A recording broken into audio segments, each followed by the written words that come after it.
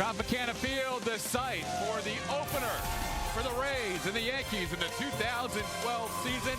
April 6, 2012. Not that long away, or not that far away from September 28, 2011, when the Rays pulled off a miraculous come-from-behind victory against these same Yankees, down 7-0 going into the 8th inning, scoring 8 runs while the Red Sox were losing to Baltimore around the same time. And because of that, the American League 2011 wild card banner is now being raised to the catwalks. It'll be the 3rd postseason banner in Rays history. 3 of the last 4 years for a team that did not win more than 70 games in their first 10 seasons of baseball. And there couldn't be a more fitting group to get that banner rolling than the training staff. Ron Porterfield, head athletic trainer, Paul Harker, Mark Vinson, the assistant athletic trainers. Harker has been here 7 years, Vincent 2 years, and Kevin Barr, the strength and conditioning coach, also getting that banner rolling along with Nate Leeds. So there you go, the 2011 wild card banner heading to the top. And for some of these players, the first time they have seen a banner being raised, right alongside the AL East banners from 2010 and 2008. Wayne Stats and Brian Anderson next. So when I hit the gas, what is that? Don't know. I know who would. It's just a belt. As the experts in transmission. Swinging a ground ball to second. This should do it. Hockey has it. Takes it to second himself. This improbable season has another chapter to it. The Rays are going to the World Series. We proved that 9 equals 8. In 2010, there were expectations. The Rays ready to celebrate. So are the fans. The 1-2. He got it. Jones strikes out, and the Rays are going to the postseason for the 2nd time in franchise history. In 2011, we would have to find another way.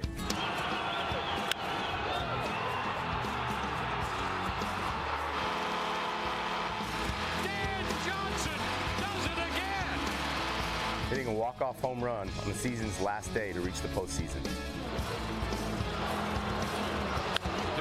line shot down the left field line. That ball is gone, and the Rays win it.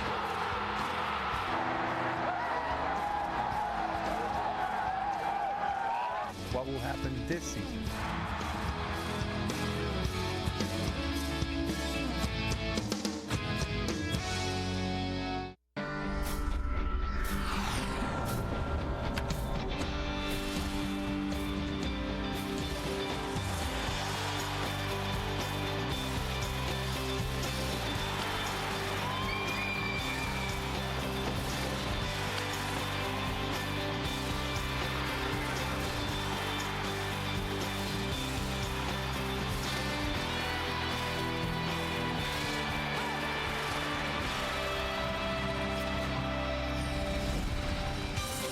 Welcome to the opening week of baseball, presented by Burger King.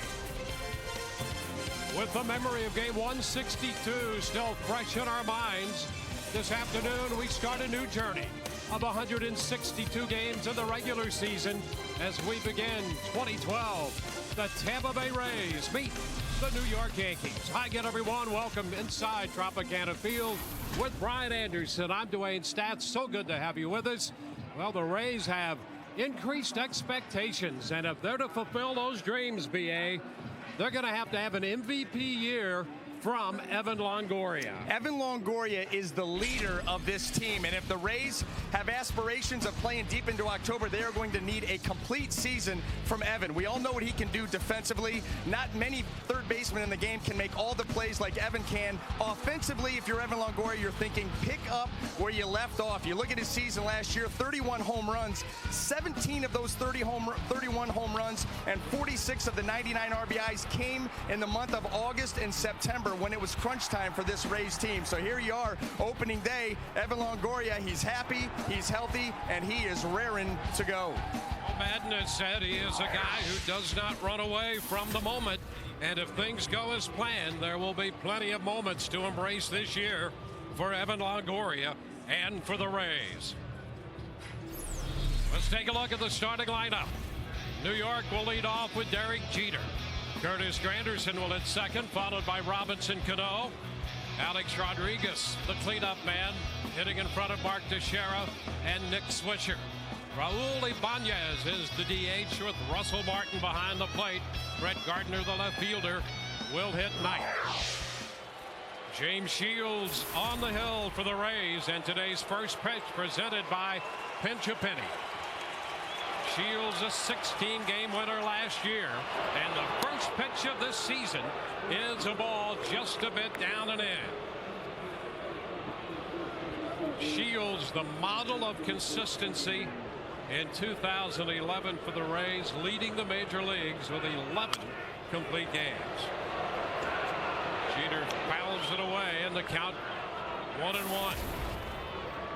And that was coming off of 2 seasons of not having any complete games. Really had a career year in so many different categories. Mechanical adjustment paid off for 6 months.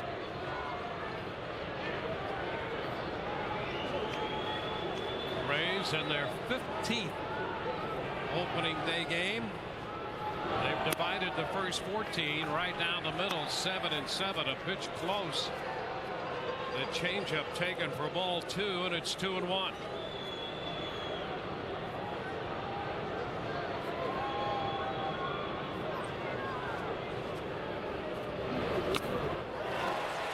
Jeter out in front and over that pitch. Reaching 2-2. Good 2-1 fastball there by Shields at 92 miles an hour. You saw the sink. Don't usually see James Shields get that kind of movement on the fastball, more the changeup. And a full count to start this game. Change up there, 2-2 from Shields to run the count full.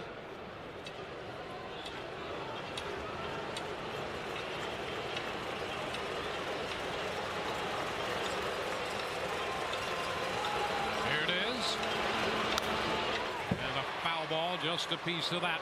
Well, and that was an emergency hack right there by Derek Jeter. Not really sure what James Shields going to come with. You got to respect the fastball because he can get it low to mid-90s. You also have that changeup in the back of your mind, and you saw a very defensive swing there by Jeter, caught in between.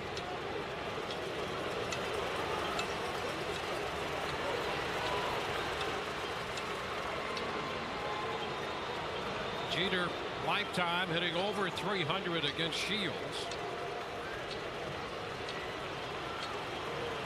3-2 again. And a base hit punch right back through the middle off a fastball.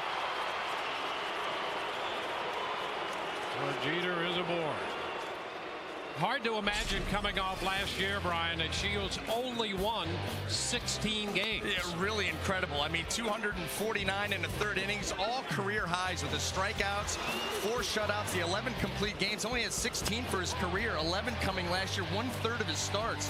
He was just an absolute animal. I also kept the ball on the ground better than he ever had and controlled the running game, something that you're going to see when you have a matchup like this, Shields-Sabathia. These managers will look to get creative on the base paths, but you got 2 tough customers and maybe no righty in the league better at controlling the running game than James Shields. Well, here is Curtis Granderson, a very big part of this New York offense, particularly in their home ballpark, and he takes a strike. Granderson, 41 home runs last year, and boy, did he take advantage of right field at Yankee Stadium in New York.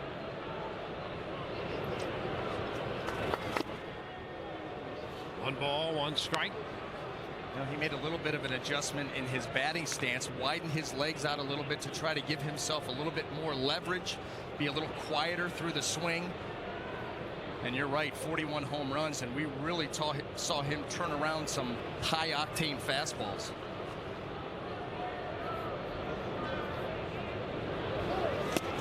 And a cut and a miss.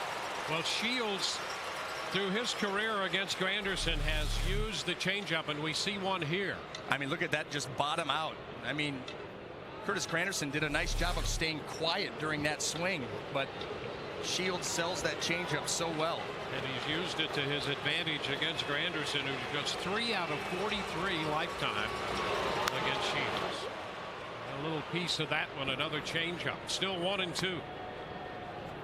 Well, that's the key with James Shields also is quality pitches early in the count, early in an at-bat, because these hitters know about his changeup. They don't want to get to it. He's deadly with it late in the count, so they're going to look to jump him early, and that's why he's got to be quality early on. And a tap foul. Holds the count at a ball and 2 strikes, and Shields staying right with the changeup to Granderson.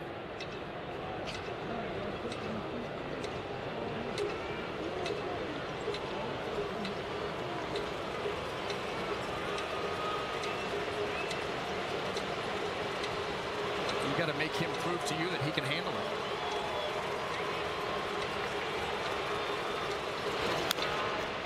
And again, a little piece of it foul. So Shields staying with his strength, and Granderson holding the count at 1-2 with these repeated foul balls.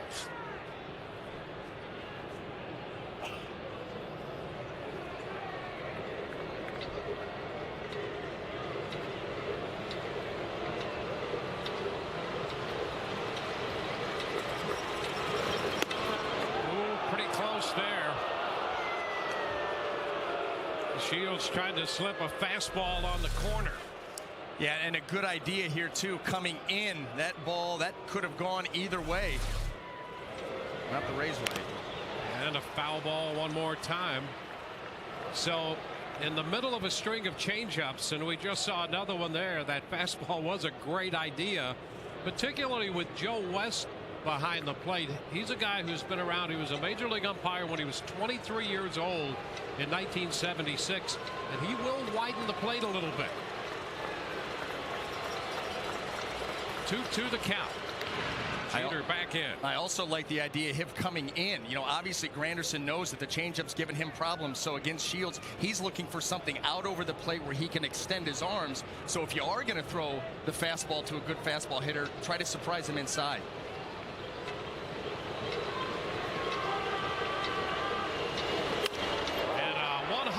That's going to be handled by Rodriguez. He gets the out at second and the throw to first to complete the double play. And there's that famed defensive alignment for the Rays. Boy, they do that better than maybe any team in baseball. And they had Rodriguez shifted up the middle right there. Well, there's Rodriguez. They've got the shift. Boy, does it pay dividends early for the Rays, because this ball was rocketed, but right at him becomes an easy turn. I'll tell you what, too, if you are going to run those shifts, you have to trust your pitching staff to make the pitches you want them to make. So when you pull those guys over, that's great, but the pitches have to be executed. That one was hit hard. That was not executed like James Shields wanted. However, right into the shift it goes. Yeah, and the point you make is right on. That's a great point. People talk about the shift, and you sometimes overlook the command that your staff needs to have to make it all work together. Here's Cano, foul the other way. Well, let's take a look at the Rays defense real quick before this inning runs out of time. Left to right in the outfield, Matt Joyce, Desmond Jennings, and Ben Zobrist. Across the infield, third to first, Evan Longoria, Sean Rodriguez, Elliot Johnson, and Carlos Pena. Jose Molina gets the call behind the plate here on opening day. Base is now empty with 2 outs on the double play. A strike the count to Robinson Cano.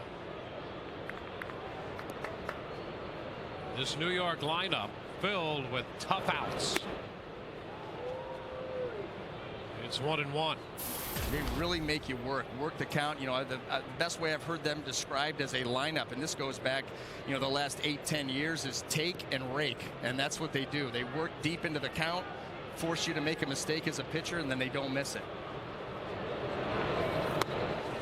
There's a strike, and you know, that's something the Yankees have been doing since the early to mid 90s. They had some lean years at closing out the 80s and the early 90s, and when Buck Showalter took over, this team started to really work counts, and they do that as well as any lineup. Chop right side. This is Pena. Shields covers, and that takes care of New York in the top of the first. They do not score, and the Rays are coming in to hit.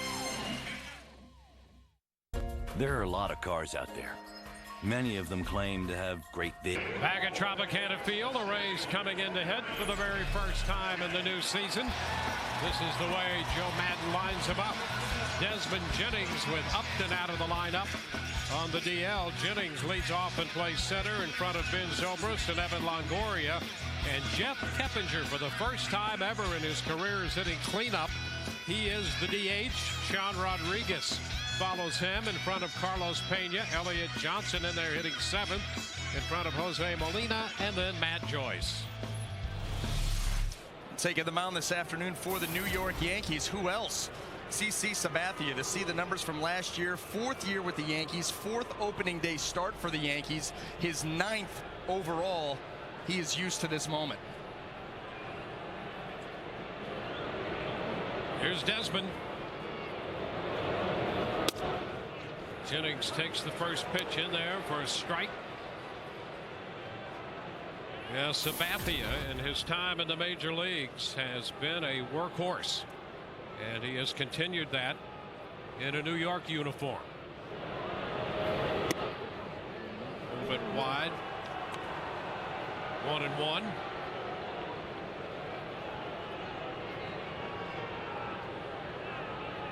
Game winner last year for the Yankees.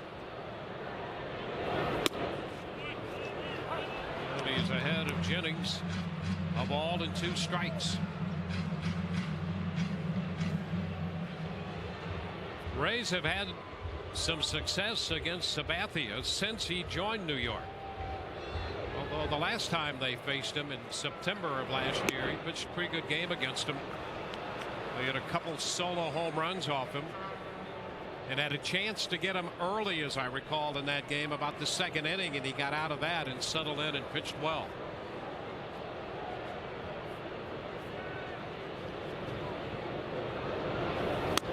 There's ball 3, and a guy of the quality of Sabathia, if you get a chance to get him, you'd better do it.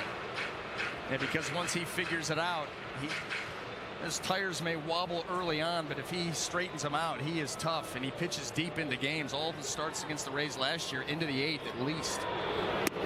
And there's a walk to start it. Well, a leadoff pass drawn by Desmond Jennings. Now let's take a look at the Yankee defense as it lines up this afternoon. Left to right in the outfield, Brett Gardner, Curtis Granderson, and Nick Swisher. Across the infield, 3rd to 1st, Alex Rodriguez, Derek Jeter, Robinson Cano, and Mark Teixeira. Russell Martin will be behind the plate.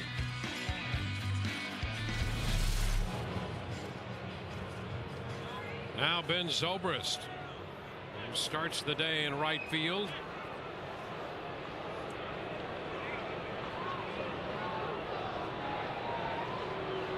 Ben coming off a 20 home run season, 91 runs batted in a year ago.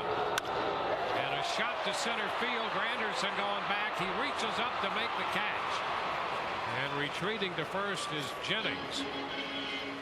Well, Zobrist made a bid to get it over Granderson's head, and a nice play retreating there by Granderson. Yeah, he went back on that ball well. Ben Zobrist coming out aggressive after the leadoff walk. Knows Sabathia wants to get back in the zone, but Granderson tracks that ball down.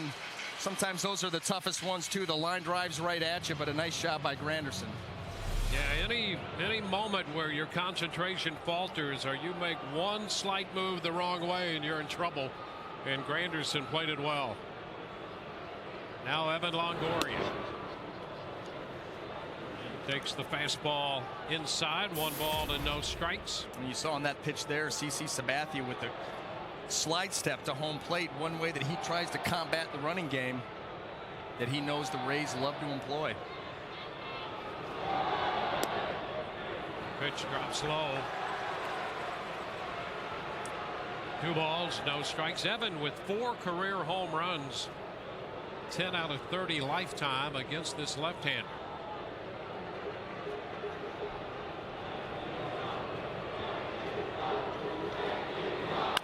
And a ground ball base hit through the hole. Gardner up with it in left, and the Rays put 2 aboard here in the first. Well, here's the opportunity early for the Rays that we spoke of just a moment ago. Now just a fastball, wants it away. That ball stays up and out over the plate. Evan Longoria, just a nice, smooth swing and hammers that ball in the hole. Rays with runners here at first and second with just one out. And what a first at bat for Jeff Keppinger, hitting cleanup for the first time in his career. Split last season between Houston and San Francisco. And the Rays got him because he has been so good throughout his career against left-handed pitching, over 300. And he can play almost anywhere. Fits right in. Yes, he does. And a step back by Sabathia, keeping an eye on Jennings as Cano shaded toward the bag at second.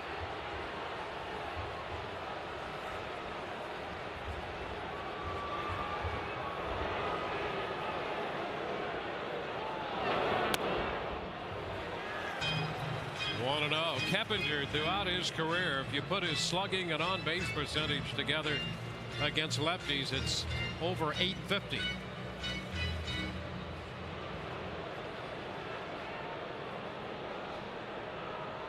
Great speed at second. Zobrist aboard at first.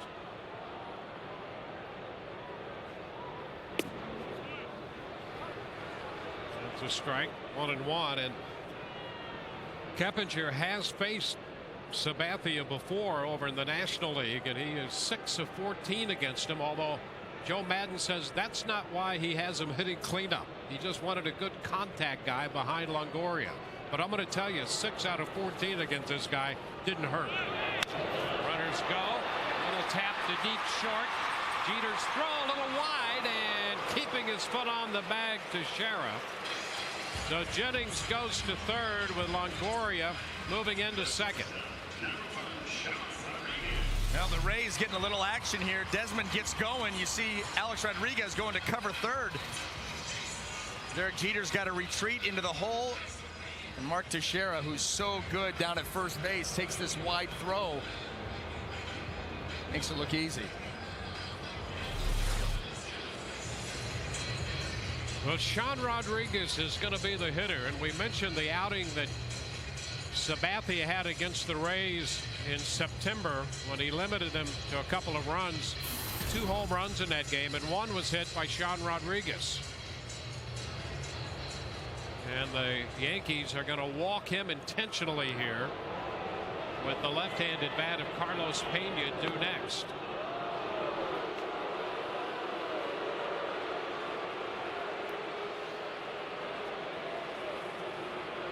So with first base open and Pena's left-handed bat,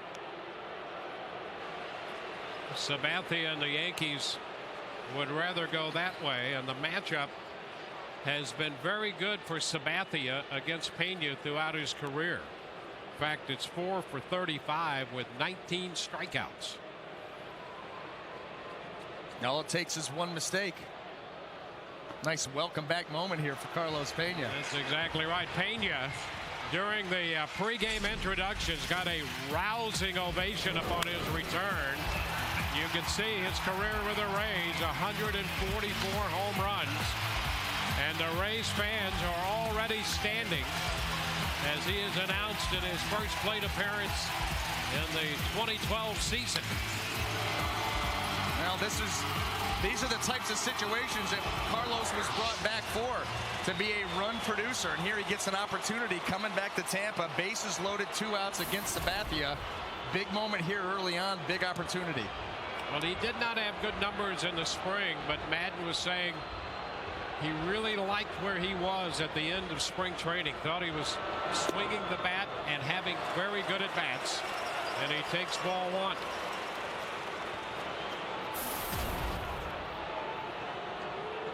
Those numbers from his foray into the National League with the Cubs last year, 28 home runs.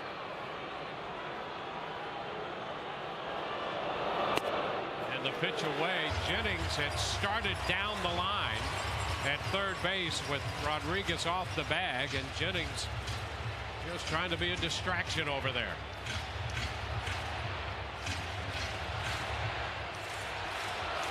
Pena ahead in the count.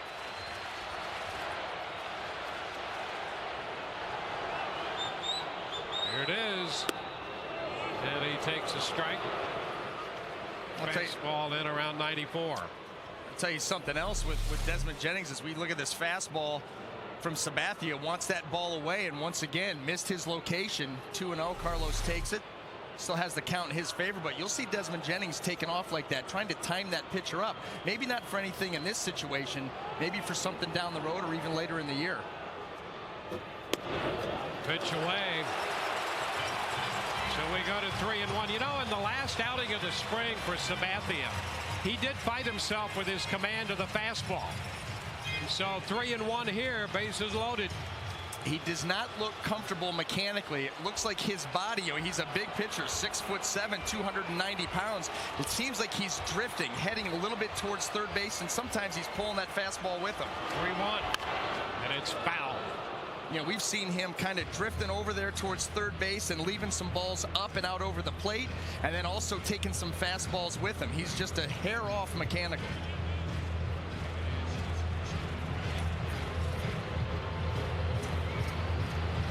So it's a 3-2 count now all the way out to Pena. With the bases loaded, 2 gone.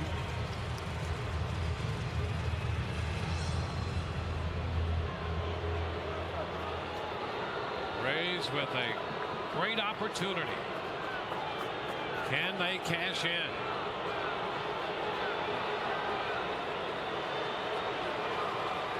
Three-two. And a drive! High and deep to right! Welcome back, Carlos Pena! Grand slam home run for Pena! The Rays cash in a big way! 4-0.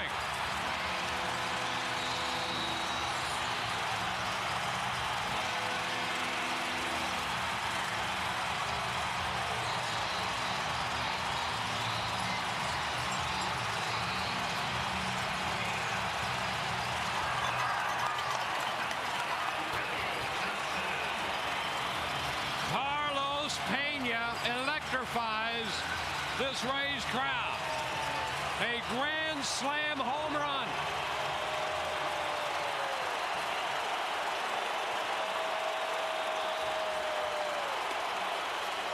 There's a strike to Elliott Johnson and a curtain call for Pena. Why not?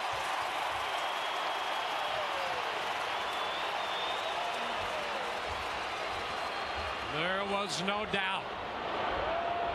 Swing and a miss. When Pena decided to sign with the Rays, he told his agent Scott Boras on the phone. Boras called him and said, "What are you going to do?" He says, "I'm going home." Well,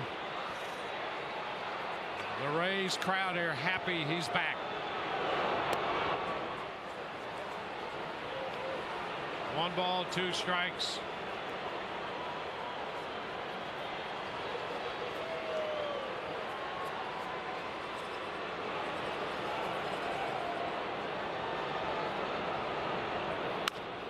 Chopper left side, grabbed by Rodriguez, throw to first, close, and they just get Johnson to retire the side.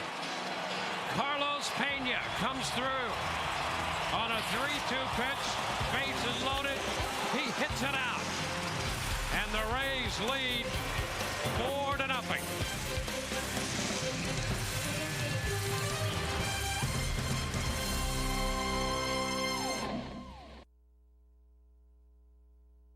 Carlos Pena hitting his 8th career grand slam, and the Rays lead 4-0 as Alex Rodriguez takes a fastball for a strike, and we're underway here in the 2nd inning. 1-1. Rodriguez, Teixeira, and Swisher due up for New York.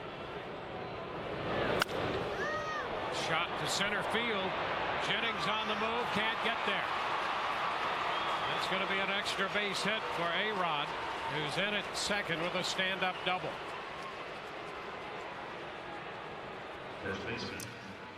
As you take a look at this grand slam by Carlos Pena, CC Sabathia fighting his fastball command early in this ball game, kind of drifting a little bit, can't find the consistent release point, pulling some with him, leaving some out over.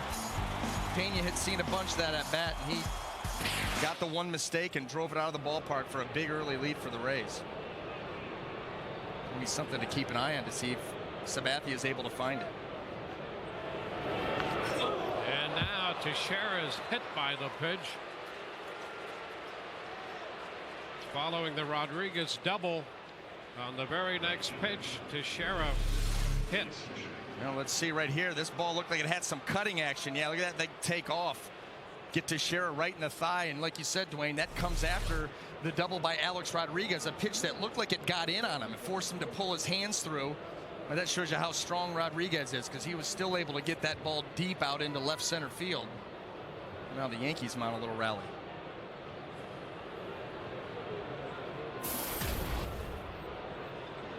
Here's Nick Swisher.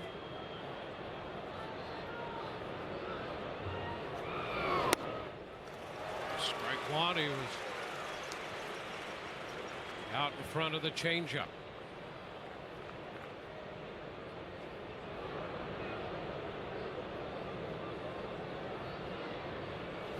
You know, through all of the trouble that Pena had against the left-hander Sabathia, and we mentioned the numbers when they walked Rodriguez to get to him.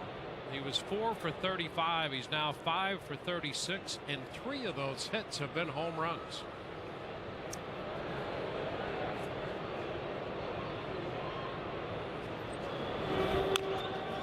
That'll take the count to 1-2.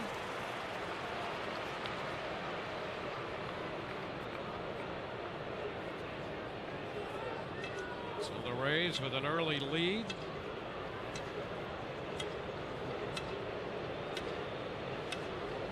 Shields gave up the base hit in the first, got a double play ball, and then another ground ball to end that one.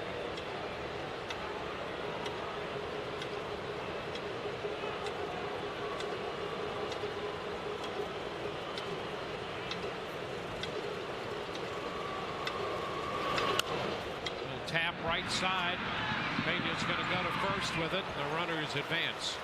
Well, that's frustrating for James Shields. He gets the rollover that he's looking for, and instead of getting the opportunity for a double play, it wasn't hit hard enough. You see, he's disgusted right there. It ends up being basically, you know, a bunt, a sacrifice bunt by Swisher. Get the runners over to second and third now with less than 2 outs.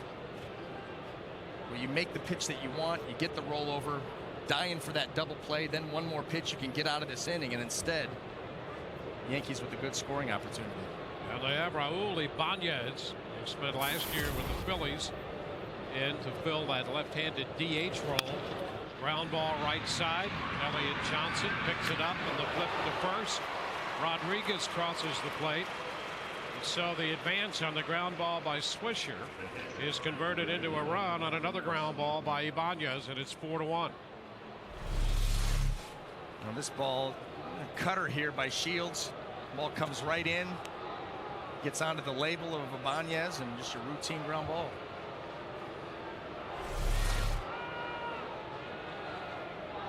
Here's Russell Martin, the veteran catcher. Martin at 237 last year, but with 18 home runs in his first year with New York after spending his career with the Dodgers.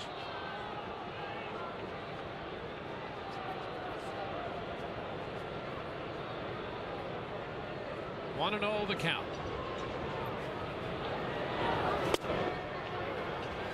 Pitch is inside.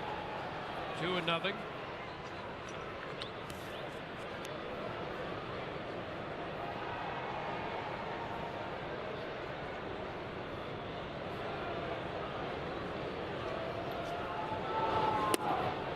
That's going to be a strike. Off speed. Change up. Good changeup by Shields, and Jose Molina with the nice receiving right there, getting that ball right at the bottom of the zone, getting the call from Joe West. I think that's something over the course of the season you're going to see a lot of. And now it's 3 balls and a strike. I'd like to take a look at that pitch again, because that looked pretty good.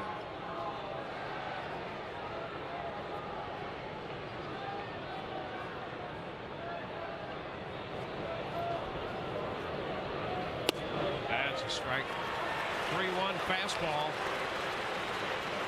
Full count.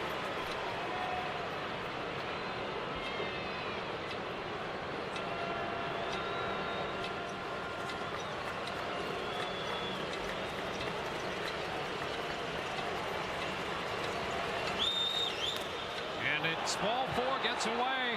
Here comes a man down from third, and he scores. Teixeira comes home from third, and the Yankees get a gift run to make it 4-2. Well, trying to come with a put-away pitch. This ball in the dirt. Jose Molina tries to backhand that. Well, that's a pitch that you got to keep in front of you. It's going to go as a wild pitch, but you're right with shifting and down in front. That's right. You can keep that ball from going through. That's absolutely right. You drop down, good technique from a catcher, and that may be ball 4, but you're going to save a run and keep that ball in front of you. That one off the end of the glove. That's why you don't try to backhand and reach as a catcher. Here's Brett Gardner, and he takes a strike. You see no shift of the weight. He just tries to reach and backhand that ball. Ball's got some action on it. It's moving quick, over 90 miles an hour. Tough one to come up with cleanly, and it cost the Rays a run. Yeah, you don't want to give the Yankees a run when you don't have to.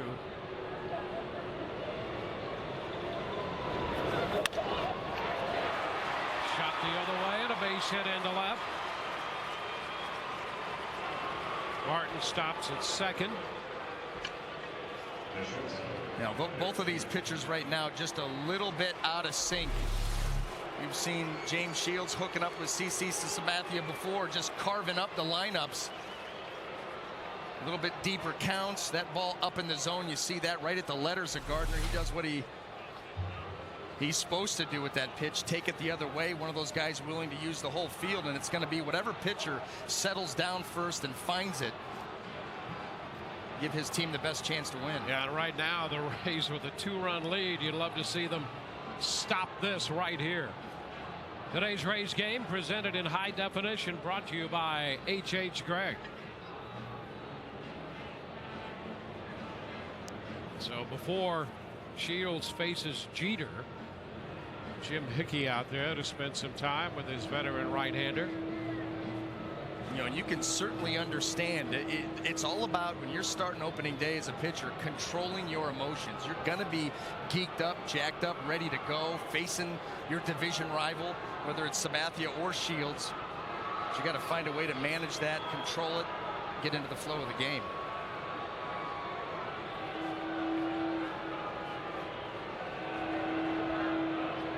Jeter singled his first time. The pitch is low.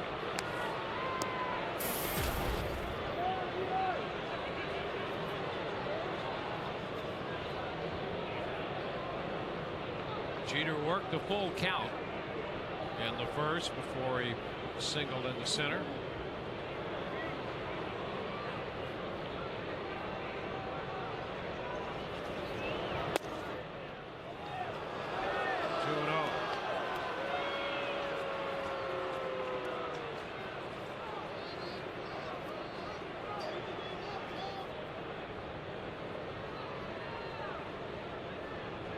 Shields made 20 pitches in the first. This will be his 20th pitch here in the second inning.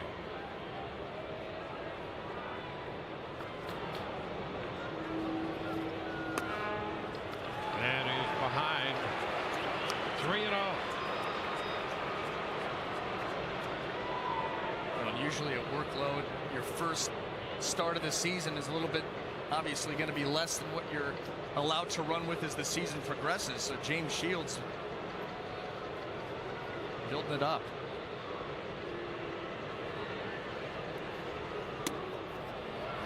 And Jeter walks.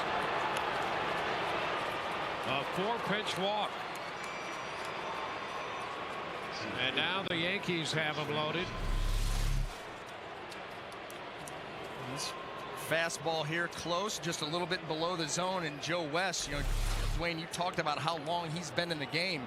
He will widen that strike zone if you're consistently hitting your spots. These pitchers right now falling behind early. They're not very sharp, so you will not be getting any favors from Joe West. Yeah, he'll work with you if you show him the inclination to throw strikes consistently and hit your spots.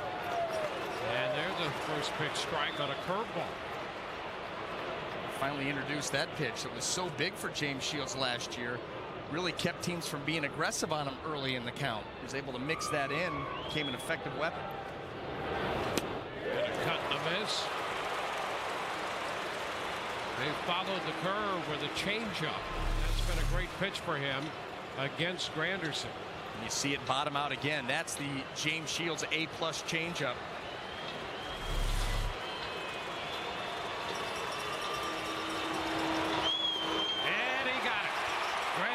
Strikes out, got him with a change.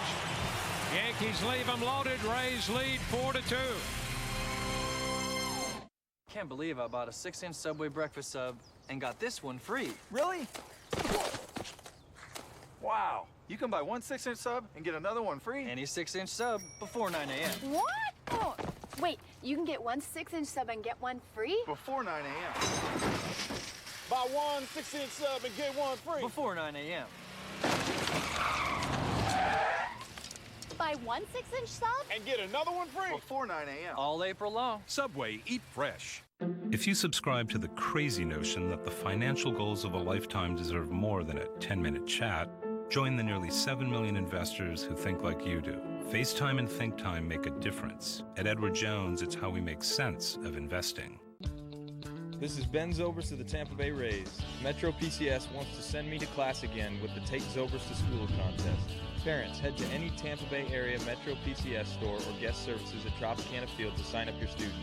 Deadline to enter is May 6th, open to kids in grades K through 8. Sign up today for an opportunity to have your child show me, Ben Zobrist, around school. I might even eat the school lunch. Take Zobrist to School, presented by Metro PCS.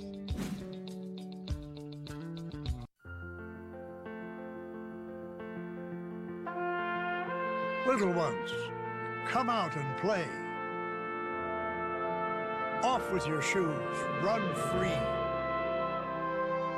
Use your outside voices.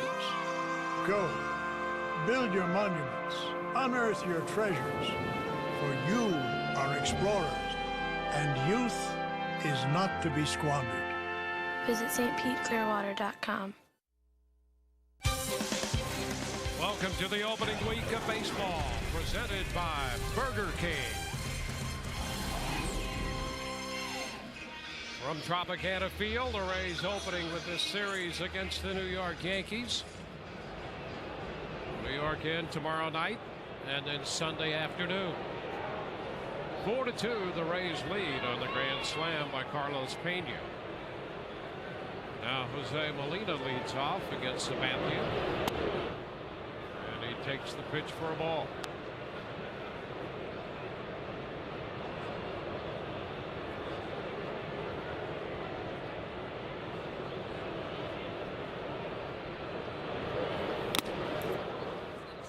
Cut and a miss on a fastball up. By the way, you're right. I mean, that was only 1-1.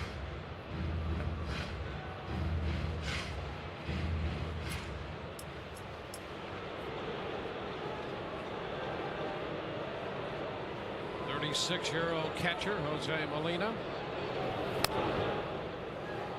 Molina got into 55 games last year in Toronto for the Blue Jays. He had 281.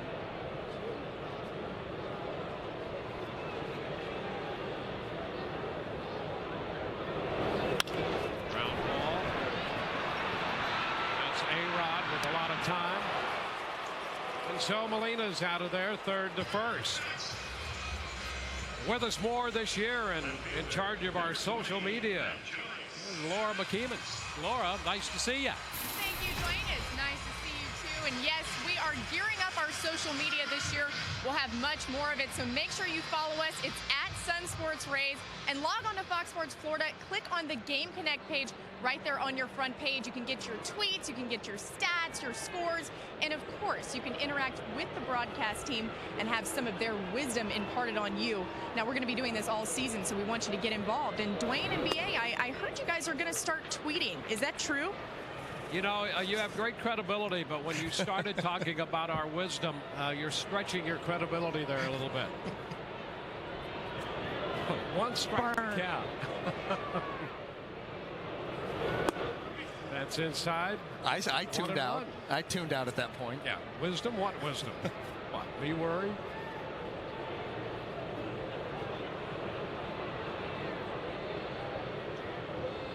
So Joyce hitting out of the ninth spot here against the lefty. And it's inside.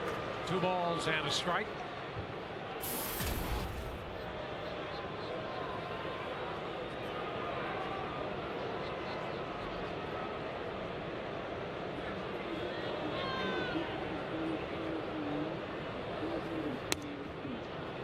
Breaking ball, and he missed. So the count is now 3-1.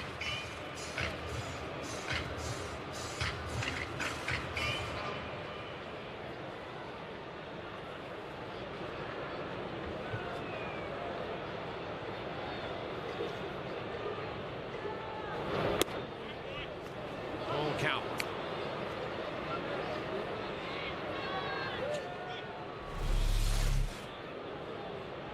Just a 3-1 breaking ball, catches a lot of plate. Matt Joyce looking for something straight.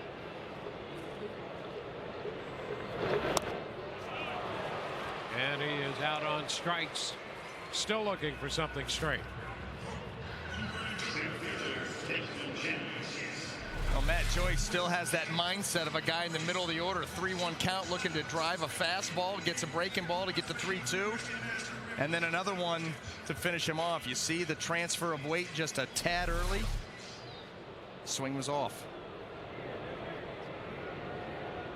Desmond Jennings walked his first time up there against CC Sabathia. And Sabathia drops a strike in there. You know, much like James Shields, trying to find a pitch that works, try to get himself mechanically right again. We talked about his struggles with the fastball early on. Not going to that breaking ball. That's foul. 0-2. You know, one thing that the breaking ball will do, a lot of times, especially when we talked about the emotions of an opening day or a big situation, the fastball, you tend to want to jump out there and rush with it. The breaking ball, your mind is telling you, you got to stay back behind that ball, let your hand out front, do the work. And sometimes that can click something to get you back in line with your fastball. Upstairs, he got ahead of him with the breaking stuff, missed up with the fastball. And that was on purpose. That's where CC Sabathia, when he gets ahead of hitters, whether it be right or left, he will put you away. If you're a right-handed hitter, either with the slider, back foot, or he likes to use the fastball up above the zone. That was on purpose. Another foul ball, this one in front of Foley. So it's still 1-2. Yeah, those left-handers are tricky. They'll try to get you to chase pitches out of the strike zone, won't they? They will, yeah. And when you're down 0-2, 1-2, and you know the stuff that Sabathia has, you know, you got to protect against that fastball, the breaking ball, and he throws one up near your eyes. And with 2 strikes, looks big. I got to fight this off. You can't catch up to it. Jennings pops it out of play. Foul.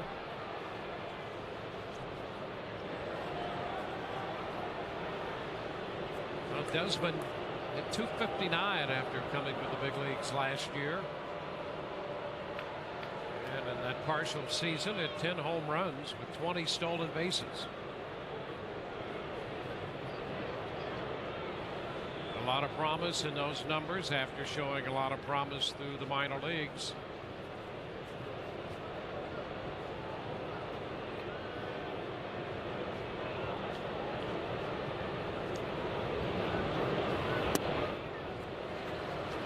It's 2-2.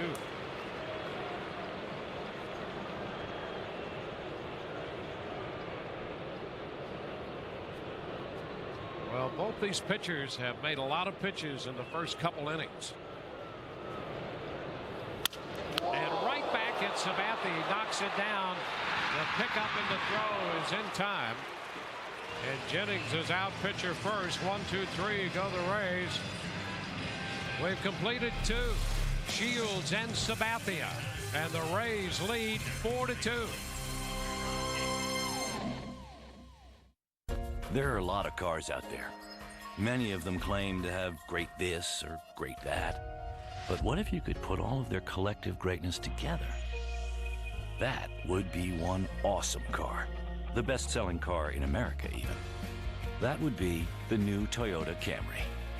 Redefining the class once again. Right now, get 0% APR on the all-new 2012 Camry. Plus, get Toyota Care with complimentary maintenance and roadside assistance. Hello, Todd. Just calling to let you know I'm giving you the silent treatment. So you're calling to tell me you're giving me the silent treatment? Yeah. Jen, this is like the 8th time No, you've it's called. fine. My family has free unlimited mobile to any mobile minutes. I can call all I want. I don't think you understand how the silent treatment works. Hello? Buy unlimited messaging and get free unlimited calling to any mobile phone on any network. AT&T. Exciting things are happening at Burger King. Look, they got new menu items. Welcome to Burger King. Oh, thanks. We'll have the strawberry banana smoothie, chicken strips, and the garden fresh salad. I see the car is running wild. There you go. Look at that salad. Oh, great. You know, Jay, we do have a drive-through. I know. Exciting things are happening here at Burger King. Exciting things, people. The new menu options. Come and get it at Burger King. Rays baseball is back. The Rays open the season against their NL East rivals, the Yankees, April 6th through the 8th on Fox's Sun Sports. Opening week baseball is brought to you by Burger King. As we go to the third, Robinson Cano leads off with the Rays on top 4-2. James Shields on the hill, and this one chopped back through the middle and right over his glove into center. One pitch, and Cano is aboard. Let's check in with Todd Callis. Todd, what's up? Hey, Dwayne, good to see you again. Good to see you as always. You know, James Shields now is the old man. He's 30 years old. That doesn't happen where a starting pitcher for the Rays pitches after the age of 29. In fact, he's breaking a streak. The Rays had gone 896 consecutive starts with a pitcher under 30 making that start. The Washington Senators had that same streak that was broken by the Rays, and their streak was 704. That was broken on opening day 1918 when Walter Big Train Johnson turned 30 in the offseason and broke that streak for the Senators. Now James Big Game Shields breaks the streak for the Rays, guys. And A-Rod jumps on one, shoots it into left center. Cano is going to go to third, and just like that, on back-to-back pitches, the Yankees have a threat. Well, what we talked about early in the ball game, James Shields needs to be quality with his pitches early in the count because these teams will look to jump him. This Yankee lineup is sitting in that dugout, and they're seeing that James Shields right now is not sharp. They don't want to let him get deep into the count the way they have to mess with the changeup, so they are jumping him early. A couple of balls out over the plate, a couple of base hits for the Yankees, and another threat. And now he has his work cut out for him. Here is Mark Teixeira. You see Teixeira better if you put runners on. Run producers frequently are. 1 ball, no strikes. Take a look at those numbers from a year ago. With the bases empty, 215, but 289 with runners on base.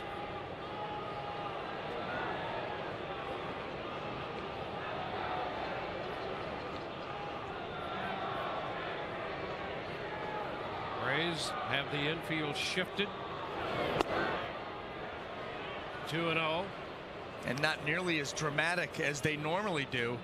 You see as they come around, a lot of times the second baseman right here, Elliott Johnson, is going to be back into shallow right field with the runner on. He's usually back in this area, but with the runner on third base, potential double play in order.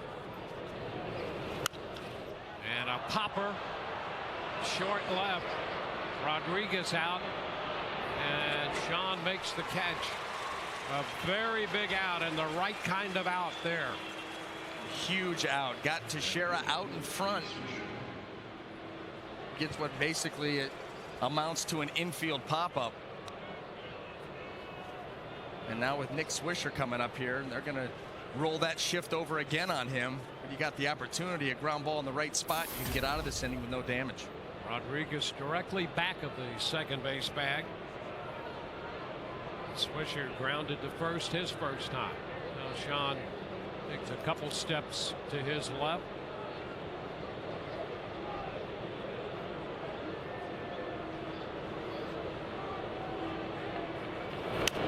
And Swisher fouls the fastball. 1 strike the count. But hitters are stubborn too. Even with the shift like that, a lot of them are not going to change their approach. They say, listen, this is what makes me successful. I'm going to go with it. In this kind of a situation here with Carlos Pena over holding Rodriguez on over at first base, you still have that hole on the right side. And nothing doing out of that.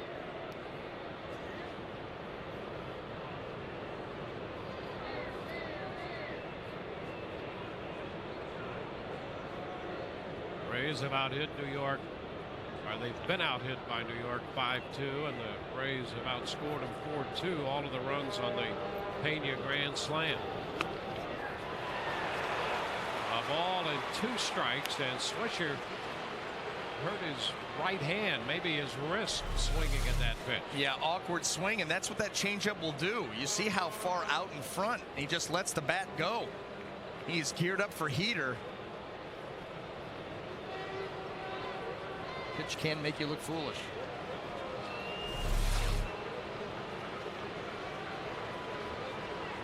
Shields ahead in the count.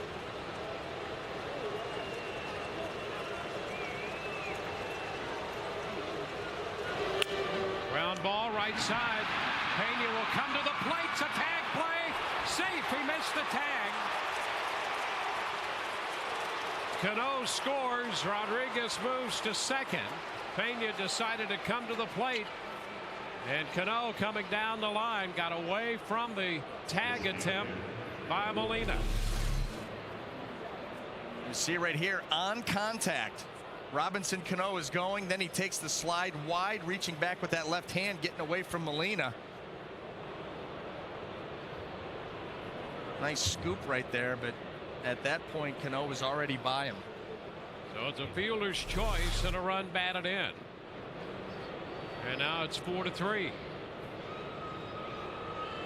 First and second. Here's Ibanez. And a pickoff play at second. A-Rod back in with Sean Rodriguez slipping in. He's already positioned behind the bag. 13 pickoffs for Shields a year ago to lead the majors. And he tried one here.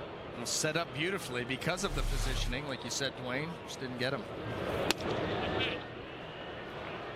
is down to Ibanez, who drove in a run with a ground ball in the second inning. So 2 ground balls and a wild pitch accounting for the New York runs.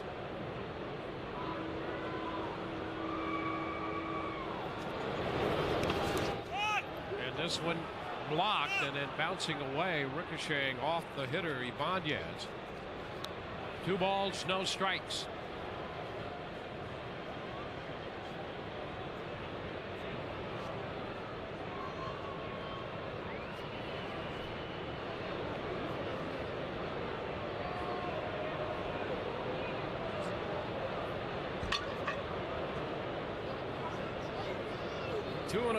Ibanez takes this one down, and Shields is behind.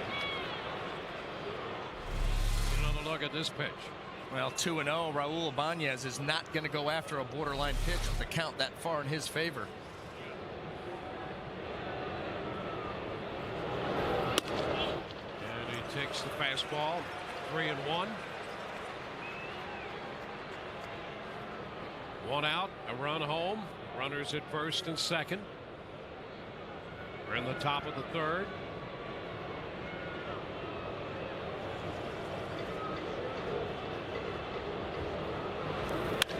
And a long one to and we'll get out of here. 3-1 pitch. Ibanez turns a fastball around, and New York takes the lead. Ibanez picks up his first hit in a New York uniform, and it's a 3-run home run. Well, 3-1 fastball, just about in the same spot as the 3-0 fastball. Ibanez had a good look at this the pitch before. Well, he takes a nice short compact swing to that ball and crushes it. So now the Rays are down by 2. The pitch to Martin is inside. Well, you certainly did not see this score maybe for the game, let alone in the 3rd inning with these two guys out on the mound today. 1-1. They yeah, especially with all the low-scoring games that we've seen in the first few days of the season. Yeah, well, and you saw them last year in July, a 1-0 and a 2-1 game within about a week and a half of each other. Yep. 2-1. So I guess if there was any thought that run production was going to be down through the first couple days, this might put a little different light on it. 2-2 now.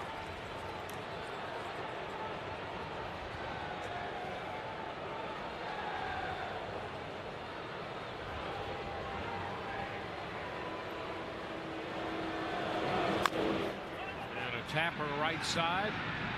Shields will get the tag. Martin trying to put an evasive move on Shields, running out of that runner's lane, and Shields tagged him. 2 gone. Well, the Yankees are in town. The Rays have the cure. More cowbell, and this Sunday the first 10,000 youngsters 14 and under receive a Raymond cowbell presented by Chick-fil-A as part of Family Fun Days presented by the Tampa Bay Times. To purchase your seats, call 888-FAN-RAYS or visit RaysBaseball.com. There are tickets still available for Sunday. Tomorrow night's a sellout. First pitch to Brett Gardner is a strike.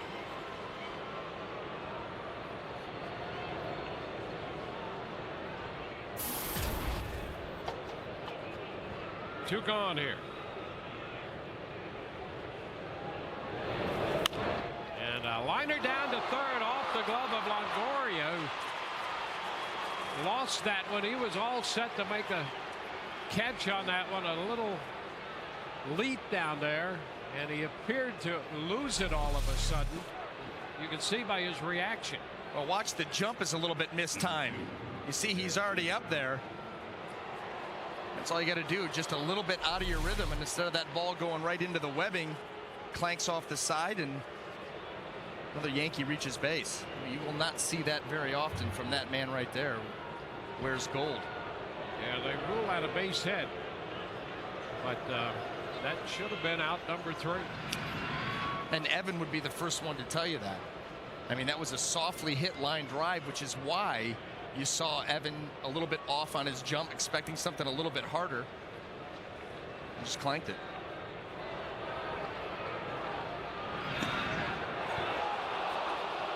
Gardner diving back in. Sam Holbrook on the call at first. Quick right here. Shields so good. Quick with his feet, accurate with his throws.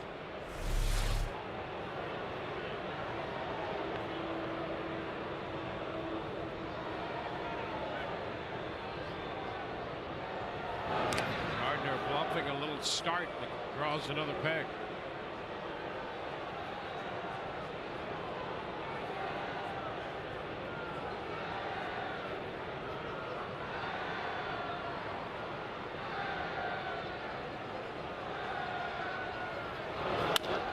Chop right side, handled by Johnson. So Jeter's out of there, and that retires the side, but it's 6-4 New York, mid-3. Whoa, what is that? It burns. It's singeing me. It's the sun. Get out of the office more often with Chili's $6 lunch break combos featuring our classic turkey sandwich, Chili's lunch break combos. Rays baseball is back. The Rays open the season against their NL East rivals, the Yankees, April 6th through the 8th on Fox's Sun Sports. Opening week baseball is brought to you by Burger King. Honey, you are not going to believe this. I bought Pepsi Next. What's Pepsi Next? It's the new cola from Pepsi. It's got real cola taste, but 60% less sugar. Real cola taste. 60% less sugar. Yeah. I know. It's unbelievable. But this is the most impressive thing I've ever experienced in my entire life. Oh, definitely. Let me get a camera. I've never had anything like it. My parents are gonna flip. Yeah, they're gonna be so proud. Introducing Pepsi Next. Drink it to believe it. Are you getting this, honey? It's going viral. At Papa John's, coming up with unique tasting creations, now that's our specialty. It's Papa John's new Buffalo Chicken Pizza. Get a large for only $10. Featuring all white chicken with creamy ranch and drizzled with spicy buffalo sauce. It's got more zing than a wing. That's Papa John's quality for just $10. Plus, get any large pizza with your choice of any toppings, even specialties. Just $11 each. Better ingredients, better pizza, Papa John's. Well, it's been a wild start to this 2012 season. The Yankees lead the Rays 6-4. Carlos Pena got it started off early with a grand slam. Raul Ibanez answers with a 3-run homer to give the Yankees the lead. And this is the Florida Health Plan scouting report for the Rays this year. Very simply put, the Rays starters have to maintain status quo. Pitch to their potential, they'll be fine. We know that they can play defense, not only flash the leather, but how much ground they cover. The question for this team is going to be the offense. So far, so good. 4 runs in the early going here. But that offense over the course of the season is going to have to be consistent and efficient for this Rays team to challenge. Well, here's Ben Zobrist to lead off the bottom of the third, and he takes a breaking ball, curveball from Sabathia for a strike. Both these pitchers have struggled with command, trying to find something that they can throw consistently where they would like it. High pop foul, and that's going to carry out a play. All 4 of the Rays runs coming on the Pena grand slam. The 8th for him overall, and his 5th in a Rays uniform. Ben Zobrist also has 5 grand slams in a Rays uniform. He's leading off behind in the count. 2 strikes.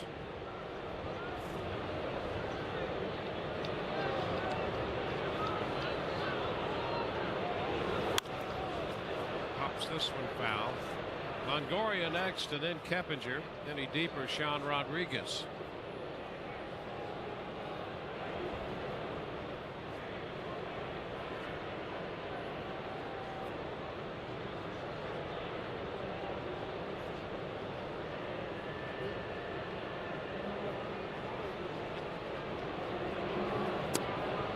And it dips low. 1 ball, 2 strikes. A little slider tilt to it there. Sabathia made 44 pitches through the first 2. And Zobrist is out on strikes. Strikeout number 2 for Sabathia. He came back with a slider there to get him. Yeah, he likes to go above the zone fastball, back foot slider. So hard for these hitters to lay off of because it looks like the fastball coming out of the hand. They're trying to protect on a pitch that they think is coming in on them, behind in the count. By the time they recognize break, a little bit too late.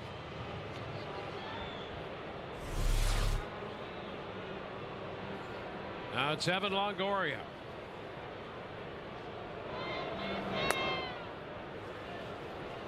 This one is down. That's what we've seen. The adjustment by Sabathia has been to go to more breaking balls because he was not feeling that fastball early. He started both Zobrist and Longoria with breaking balls, and there's one deep to left. Fastball, and he hit it out. Evan Longoria on a 1-0 pitch makes it a 6-5 ball game. Evan Longoria, who recovered to hit 31 home runs last year,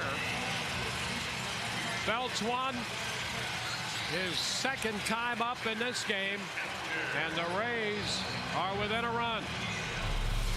Well, 1-0 count here. He does come back with the fastball, doesn't quite get it in far enough, and Evan Longoria is showing how healthy he is coming into this season, that quick bat speed, that strong swing, big home run. There's Keppinger. And he's out front, swinging and missing. Strike one. That's what you want to see out of Evan Longoria, is that strong swing with mean intentions. A lot of times last year, and could have been from the oblique early in the season, we saw him reaching, kind of waving at the ball. That compact, strong swing is what produces the results. 1-1 to count. And now Joe West has spotted something in the background. Oh, I see. Those lights are still blinking, celebrating the home run by Evan Longoria. So they're trying to get those turned off. Yep, Joe West. To make sure Keppinger gets a fair shot. No distractions. 1-1 now. Ground ball, there it is. A base hit up the middle. Jeff Keppinger comes up with a base hit. You turn off those blinking lights and Keppinger has a single. So just like that, the Rays have the potential tying run on base.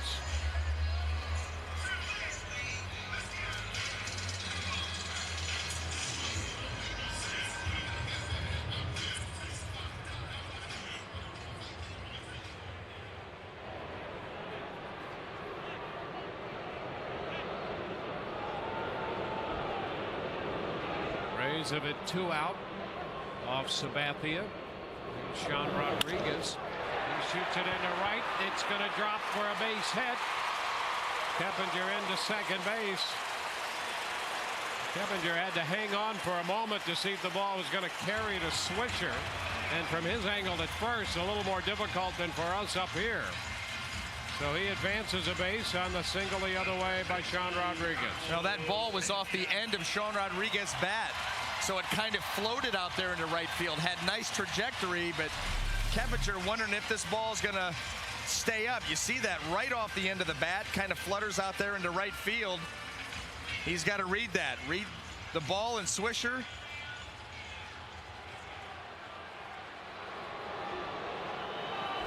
Well, here's Carlos Pena again.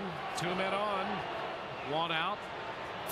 Carlos worked it to 3-2 and had a fastball up out of here for his 8th career grand slam back in the first. And he takes a big cut and misses. Here's a look at that 3-2 pitch and the home run.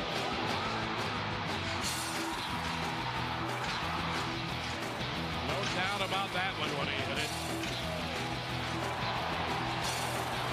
His first plate appearance of the year. A strike to count this time around.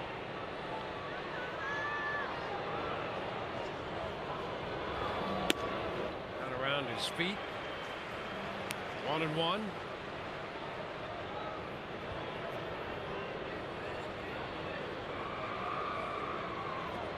The Rays got up 4-0. Yankees scored 2 in the second, 4 in the third to take a 6-4 lead. The Rays one of those runs back in the bottom of the third. And a foul ball at the feet of the catcher, Martin. It's 1-2.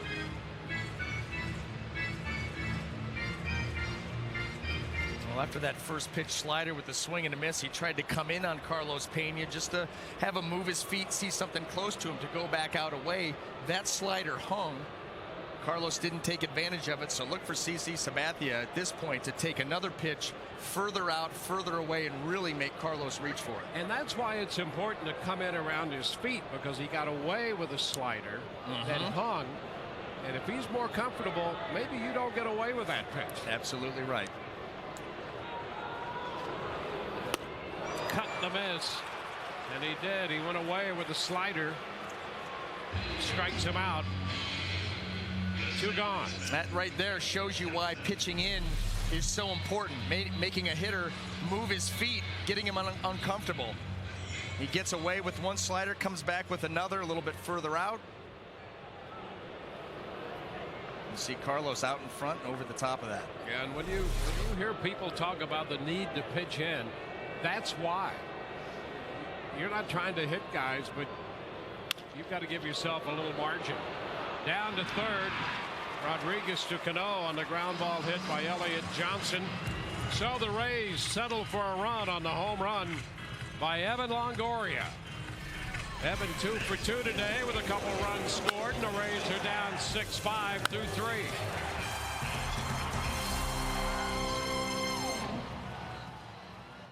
All right, so what's with the everybody who plays gets a trophy nowadays? Since when does just showing up qualify you as a winner? Well, in the truck game, there's only one winner. Ford F-Series, America's #1 brand of trucks for 35 years straight. 35 years. Ford F-150, Ford Super Duty. Game over, baby. Drive a new 2012 Ford F-150, America's best-selling truck for 35 years. Now starting at just $23,985. See your Southern Ford dealers today. What's that? When I take a picture of this check, it goes straight to the bank. Oh. Oh, look, the line's out. No, Mommy, no!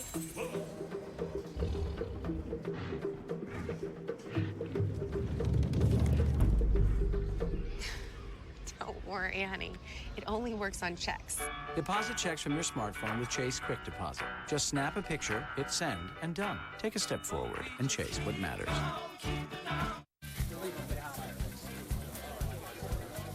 The charcoal went out already? Forget it. There's more barbecue time in every bag of Kingsford charcoal. Kingsford. Slow down and grill. Miller Time. You won't find it on any clock or specific time zone. Miller Time isn't so much about when as it is about who. It's about the friends you go to bat for, the ones who'll be there when they say they will. Even if being there means crossing state lines with no questions asked. Because guys that leave nobody behind deserve a beer that leaves no taste behind. And with great friends and a great tasting light beer, it's not just a good time, it's Miller Time. 6-5, we go to the fourth inning. New York up by a run, and they'll send Curtis Granderson to the plate. Last year, as we know, Evan Longoria became the second player in Major League Baseball history to hit a walk-off home run to clinch a postseason berth on the season's final day.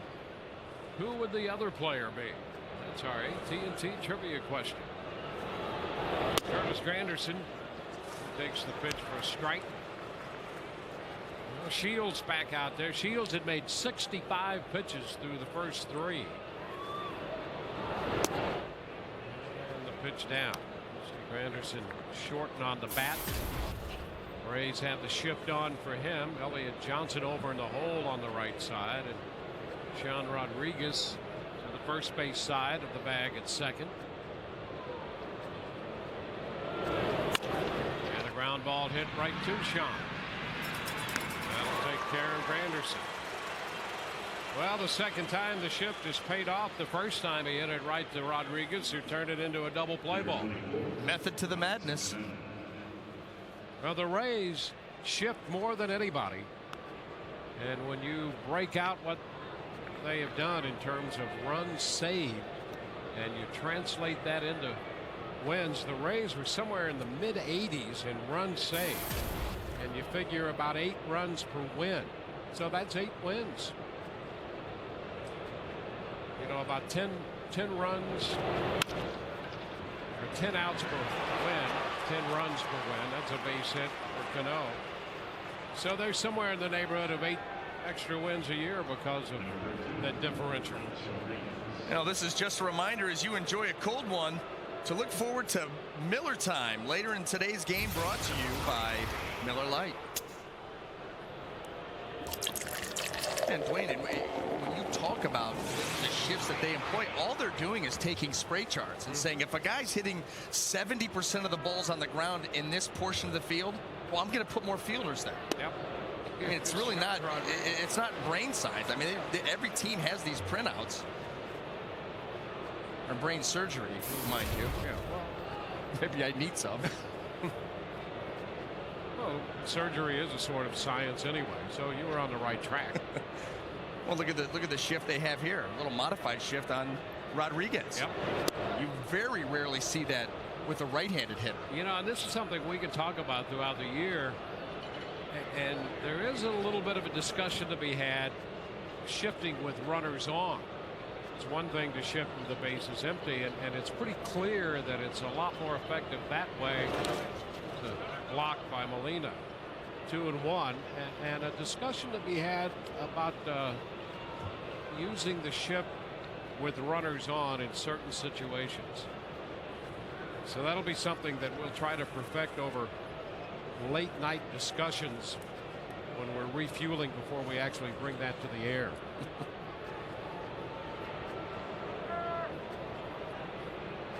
Got to stay hydrated throughout a long season. There is ball 3.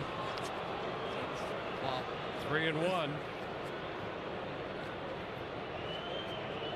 Here's the all-time home run list, and Alex Rodriguez right there among the all-time greats.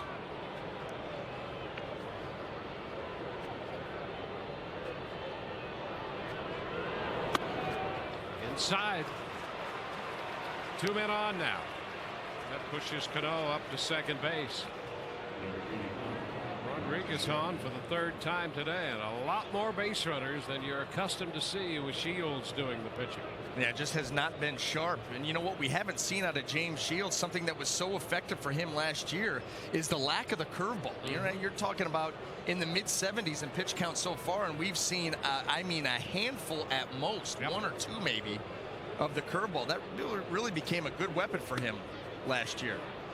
First pitch to Teixeira is in there for a strike.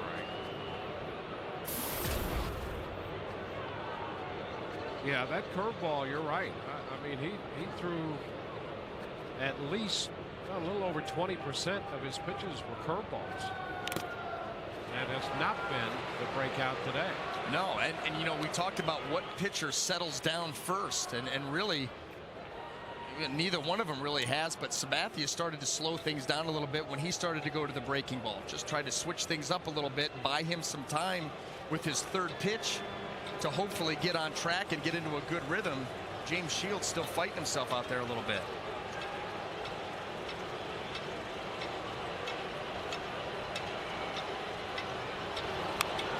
Pop up foul, that will carry into the stands.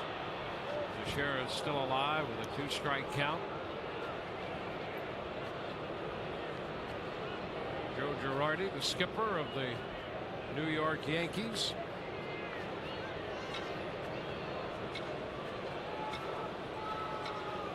Joe in his 5th year as the manager of the Yankees.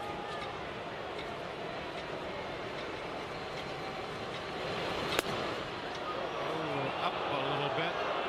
Fastball, and Molina held it there for a moment just in case Joe West wanted to change his mind. Now James Shields trying to come with that backdoor cutter and just left it off the edge of the plate, trying to get that little bit of extra movement to get the called strikeout.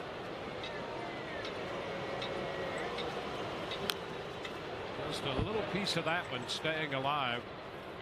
Count still 1-2 to Mark Teixeira.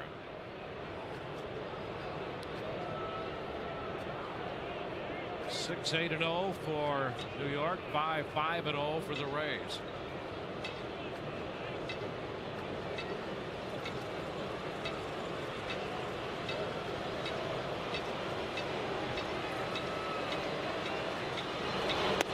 That's a strike. Teixeira caught looking. 2 gone. Well, after the changeup, coming right back to it. And this one, Molina sticks.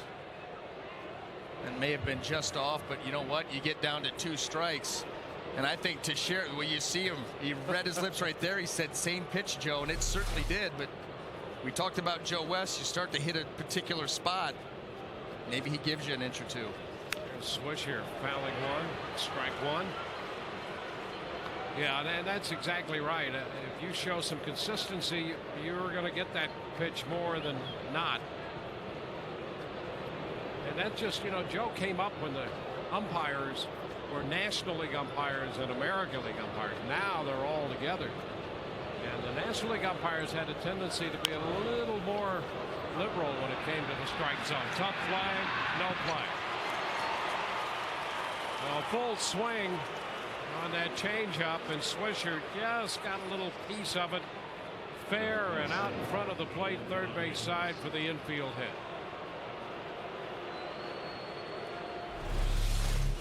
Well, 3 at-bats by Swisher. 3 changeups, a couple of ground balls to the right side. This one off the end of the bat. None of them is what James Shields wanted.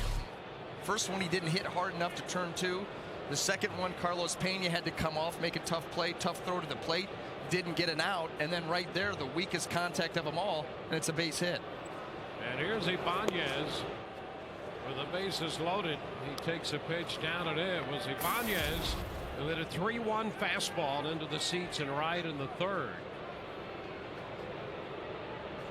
That gave New York a 6-4 lead. It's now 6-5. And that hit for Ibanez was his first ever off Shields. He'd gone 0 for 12 against Shields before that home run.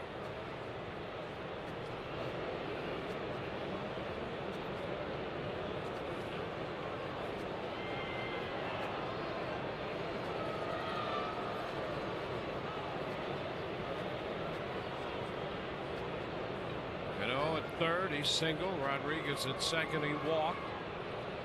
Swisher at first, he reached on the infield hit. Cut and a miss. Here's that 3-1 fastball to the home run.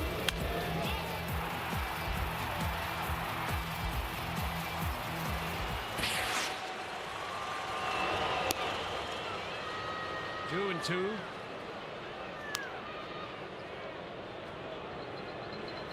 A heavy workload for Shields, approaching 90 pitches just in the 4th inning. The Yankees making him work, and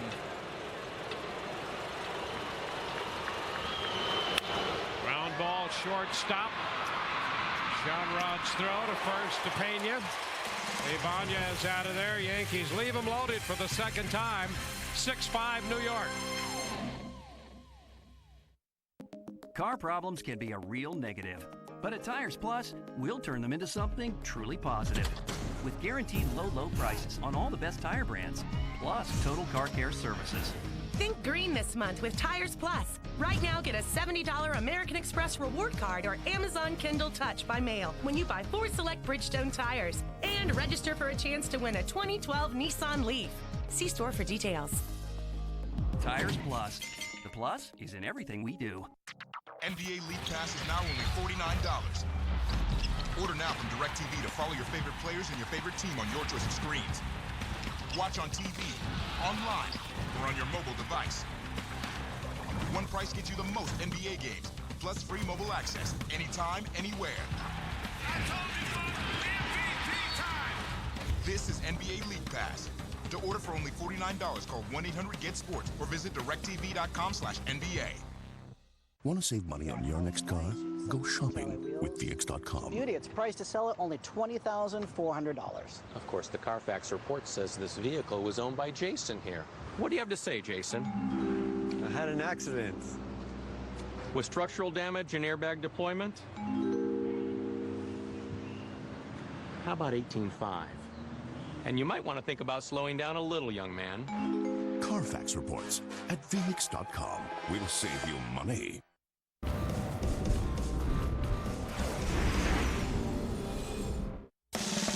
Rays baseball today brought to you by Toyota. Visit your local Toyota dealer for great deals on the amazing lineup of Toyota vehicles. Toyota, moving forward. And by AT&T, the nation's largest 4G network. AT&T, rethink possible. Opening day 2012. Rays and the Yankees in a one-run ball game, 6-5 New York. Jose Molina is going to open the home half of the fourth for the Rays. A full house here at the Trop. Molina takes the pitch outside, 1-0.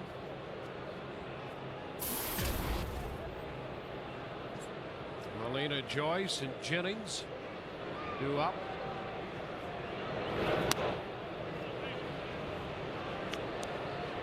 A 2-ball, no strike count. Now these pitchers have averaged 20 or more pitches per inning.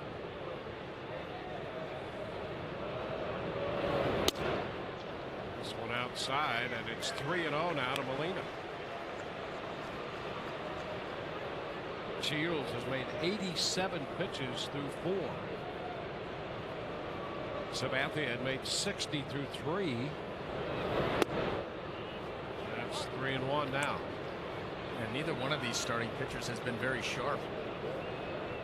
Goes without saying, you're talking about two lineups, two that will make you work. That's a bad combination. That's why you see the score 6-5 here in the fourth. And now full count. Sabathia with a 3-1 off speed pitch. And it's 3-2.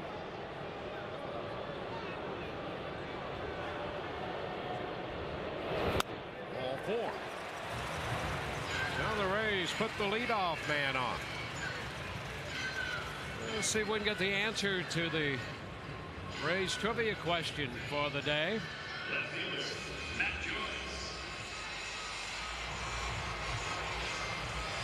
AT&T trivia question. Evan Longoria, second player to hit a walk-off homer to clinch a playoff berth on the final day of the regular season. The other player would be Bobby Thompson, the 1951 New York Giants.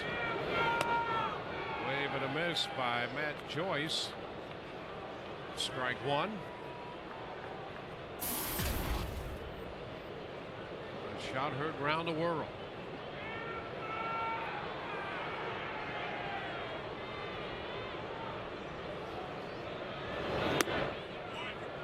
Inside. Willie Mays, who was a rookie, was on deck and later admitted that as a young player he was very nervous about the possibility that he might be the guy up there in that situation. And of course Willie Mays had such a wonderful and great career. 1 ball, 2 strikes, and later distinguished himself quite nicely. That great Hall of Fame career.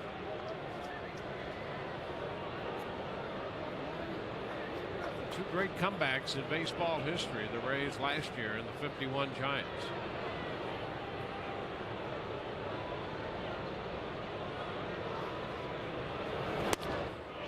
Joyce out on strikes. Off speed does him in. A little break for that one. Second time he's out on strikes on the slider. Well, in today's game and all season long, Tires Plus will donate $100 to the Pediatric Cancer Foundation for every Tampa Bay Rays home run televised on Sun Sports and Fox Sports Florida.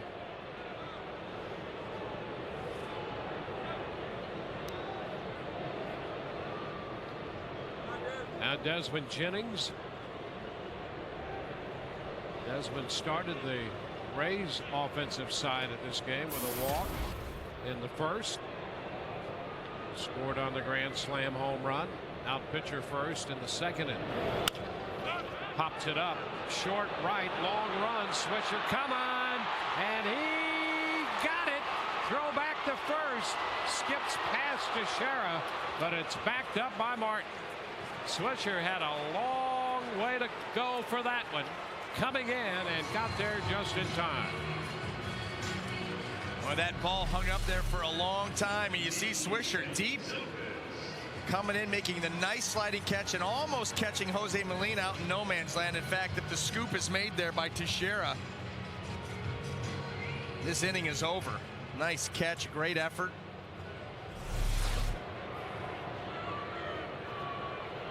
2 outs with Molina still at first after the leadoff walk. Here's Ben Zobrist. Rays have some action in the bullpen now. And takes a pitch too low. Ball and no strikes. There's Wade Davis loosening in the Rays bullpen.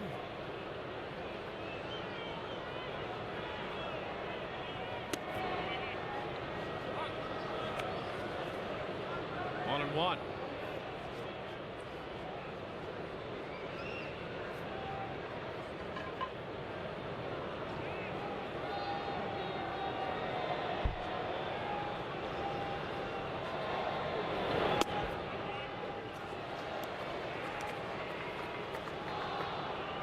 Sabathia got ahead of Zobrist 1 and 2 in the third, struck him out on a slider. Right now it's a 2-ball 1-strike count.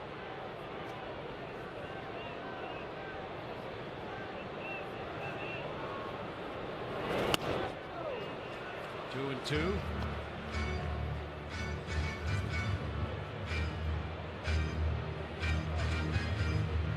We're seeing a little more of a mix by Sabathia in his pitches here lately. Well, you're just trying to survive at this point. Things haven't gone according to plan. You're going to try to get deep. And Zobrist started to go, but checked. These are the kind of ball games right here that separate. You see that ball in. Go. That separate the good pitchers from the great ones is you've got to try to find a way to win the game when you don't have your good stuff. 3-2 and Zobrist with a little tap foul. So we'll see another 3-2 pitch. Yeah, this is what competing is all about. You know, it's easy to compete if you've got your great stuff. Just go out there and do your own thing and away you go. That's right. But if you don't have it, now you're going to have to compete. You've got to find a way. And we saw Sabathia go to that breaking ball early on, try to give himself another weapon.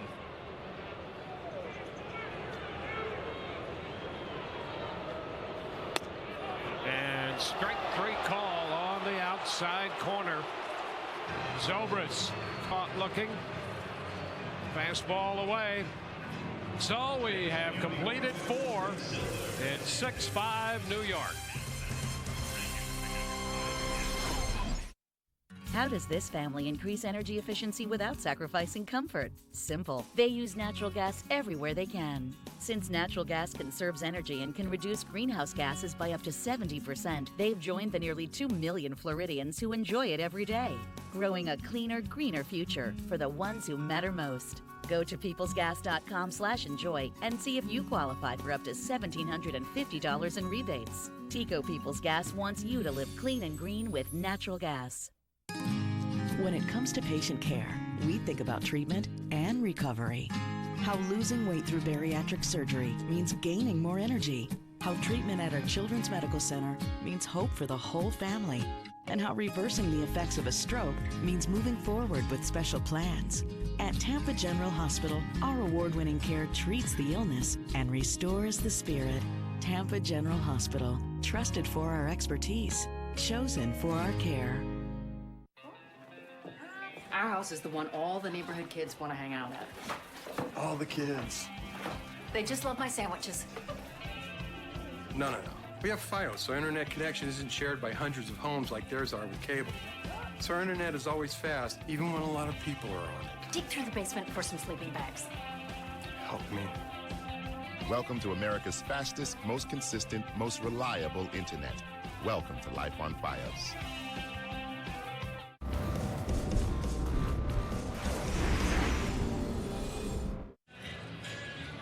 On to the 5th inning we go from Tropicana Field. Time for the Just for Men auto stop. Foolproof stat. Just as Rays can count on the right-hander James Shields, you can count on Just for Men auto stop for foolproof results. Shields, 11 complete games. He told Joe Madden last year he'd like to finish more of what he started, and he certainly did that. fifth inning, and Russell Martin takes a pitch up and in. 1 ball and no strikes.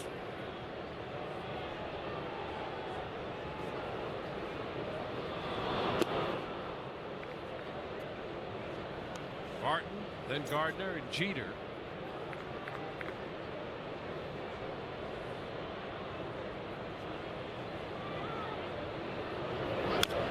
Ground ball foul. 2-1.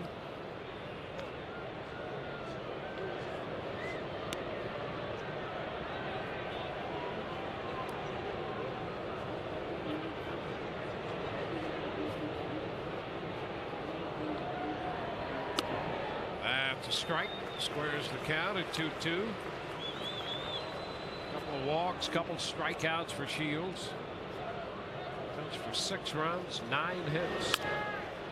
Tap foul. And through the first 4 innings, there had been 25 New York hitters. 13 had reached base if you discount Swisher on the fielder's choice. Tap, 9 hits. We got a hit batter and just 3 walks now.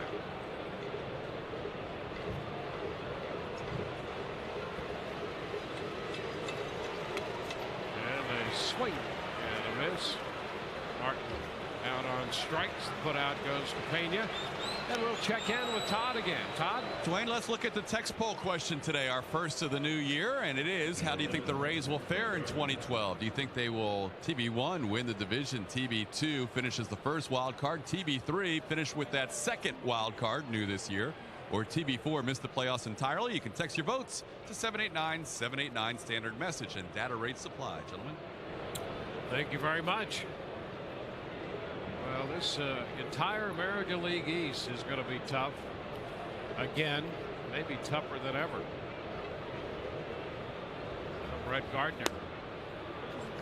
Pitch at the strike. And the Rays and the Yankees battling today the way they have in recent history anyway. They've played some tough baseball against each other. Last year they were 9-9 in the season series. 2 the count. 6-5 game right now in the 5th inning.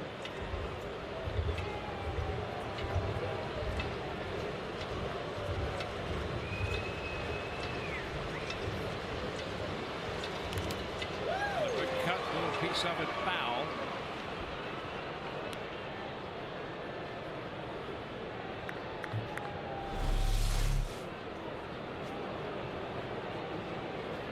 Just enough.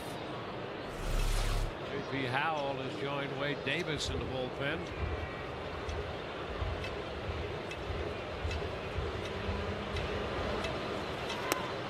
Oh, that pitch almost came back. That's what Shields hoped would happen. Pretty close. Yeah, very close. This ball, as it leaves his hand, gets that little run back. Shields feels good about it. Certainly close enough to call. Boy, you see that late movement. Wow. And a liner into right. That's going to stay up enough for Stolberts. And Ben running in makes the catch. Ben charged it aggressively and got there. And another floater.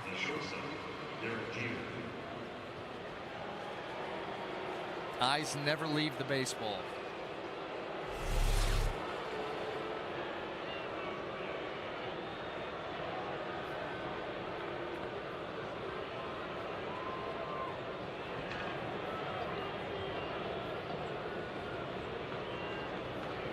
Two outs. Here's Jeter. The pitch is low. That's 100 pitches now for Shields. Jeter has single walked and grounded out to second. And I think you could bank on the fact this is his last inning. I'm not going to let him go too much further. 2-0.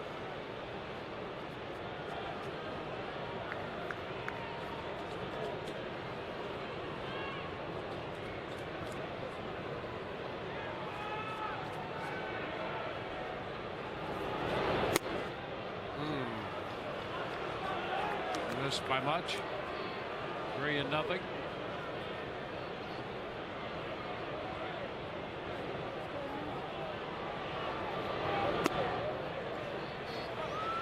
Three balls and a strike.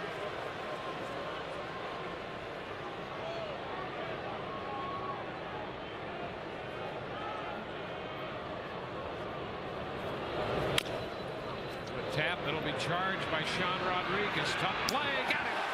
Nice play, Rodriguez coming in, and a good, strong, accurate throw cuts down Jeter. It's a 1-2-3 fifth.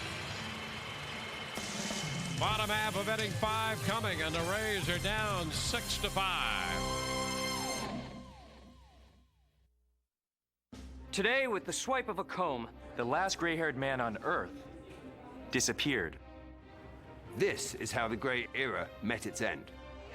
Just for Men Auto Stop. It's a breakthrough. No mix, no mess. It just combs in. And the formula shuts off at just the right color for the perfect look every time. It's foolproof. New, Just for Men Auto Stop. Gray is over.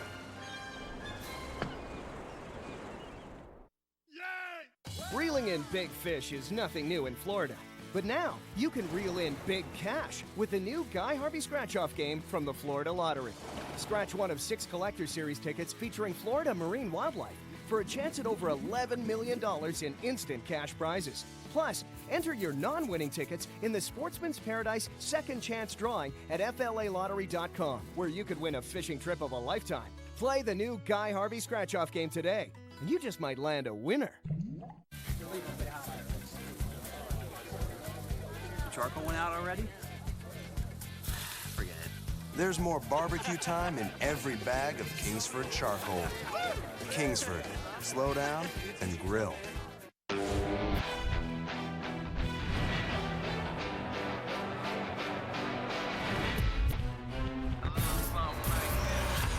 Longoria has just hit the Rays to the American League wild card. The magic continues. Opening weekend when the Rays play the Yankees. Sunday, April 8th, the first 10,000 kids 14 and under get a Raymond cowbell. Experience the Rays. Now we head into the home half of the 5th inning. The Yankees clinging to a 1-run lead over the Rays. Well, fans, be sure to pick up your very own Fortune Favors the Ball t-shirt while supplies last. Proceeds benefiting Moffitt Cancer Center, All Children's Hospital, and the Pediatric Cancer Foundation. Available for a limited time only. Please visit raysbaseball.com/community for more information. First pitch, Evan Longoria looks at a fastball for a strike. Last fastball he saw, he hit out to left. He's 2 for 2 with a single and a home run in this game.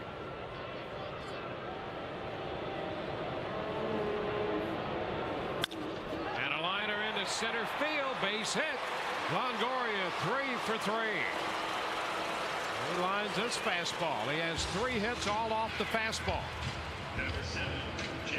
Now this time going right back up the middle, and I don't think Curtis Granderson got a good read on this ball off the bat. We saw him make a nice play earlier going back. This one off the bat, he kind of freezes. See that ball right down the middle. See Granderson just kind of freeze, not real sure, decides to play it safe. Benefit of Evan Longoria. Jeff Keppinger. He takes a strike. Keppinger is 1 out of 2. 7 of 16 lifetime against the left-hander Sabathia.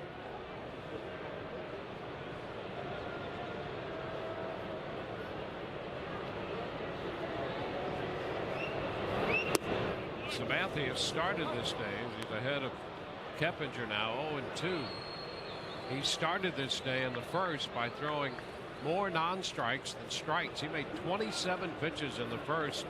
15 of those were out of the strike zone.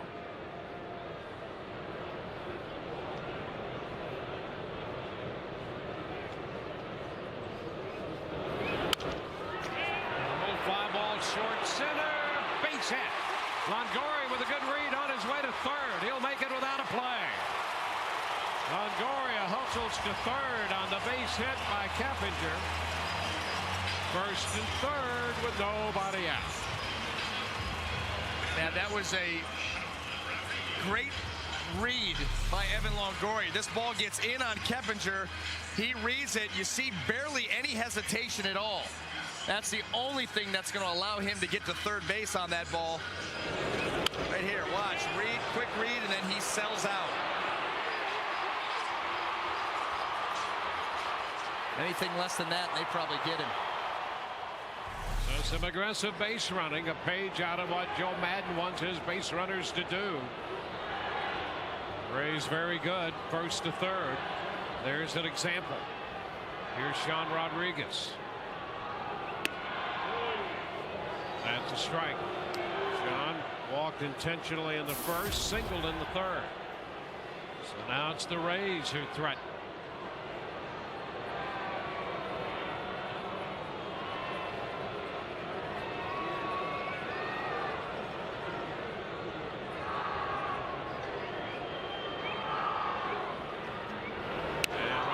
Puts down a bunt.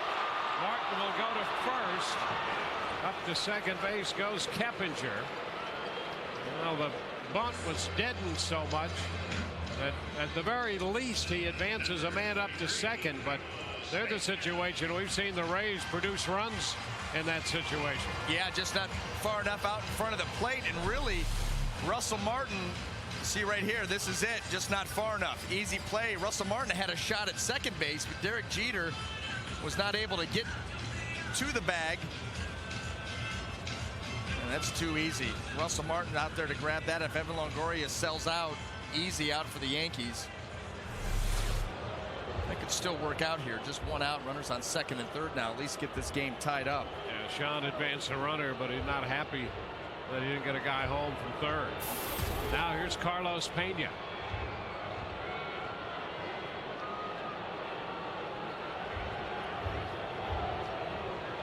Pena takes a look at a low fastball.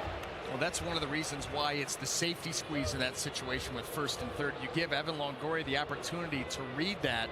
The ball down, usually you're gone, but another good read on the base pass by Evan Longoria, realizing that ball just dribbled in front of the plate. He'd be running into a huge out at home plate. You stay put, give your team a chance. Pena gets time granted by Joe West in position. And a big cut by Pena. 1-1. 1-2, and that one up and in a bit. He wanted a fastball. That is, Pena did, but not there. No, absolutely not. You're going to throw him to the extremes, following the same script as the previous at-bat to Carlos Pena. After the breaking ball for a strike, come in with the fastball. This one right into Carlos's kitchen, jams him. And that...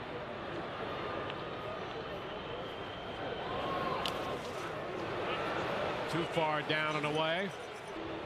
When Carlos had his hand broken on a pitch from Sabathia. Yeah, there it is. With New York. 2009. Just trying to get him out that same way then. Hit him that time. Broke his hand. Full count, 3-2. And he's out on strikes. He went with the 3-2 slider. Strikes him out for the second time today that way. Now just a quality pitch here by Sabathia. Full count, breaking ball right to the knees on the outside corner. It's about impossible to do anything with that pitch, and if you take it, it's probably called strike three. Well, he has 5.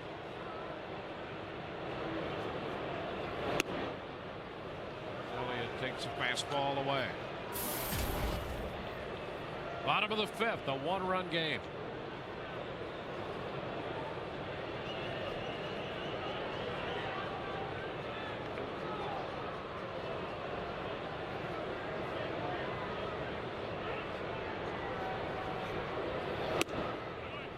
Takes a look at this one for a strike. Fastball.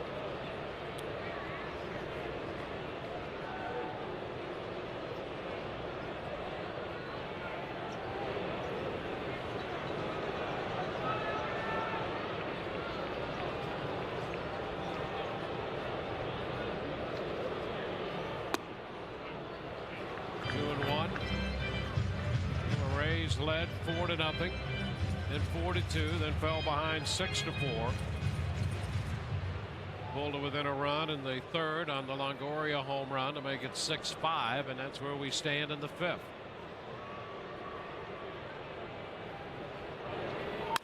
Line drive, and it's caught by A-Rod at third. Elliott Johnson smoked one to third right at Alex Rodriguez to retire the side. We are through 5, 6-5 New York. The grand slam home run in the first of CC Sabathia. Yankees scored 2 in the second and got 3 of 4 in the third on a 3-run shot by Raul Ibanez. That made it 6-4. And Evan Longoria's first home run of the year in the third has made it a 6-5 game. It is 6-5 as we go to the 6th inning now. And J.P. Howell will take over for James Shields. Shields worked 5, made 104 pitches, gives way to J.P. J.P. 46 games last year. First pitch to Granderson is a strike. Very inconsistent coming back from the shoulder issues, but has looked like J.P. of old from the last couple of years ago. Good curveball, changeup, spot the fastball. And the pitch is a strike. So we've seen the breaking ball and the fastball here to get ahead of Granderson. 0-2. Yeah, it's always tough coming back from shoulder surgery. Can take a while. And a little popper into shallow left, and back there Longoria, the only man on the left side of the infield on a check swing pop. Takes care of the looping liner. First out in the 6th inning. But J.P. Howell coming into this spring said that he was stronger, felt better, has been more consistent with his delivery, his mechanics, his strength. And well, you could see him a year ago make a pitch he wanted to make and then have a difficult time doing it again. Right. And we've seen more consistency so far this spring and this year. Cano looks at a strike. So J.P. is in the game in relief of Shields. 5 innings for Shields, 6 runs, 9 hits. He struck out 3 and walked 3.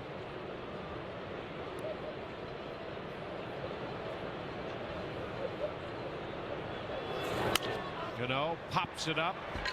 Elliott Johnson out there. And the pitch gets him to pop it up, and that's a nice pitch right there that came back in on Cano. And that shows you how deceptive J.P. Howell is. I mean, Robinson Cano, well established. He's a tremendous fastball hitter, and he just got eaten up right here at 85 miles an hour. That ball gets in on him off the label. Shows you don't have to throw 95. Locate, move the ball around. A little bit of deception and you get outs like that. Nice job by J.P. Howell. So Howell gets Granderson and Cano. Pitching change coming with the right-handed hitter coming up. Back in a moment.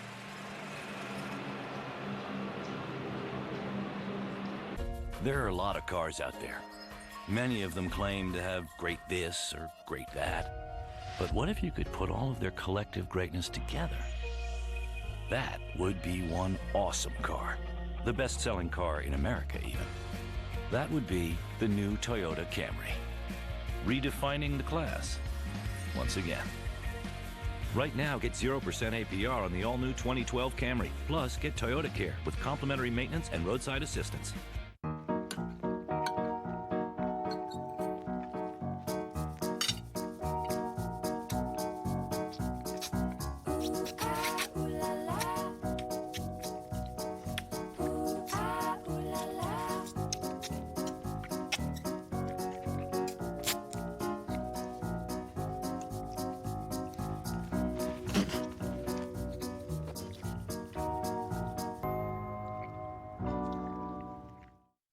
I live. I love. I breed Florida sports. We have the greatest teams. Tampa Bay Lightning. Lightning. Puts it over to Martin St. Louis. He scores! Florida Panthers. We got the Magic. Oh, it's magic. Miami Heat. Rays. 400-foot home run. Oh, what a moment. Before, during, and after the game, the place for Florida sports fans. FoxSportsFlorida.com. FoxSportsFlorida.com. FoxSportsFlorida.com. Type it in, Dad. Woo!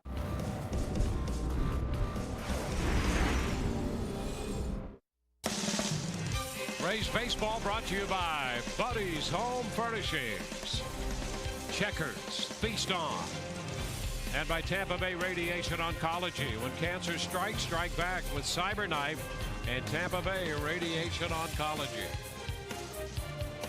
Wade Davis will be the new pitcher for the Rays here with the bases empty. 2 outs in the 6th.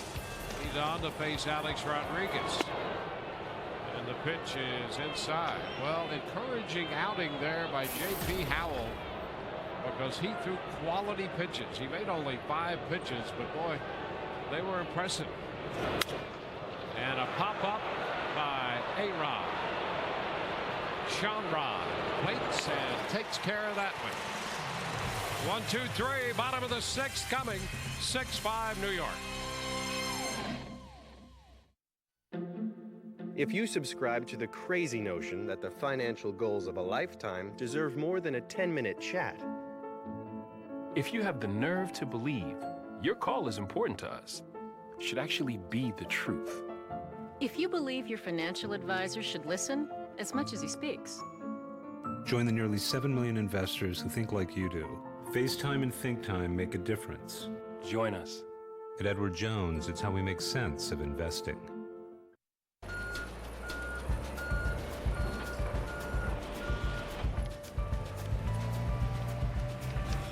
At OD, we may be in shipping, but your business is our business. No matter what you ship, it's a promise to a customer, and we'll help you keep it with an on-time record and claims ratio that are among the industry's best. OD, helping the world keep promises. Chili's $20 dinner for 2 has a bold new favorite, steak. First share an appetizer, then choose 2 entrees, like our 100% USDA choice sirloin, available for a limited time on Chili's $20 dinner for 2. This is Ben Zobrist of the Tampa Bay Rays. Metro PCS wants to send me to class again with the Take Zobrist to School contest. Parents, head to any Tampa Bay area Metro PCS store or guest services at Tropicana Field to sign up your student. Deadline to enter is May 6th, open to kids in grades K through 8. Sign up today for an opportunity to have your child show me, Ben Zobrist, around school. I might even eat the school lunch. Take Zobrist to School, presented by Metro PCS. We've got a 6-5 game as the Rays will come to bat here in the bottom half of the 6th inning. We have the Fox Sports Florida girls. They have been around the state with other teams, but here they are watching the Tampa Bay Rays on opening day. We have Jordana to my right. We have Annie Lee to my left. Jordana, what do you think about opening day today? We're so excited. It's our first season with the Rays with Fox's Sun Sports, and it's really exciting to be here. Yeah, now they've been all around the stadium. They're going to be here for a lot of the season. For you, when you look at this team, Annie Lee, who do you think is the Rays breakout player of 2012? I got to give it up to Sean Rodriguez. I mean, he's a Miami boy. I'm a Miami girl, and we're both Cuban Americans. Nice. So he's really representing out there tonight. Nice play there in that last inning defensively. Now, like a lot of people watching, I want to know, how can people find out more about you guys? Where can they go to learn more about the Fox Sports Florida girls, and how can they interact with you? We do have a Facebook page. You can find us at Fox Sports Florida Girls, and we also have a Twitter. It's FSFlorida_girls, and you can also find us on FoxSportsFlorida.com. Yep, we're always online. We're always talking to everybody, so make sure to write on our wall. Give us a tweet. And guys, this is the new area here at Tropicana Field, the 162 landing, where Evan Longoria's home run landed right here. So we're going to hang out here. It's kind of a good view. I like this view from here. Back to you. Wave to the guys. I'm not surprised that Todd's going to hang out there for a while. Are you? I think we should go back to Todd. Molina lifted a fly ball to left. And now Matt Joyce up here facing Sabathia. 1 strike to count. A couple of strikeouts on sliders against Sabathia. 1-1. Fox Sports Girls. Cobb Callis. It's a natural. What a fit. Annie Lee and Jordana and Todd. Foul back. 1 ball, 2 strikes. See? Yep. Todd is so engaging.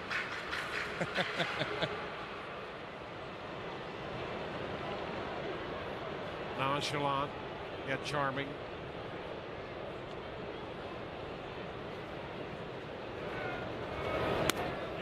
And Joyce checks. Laid off the slider that time, and it's a 2-2 count. Sabathia with 6 strikeouts, giving up 5 runs, 7 hits.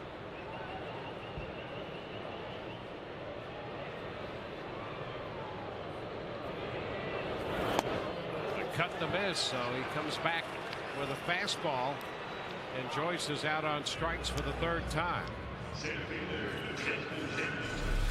Gets him with the slider a couple of times, and then right here just gasses him up.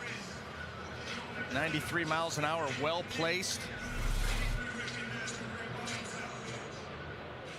That's a tough at bat, lefty on lefty with Sabathia. Now Desmond Jennings. Desmond looks at a strike around the knees. Texas has beaten the White Sox 3-2. Kinsler hit a home run for the Rangers. Dunn hit one for Chicago. Kobe Lewis got the win. Joe Nathan is saved. There's a line drive and a base hit. Jennings will round first. He's going to dig for 2. And he is. Oh, they got him.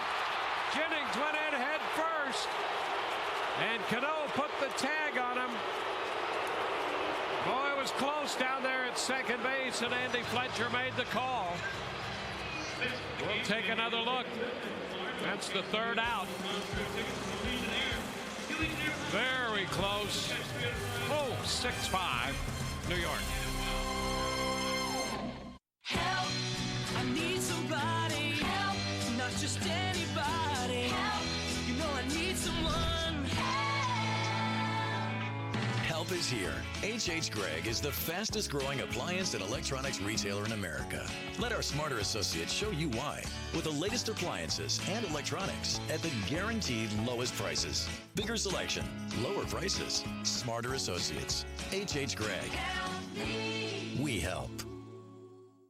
These days, your style is whatever suits you. Right now, it's buy one, get one free on most everything in the store. Jeans, jackets, shirts, ties. Because if it suits you, it suits us. You're gonna like the way you look. I guarantee it. Last year, thousands of cyclists joined the MS Society's Zimmerman MS Bike Ride, presented by Max Cycle and Fitness, to help fight the devastating effects of multiple sclerosis. An unforgettable ride, an unbeatable destination, a world free of MS. And this year, we're doing it all over again. On April 21st and 22nd, break away and join thousands of riders for the Zimmerman MS Bike Ride, presented by Max Cycle and Fitness. To register, visit msbikeflorida.org or call 1-800-FIGHT-MS. Look around. There's a new type of suit in America. Short jacket, narrow lapel, modern fit. Right now, it's buy one, get one free on most everything in the store, including the type of suits that suit today. You're gonna like the way you look. I guarantee it.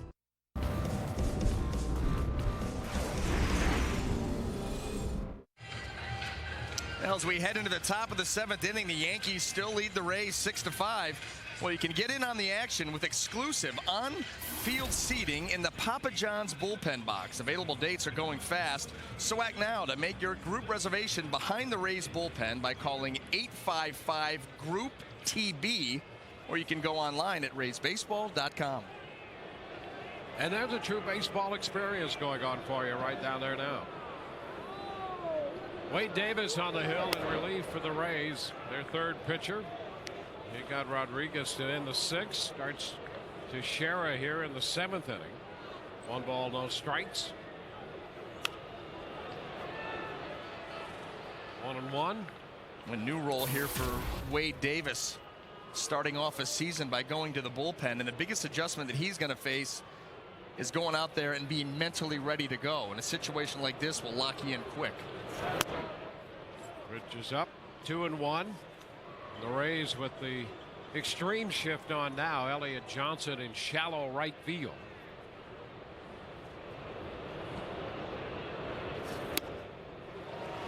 2-2.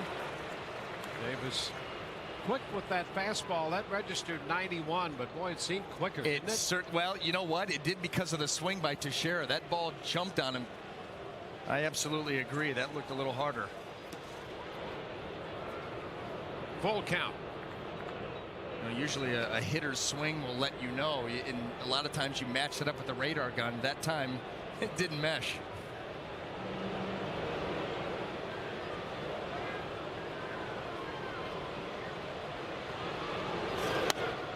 And it's upstairs. Stayed up. So Teixeira draws the walk.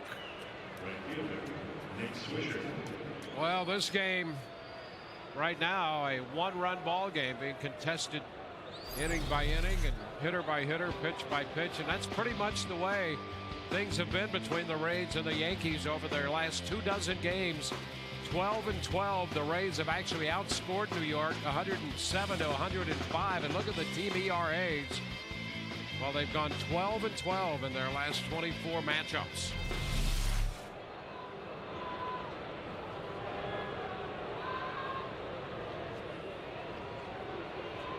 Nick Swisher.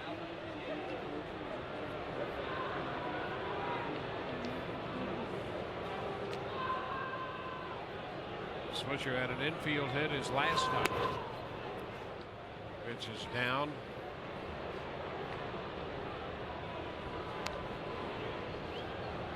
Oh, Wade Davis working out of the bullpen.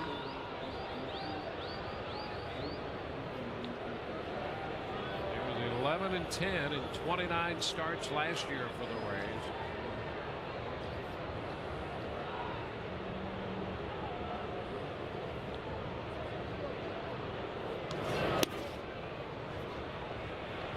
Two and all, and Pena in from first base to spend a little time with him. Allow him to refocus a little bit. And, you know, if Wade Davis can get past the disappointment of not being in the starting rotation from the start of the season, his stuff should actually translate very well out in the bullpen. Being a power arm, he can cut it loose for shorter periods of time. 2-0. All three. And in the absence of Farnsworth right now, which Joe Madden has said it's going to be a matchup situation, and he would have Peralta down there and J.P. Howell maybe on occasion. He'd have some choices. McGee's another guy. Well, but this guy right here, given enough time, Wade Davis might be the guy who could step in there. It's foul back and out of play, 3-1. Well, I think the one thing that you can say about a Joe Madden run bullpen is that you are going to carve out your own role. You may not start out at the back end of the bullpen, but if you are a middle inning guy and you come in and you're throwing the ball well, getting big outs, Joe is not afraid to start creeping you towards that back end. So everybody's going to get an opportunity. It's going to depend on how they perform out on that mound. Yeah, Fernando Rodney has a big arm, and he's a guy who might get a shot or two. There he is. But Wade Davis, here's the thing about Wade. Wade right now is making his first relief appearance ever in pro baseball, minor league or major leagues. 64 big league appearances, 64 starts, 138 minor league appearances, 138 starts. So it's brand new for him. 3-2, runner goes. Pitch skied into left. Joyce is there to catch it. Teixeira turns around and heads back to first. Swisher's retired. One out. And there's Rafael Soriano loosening in the bullpen now for New York. Bert Badenhop is up for the Rays. He's been up before.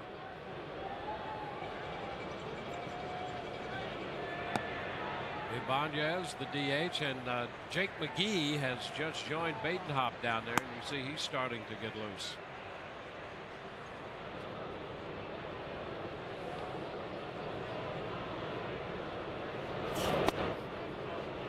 One ball, no strikes.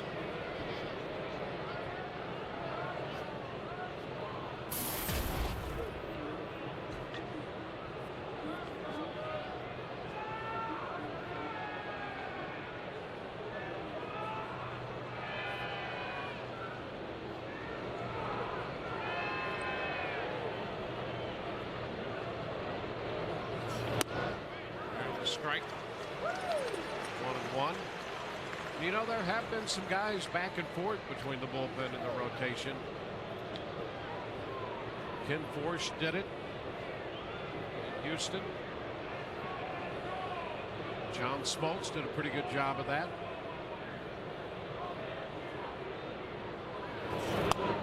This one is high. Really, it boils down to accepting your role and then following, fall into a routine. Being down in the bullpen is different from a starter. You've got your 20, 25 minutes to go out and, run a little bit, loosen up your arm, play some long toss. You are not afforded that luxury down in the bullpen, so you need to come up with a routine down there that works for you. It allows you to get ready quickly.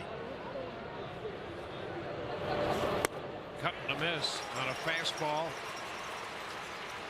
Yeah, that one by Ibanez. Yeah, and that's exactly what you're going to see from Wade Davis and guys coming out of the bullpen. You come out attacking. You don't have a whole lot of time to get into a rhythm and ease into a game. You've got to come in firing high-quality stuff right from the get-go. Now the 2-2. Liner into right field. Zobrist is there to make the catch. So Ibanez retired. 2 away with Teixeira still at first, and the hitter is going to be Russell Martin. And here comes Joe Madden. Madden with an eye toward the bullpen, and he wants the sinker baller. We'll be back in a moment.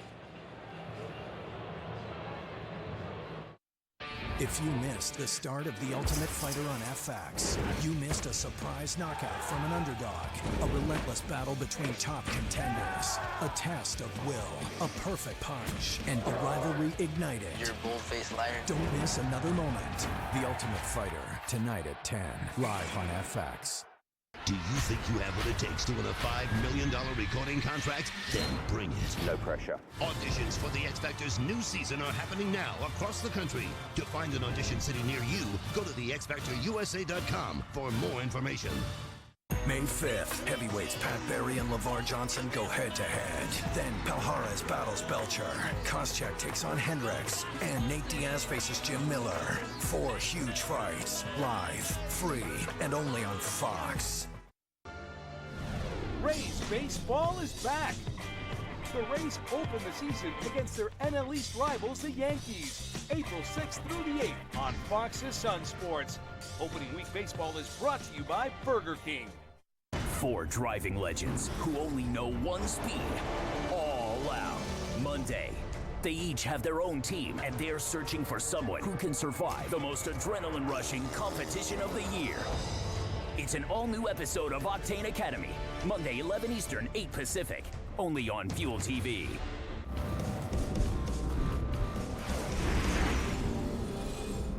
Log on now for the latest updates on your favorite Florida teams. FoxSportsFlorida.com. Joe Madden with a pitching change, 2 outs here in the top of the 7th. The Rays down a run. Will get suited up for this season at the official online shop of the Rays with the largest selection of authentic gear, including clubhouse caps and t-shirts, jerseys, sweatshirts, and more. Get set for the season. The official source, the RaysBaseball.com shop.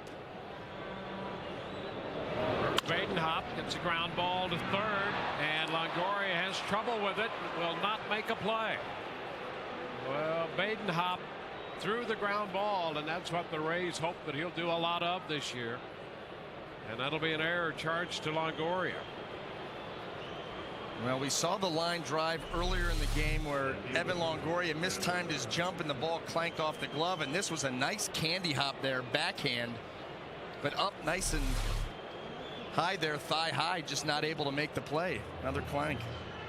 Well, that's going to be it for Badenhop. McGee, the lefty, on his way in.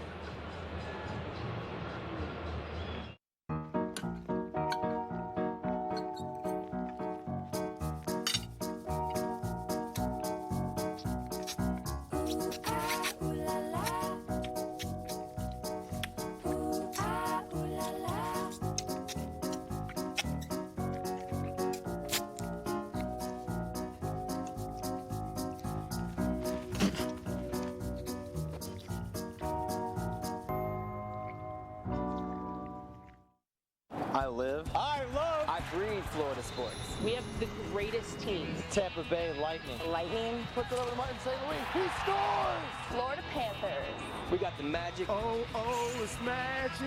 Miami Heat. Rays. 400-foot home run. Oh, what a moment. Before, during, and after the game, the place for Florida sports fans. FoxSportsFlorida.com. FoxSportsFlorida.com. FoxSportsFlorida.com. Type it in, Dad. Woo! If you missed the start of The Ultimate Fighter on FX, you missed a surprise knockout from an underdog, a relentless battle between top contenders, a test of will, a perfect punch, and a rivalry ignited. You're a bull-faced liar. Don't miss another moment. The Ultimate Fighter, tonight at 10, live on FX.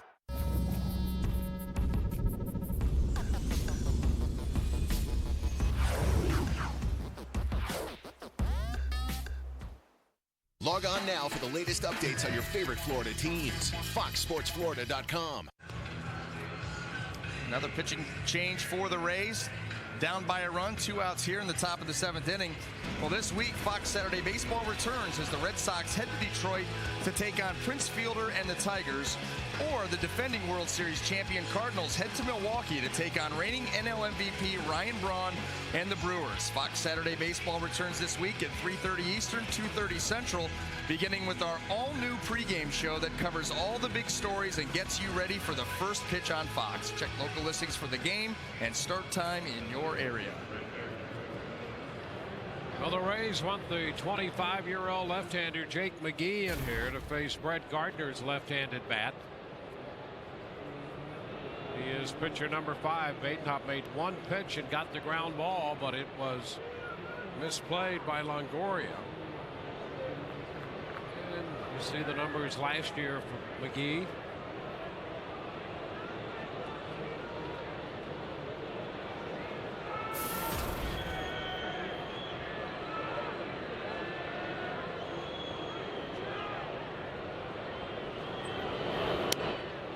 Pitch, fastball misses. Jake McGee, drafted by the Rays in 04. Signed with the Rays, foregoing scholarship opportunity at the UNLV.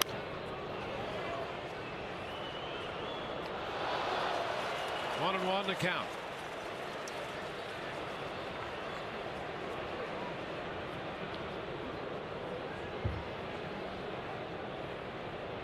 Yankees have out-hit the Rays by 1, and they've outscored them by 1. We're in the top of the 7th.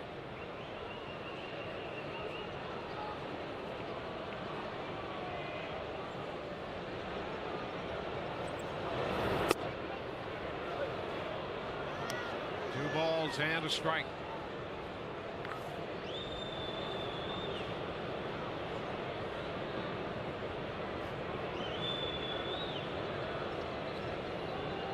Shara walked. He's at second. Martin reached on the error. He's at first.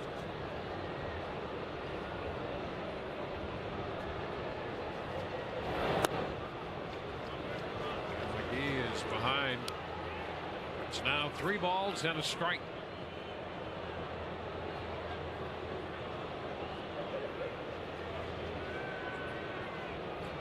Gardner 0 for 3 lifetime against McGee, but he's up in the count right now.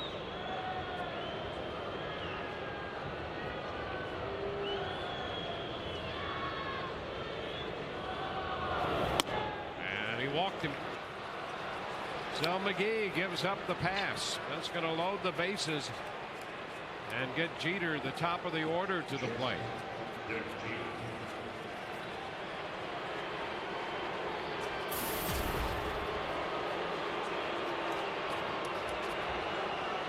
A huge at bat here for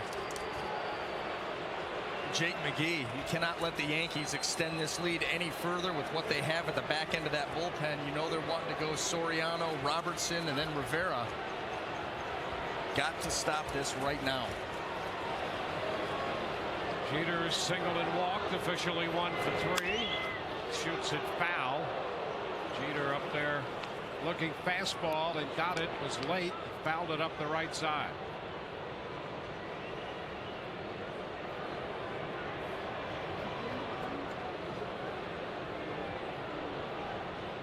Shields for 5. Howell 2/3. Davis an inning. Badenhop 1-hitter.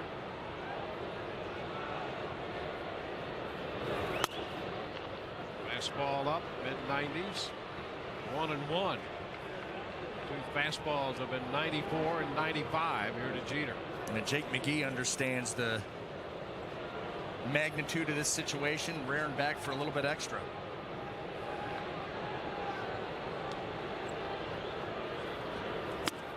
And he hits strike 2 on a fastball.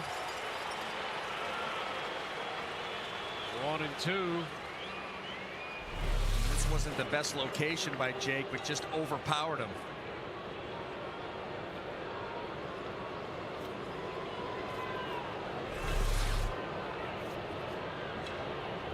The Yankees left the bases loaded in the 2nd inning. They left them loaded in the 4th. They've loaded them again here in the 7th inning.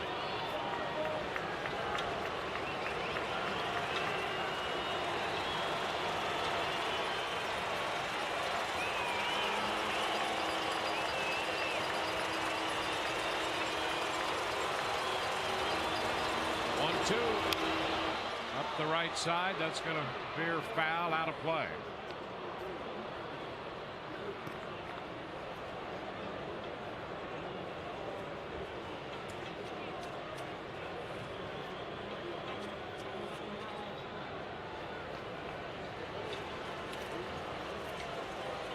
Couple of walks and an error. Bases loaded. McGee a strike away from getting out of this. And the tough veteran Jeter up there.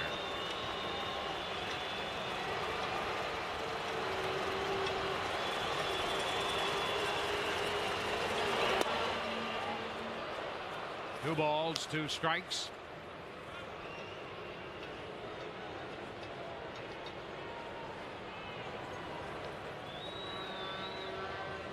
Joe Madden taking the controls here in the last couple of innings with these pitching changes.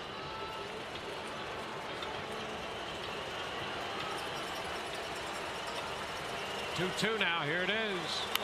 Ground ball, shortstop. Rodriguez with the throw to first to retire the side, and for the 3rd time today, New York will leave the bases loaded. 7th inning stretch time. 6-5 New York. For the love of the drive, drive forward. Nowadays, people seem to want it all. Responsive power with great gas mileage. Technology to help with phone and music. Quality that can't be beat. In a word, value. We couldn't agree more. So now we're offering the powerful, efficient 2012 Explorer for just $29,105. Explorer, capability without compromise. Drive one at your Southern Ford dealer. Springtacular savings are happening now at Buddy's Home Furnishings. Stop in and receive 25% off any in-stock, pre-leased items, including furniture, TVs, laptop computers, appliances, and more. And remember, Buddy's has a payment plan to fit everyone's needs, with rental purchase, lease ownership, or up to 6 months, same as cash programs. Stop in and let our experienced team help you find just what you're looking for. For info, call us toll-free at 1-855-3-BUDDIES or visit us online at buddyrents.com. The greatest collector car event in the world. Watch the auction live. Barrett Jackson, Palm Beach. This week exclusively on Speed.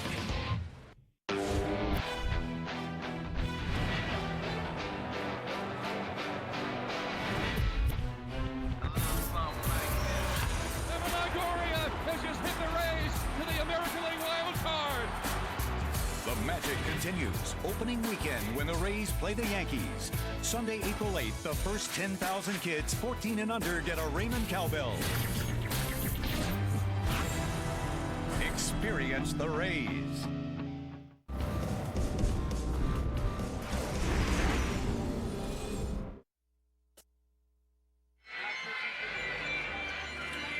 (6-5) as we go to the bottom half of the 7th inning here.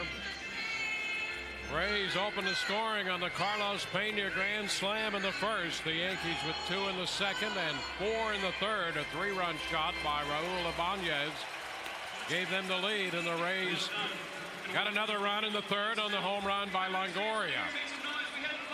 Sabathia is gone. So the New York starter Sabathia worked 6 innings. Now Sabathia able to settle the game down through the middle innings, get the breaking ball working, got a little bit better with the fastball command, something that he struggled with early on. Evan Longoria 3 hits off of that fastball.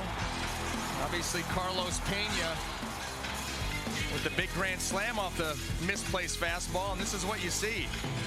Exactly like we drew it up, Dwayne, huh? That's exactly what we thought. How about that? It's just you're coming into this game. 2 guys. That's right. You're thinking 2 hours and 20 minutes in a 2-1, 3-2 ball game. Not to be. Well, we thought it might be close, but not this way. And Rafael Soriano is the new pitcher. Ben Zobrist will face him. Soriano spent that one big year with the Rays. And now Zobrist takes a pitch down and in from him. The slider. So the Rays got 5 runs. 5 runs and 8 hits off Sabathia. Well, the one thing that the bullpen has done the last couple of innings is keep the Rays within striking distance. Just one poorly placed pitch from tying this ball game up. Strike to Zobrist. It's now 2-1. You give yourselves a chance. You know you're going to probably be going against Soriano, Robertson, Rivera, 3 tough customers. And a strike 2-2. How about this? Sabathia made 104 pitches. And Shields made 104 pitches. 6 runs allowed by Shields, 5 by Sabathia.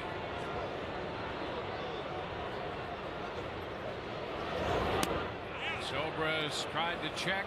He did not. Zobrist got the slider and could not check. Yeah, good finishing slider there by Soriano. Got a couple of calls on some borderline fastballs, and then in protect mode again, just not recognizing it. A little bit too far there.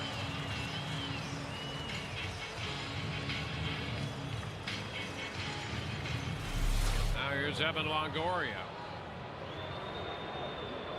Well, Evans 3 for 3 today. 3 hits off 3 Sabathia fastballs, including a home run in the third. He takes a fastball for a ball from Rafael Soriano.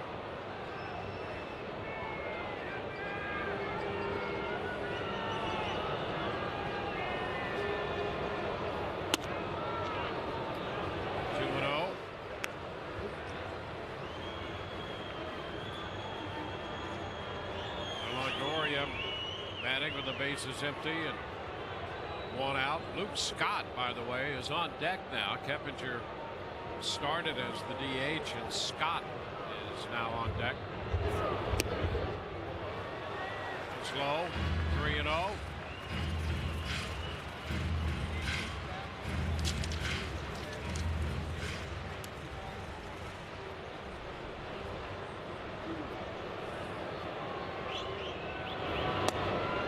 And a strike taken. It's 3-1.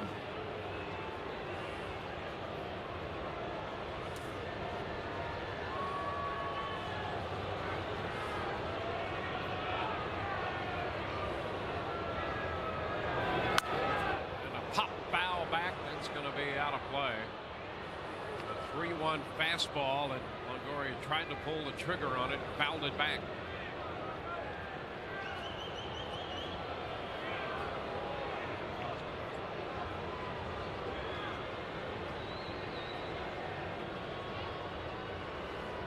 And ball 4. The slider 3-2 and walked him. So the Rays get a base runner with 1 out in the 7th. And Luke Scott will pinch hit for Keppinger. Scott on to face the right-hander. Scott in an abbreviated season because of the shoulder problem. With Baltimore last year, 64 games and 9 home runs, but he averaged 25 home runs over there.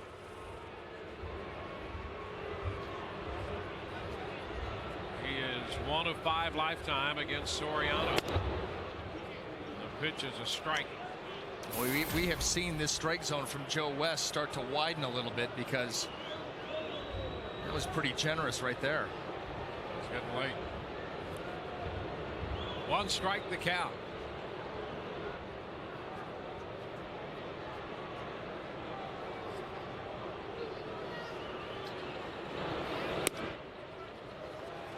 One ball, 1 strike. And you see exactly what Soriano and Martin are doing. Say, listen, if you're going to give us a few inches off the plate, we're going to see what the limit is. Yep. Saw how far off the plate Martin was sitting there. Now, look at that. I mean, why not? If they're going to give it to you, keep creeping out there.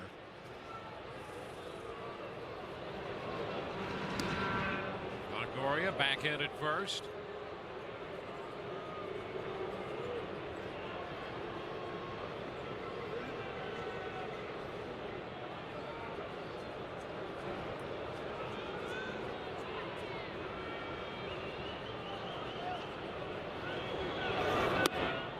Scott, a good look at that one down and in, laying off a slider. 2 balls and a strike.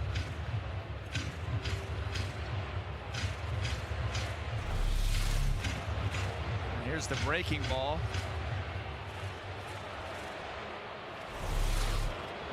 Politely disagree with Fox Track to look like a ball out of the hand. How could you dare disagree with technology? I did it very humbly. 3-1.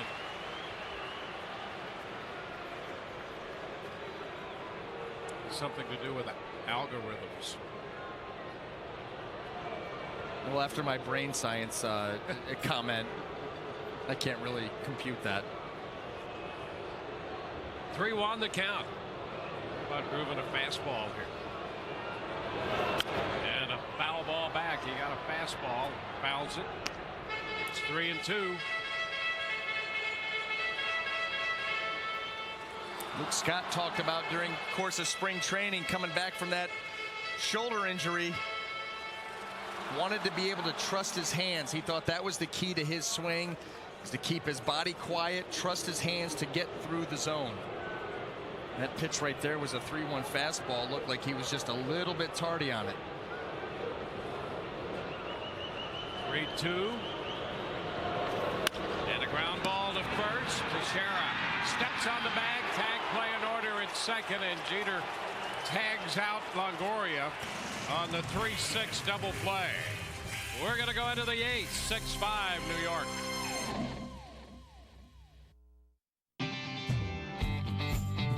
We're here for the go-getters, the heroes of the long haul and always on call. For over 50 years, go-getters have been going to O'Reilly Auto Parts because we're here when they need us, doing whatever it takes to help them get what they need and get back on the road, turning that problem into a problem solved. O'Reilly Auto Parts. Better prices every day. Can't believe I bought a 6-inch Subway breakfast sub and got this one free. Really? Wow. You can buy one 6-inch sub and get another one free? Any 6-inch sub before 9 a.m. What? Oh, wait, you can get one 6-inch sub and get one free? Before 9 a.m. Buy one 6-inch sub and get one free. Before 9 a.m. Buy Buy one 6-inch sub and get another one free before 9 a.m. All April long. Subway, eat fresh. Enough! No Pepsi for you. And what do you do? I sing.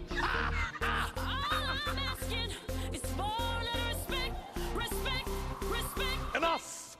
All right. Pepsi for you. No, Pepsi for all.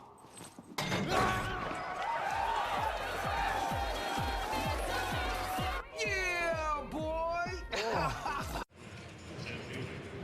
6-5, we move into the top of the 8th inning, and let's take a look at today's Home Depot doing more on defense, and the Yankees have put together some good defensive work.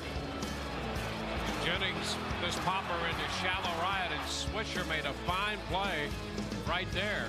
Then it was Desmond again with a base hit to left in the 6th inning, and Gardner threw a strike to get him at second base. And as difficult as those plays may seem, this is not an easy play for Teixeira on the double play, because he's got to throw over Longoria's left shoulder to the bag at second on a tag play, and that is a very difficult play to make.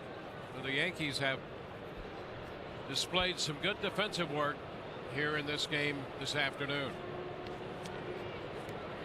We go to the 8th. Curtis Granderson will lead off. Cano and then Rodriguez due to follow with Jake McGee on the mound. So a couple of left-handed bats, and then Alex Rodriguez and Joel Peralta is throwing in the bullpen now for the Rays.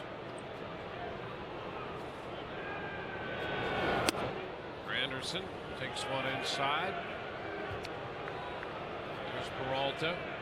He was a busy man last year out of the Rays bullpen, and a big part of their success.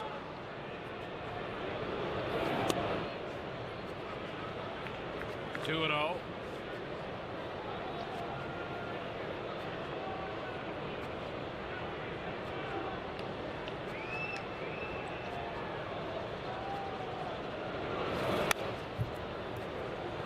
Fastball back, 2 balls and a strike.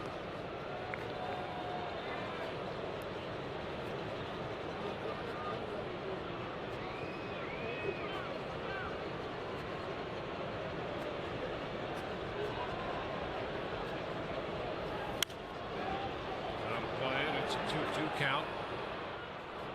Baltimore's home against Minnesota.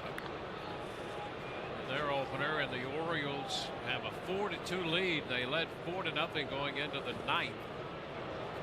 And the Twins have put up a couple runs in the 9th inning to make it 4-2. Swing and a miss. Granderson is out on strikes. That was a nice slider right there from McGee. Now, this Major League Baseball on Fox season, Fox Sports is proud to support the Boys and Girls Club of America, a place where you can reach their full potential as productive, caring, responsible citizens. To learn more, please visit greatfutures.org/Fox Sports.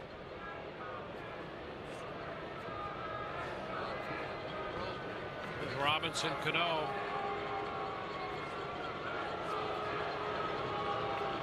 Cano 2 for 4. That's a popper.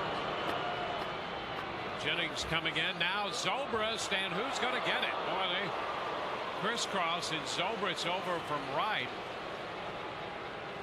Well, there was a moment of indecision there, and Zobrist took charge. Normally you'd see the center fielder take charge out there, but Zobrist grabbed it.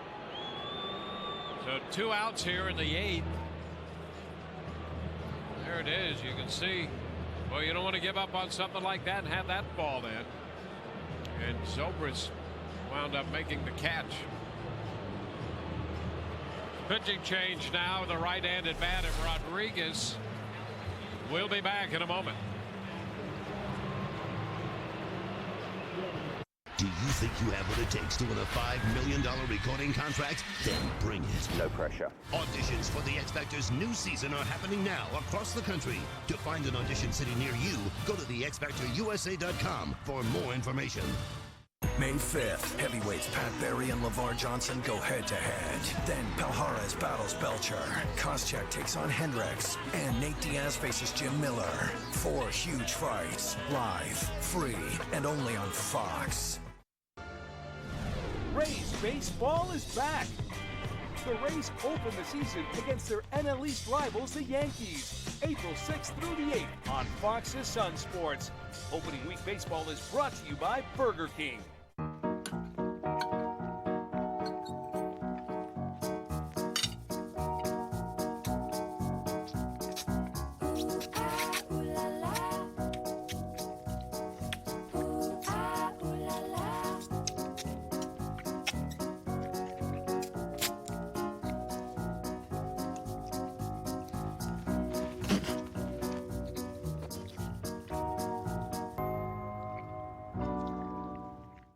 A lot of people look at me like, oh, there's nothing wrong with this guy.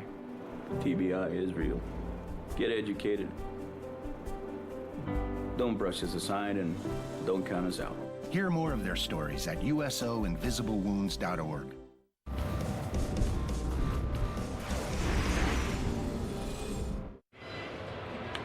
Sellout crowd.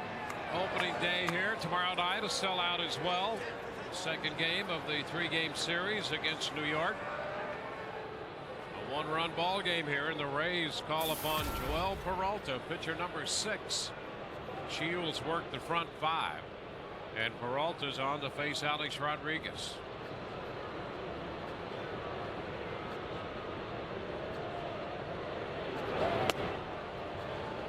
Pitch is in there for a strike.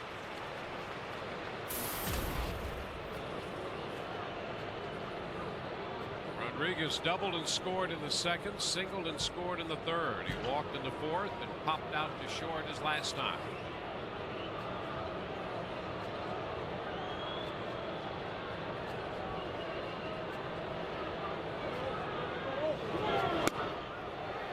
Off the plate. And it's 1-1. Rays with 2 shots left. Sabathia worked the front 6. Soriano worked the 7th. Robertson is up. He's been up in the bullpen.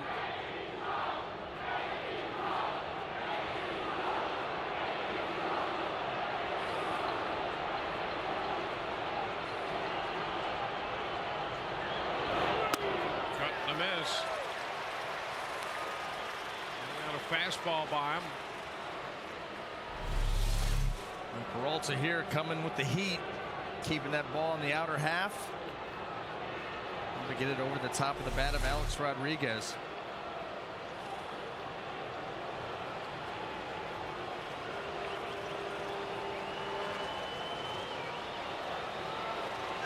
On and 2 now.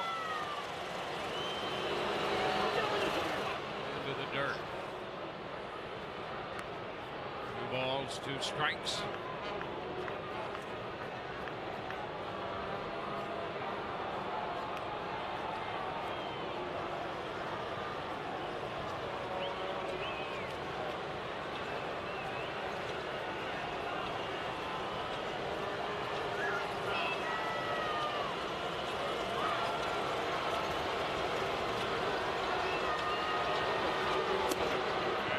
This one drops a little low, and the count is going to be full.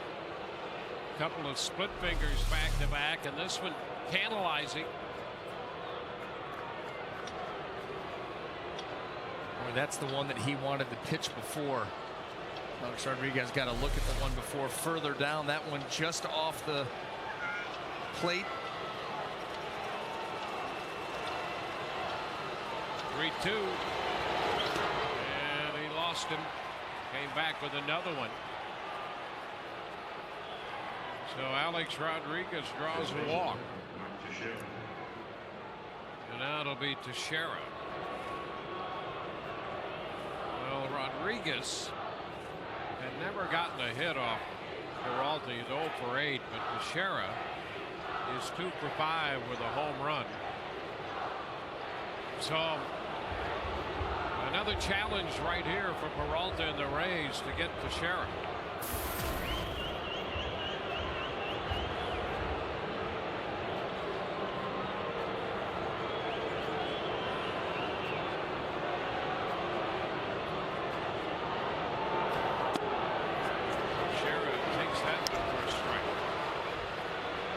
nice fastball there to get the count running in his favor.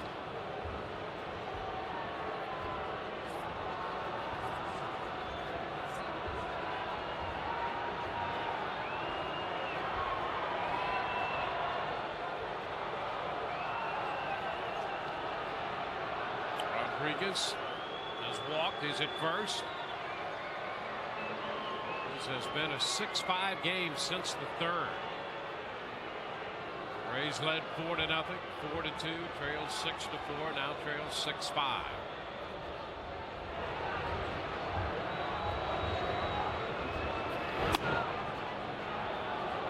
One and one.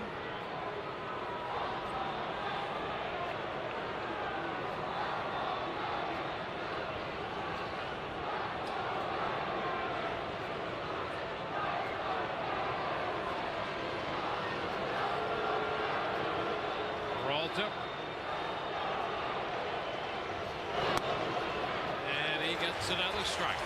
Two on the split that time that found the zone. 1 and 2. Yeah, that was a good one there by Peralta. Pull the string a little bit. This one acting more like a straight change. He'll use that split finger two different ways. He'll throw it for a strike in a count like that. Now if he wants to go back to it, try to get the bottom to drop out of it and get the chase swing.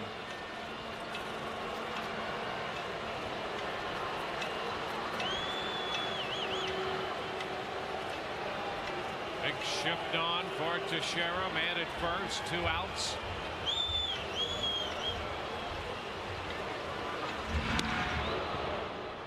Just a check on Alex Rodriguez. And you see in that shift how extreme the Rays are willing to go. Elliott Johnson is way out into right field. See him way out here, almost out of your picture. Long throw.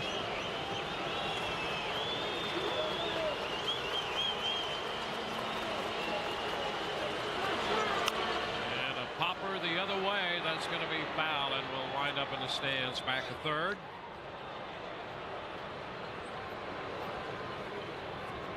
Sheriff that time staying alive against the split.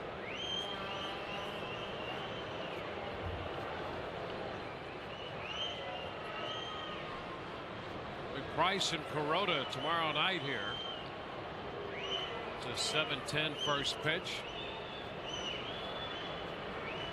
And then Pellickson and Hughes on Sunday. There's David Price.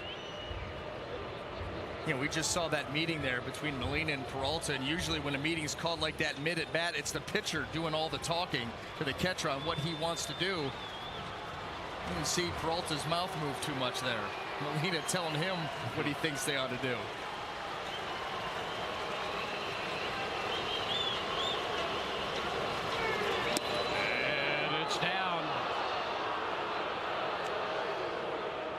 Teixeira took the breaking pitch down, and the count is 2-2. Here it is. Trying to drop it on that outside corner. Oh, look at him loading up away. Just trying to find a little bit of that strike zone.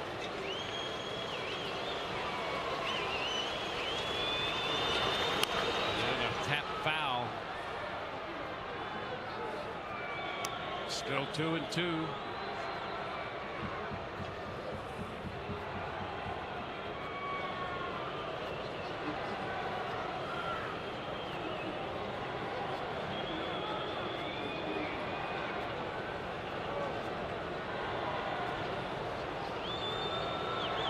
This will be the 7th pitch of this at bat.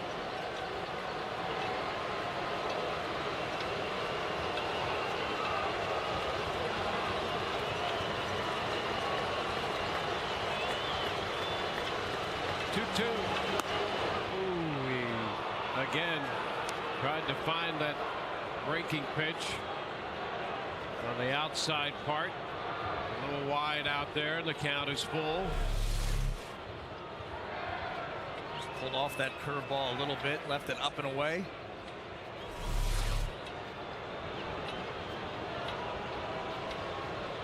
They got to come with something that looks good right here.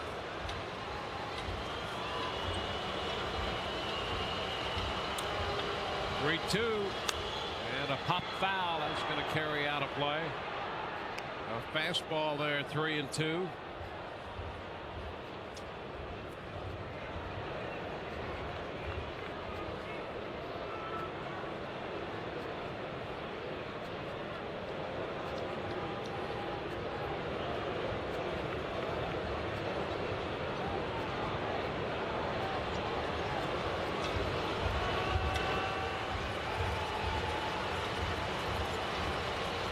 Two again. And a high fly ball deep to right down the line. Is it going to be fair? That's a foul ball. Teixeira had home run distance but pulled it foul. Carried his bat to first base. Trying to apply a little English with the bat. But it was foul.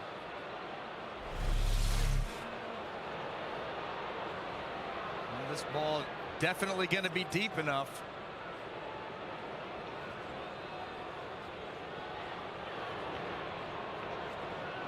Teixeira checking it out down the line.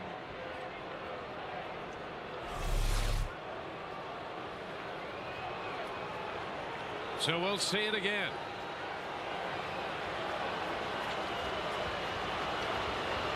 The 10th pitch of the at bat. Low for ball 4.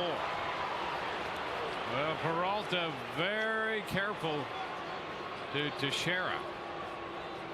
So he's walked Rodriguez and Teixeira. Now the hitter's going to be Swisher, and Jim Hickey's going to go out to have a conversation with Peralta.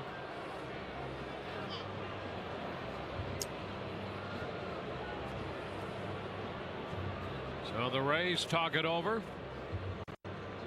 As soon as our game is concluded, Rays Live, the post game presented by Checkers, includes Joe Madden's press conference, interviews from the clubhouse. As Todd and Orestes break down this game on Rays Live, the post game presented by Checkers, immediately following the conclusion of our action here. I think Jim Hickey's going out there to tell Joel Peralta, listen, trust your stuff, attack the strike zone, and let's get out of this inning. Last two at bats there between Rodriguez and Teixeira, every pitch that Peralta made, he was trying to make the perfect pitch right on the corner. It didn't work out.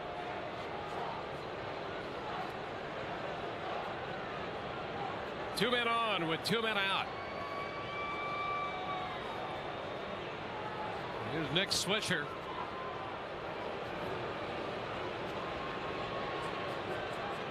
Swisher has an infield hit today. That was dribbler in front of the plate. Swings over. The split, strike 1.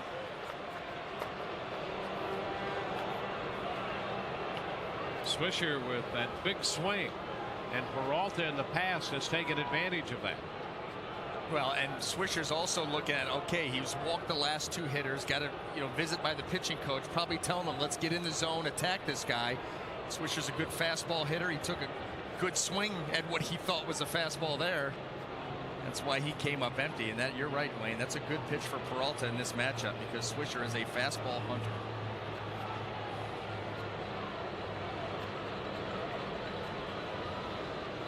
The 0-1 pitch. And it's low. 1 ball, 1 strike. So split followed by a curveball. Josh Lukey coming over from Seattle.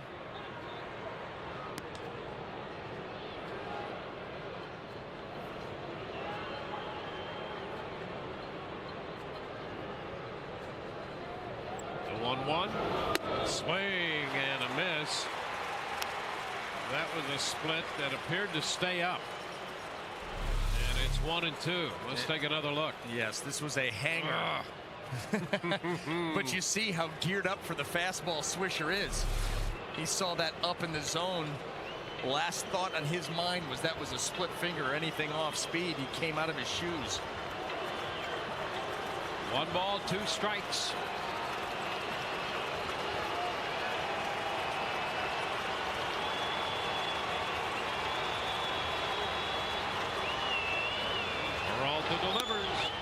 away. Well, he threw him a fastball there, but made sure it was up and out of the strike zone. And almost tried to do it with a quick pitch. Barely came set there. I mean, hands down to the waist, and he was off.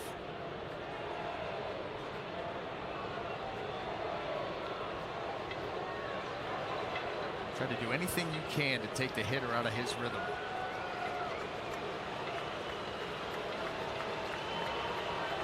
Two balls, 2 strikes.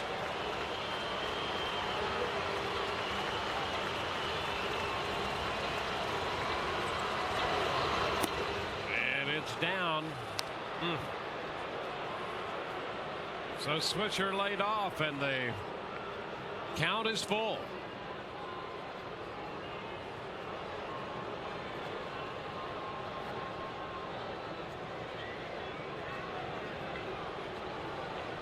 Two outs. Rodriguez second. Teixeira at first. Both runners will be off with the pitch.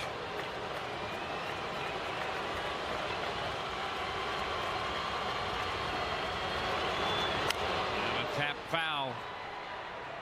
So we'll do it again on 3-2.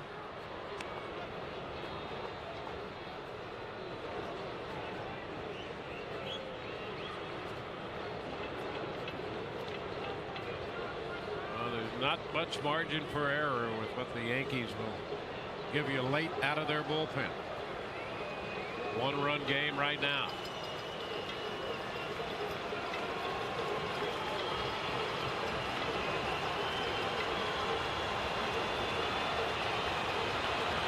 Three and 2.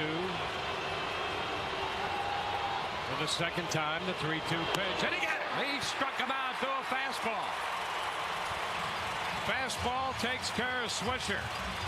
That retires the side. 2 men left on base. Bottom of the 8th coming, 6-5 New York. It's time to gear up.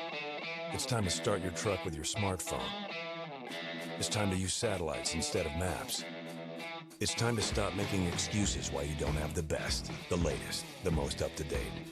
It's time to trade up to the best Sierra ever. Now through April 30th, get 0% financing for 72 months when you purchase a 2012 Sierra Z60. Or trade in your eligible vehicle to get a total value of $6,000. GMC, why just go when you can go pro? Top quality lobster is all we catch. Get it now at Red Lobster's Lobster Fest. 12 tempting choices like Lobster Lover's Dream or Maine Lobster and Shrimp, but only for a short time. Now at Red Lobster. I'm Laura McClellan, and I see food differently. Dish Network claims they have the same TV as DirecTV. Well, when it comes to customer satisfaction, America's leading independent index shows otherwise. Today, Dish Network's satisfaction ratings have plummeted, the biggest decline in over a decade, while DirecTV customers once again gave us the highest satisfaction rating of any satellite or cable provider. #1 in customer satisfaction. Another reason 30 million people agree. Don't just watch TV, DirecTV. Important medical alert for Zoloft users. If you or a loved one use the prescription drug Zoloft before or during pregnancy and have a child born with a birth defect such as atrial septal defect, ventricle septal defect, tetralogy of Fallot, transposition of the great arteries, or hypoplastic heart syndrome, you may be entitled to substantial financial compensation and future medical expenses for your child's condition. Call 1-800-258-6214. Time to file a claim is limited. Call 1-800-258-6214.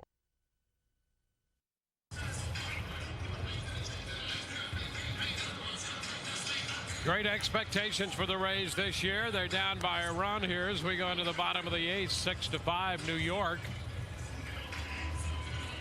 It has been that way since the 3rd. Joel Peralta got out of a spot in the top half of the inning. Right now, let's check in with Laura McKeeman again. She's going to be here, Laura, almost every home game, right? Oh, yes. I'm very excited. I'll be here for about 50 games. And, Dwayne, as you mentioned, the great expectations. Now, our Game Connect has lots of great expectations as well. Follow us on Twitter. It's at SunSportsRays. I've had a great time tweeting with you all. And actually, we've had a little bit of a foreign presence on our Twitter at Hivo is tweeting all the way from Finland, and he says, go Rays. We've got a lot of love for Carlos Pena in his homecoming. And of course, many of you excited about the giveaways that we're going to have on Twitter. So make sure you stay on @SunSportRays. We've got a Twitter giveaway coming up on our pregame show tomorrow when we go outside. Guys? All righty, David Robertson, the new pitcher for New York. Sean Rodriguez leading off here. 1 strike to count. Carlos Pena next. And then Elliott Johnson due up. 1-1. So if they're watching in Finland, they'll be interested in making sure they stick around for the Carlos Pena at bat. Twitter action from Finland. Our European sweep is almost complete. 2-1, very continental.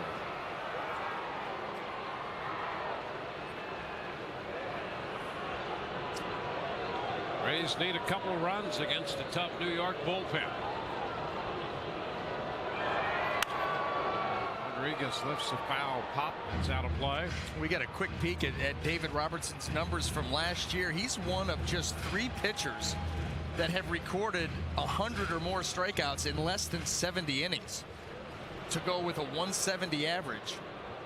He was absolutely dominant last year with those 100 strikeouts and 66, just over 66 innings pitched. 2-2. That's upstairs. So the count is full. And that's what's going to be the challenge in facing this Yankee ball club 18 times this year, is with what they have at the back end of the rotation. If they're throwing the ball well and they're healthy, they can effectively make it a 6-inning ball game. So you had better score early. And ball 4. Fastball wide. Leadoff man aboard. Sean Rodriguez draws the walk. That's going to get Carlos Pena up there, and we'll take a look at the Burger King in-game box score. Jennings 1 for 3. Longoria 3 for 3 with a home run. The big blow, the home run by Pena, grand slam. He is 1 for 3. The Rays with 5 runs, 8 hits on the day. And Carlos Pena accounting for 4 of those runs with 1 swing of the bat in the first. He went 1 for 3 against Sabathia.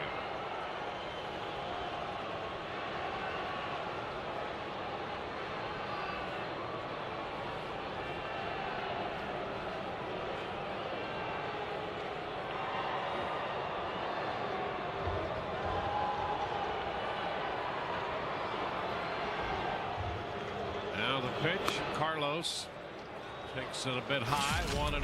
Carlos went to 3-2 against Sabathia and hit a fastball out. That ball at the belt, right out over the middle of the plate. That's exactly what Carlos Pena in this situation right here is looking for from David Robertson. He's got a big fastball. It'll sneak up on you, and Carlos Pena is sitting there waiting for it as we speak. 2 balls, no strikes. Martin heads to the mound.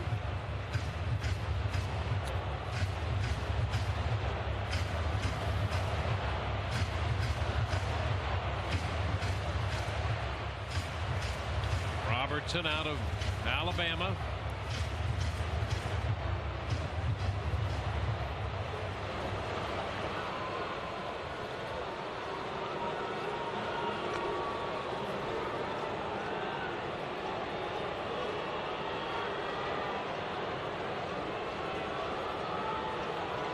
Two and all the count.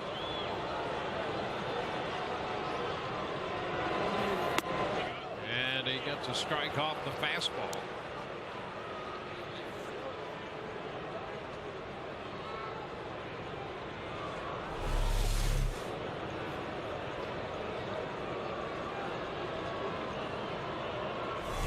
A little piece of the zone right there.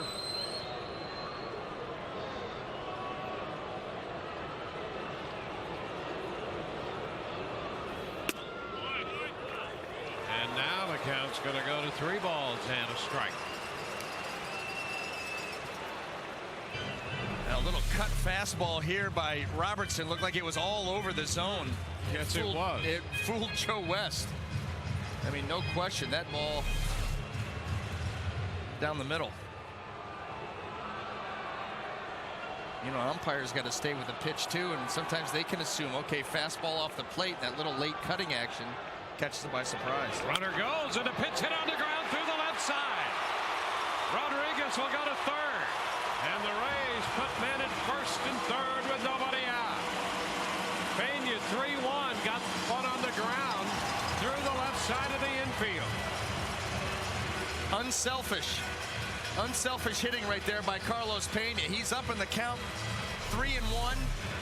Instead of trying to do too much, he gets a ball away and just stays with it. He stayed back on that ball very well and hit a hard ground ball in that big hole that they gave him. Nicely done. So the Rays put the potential tying run at third, the lead run at first with nobody out. Elliott Johnson is due, but Stephen Vogt will pinch hit for him. Vogt, 17 home runs in the minor leagues last year. And he's shown a good bat since the Rays drafted him. He's hit over 300 in his minor league career with some pop.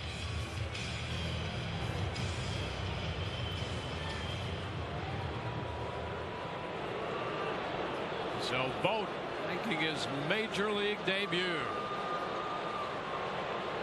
Facing David Robertson, a tough right-hander. Strike one. Get it started early. And David Robertson came right after him with the four-seamer there and blew it right by him. That first swing out of the way and then go to hitting. Big opportunity here for Vogt and the Rays.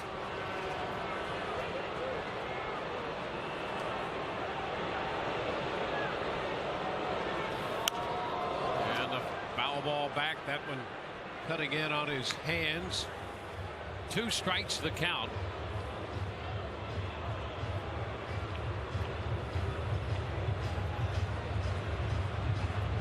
Vogt with the four-seamer and that cutter, and then a very good curveball. He's got a good arsenal. He does, and he's got him set up now for that fastball away that's up in the zone to try to get a chase out of it. And it's down and in. He started to go, but he checked.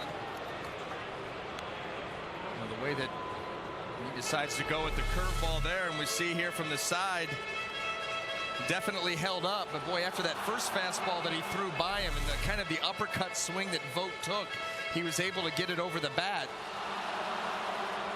That may be an area that he looks to exploit here.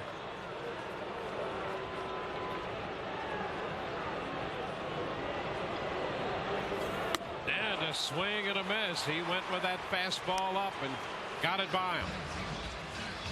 Robertson notches a strikeout. Now that's the tough thing as a hitter. When you see that four-seam fastball that's up in the zone, that ball's right out over the plate, but it's up close to the eyes, so you see the whole baseball. It looks big. You think to yourself you can catch up to it, and as you can see right there, you put a little heat on it and you can. Too high to even spoil.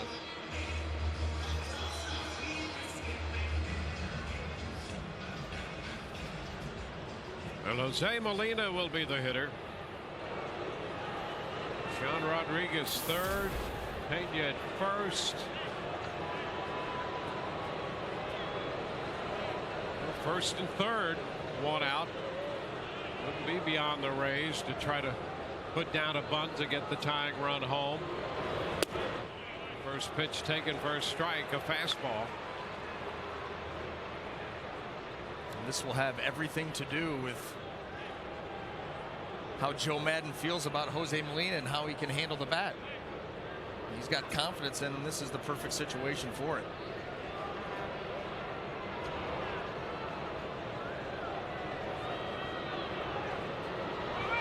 Runner takes off from first, and the pitch is foul back. 0-2. Pena will head back to first.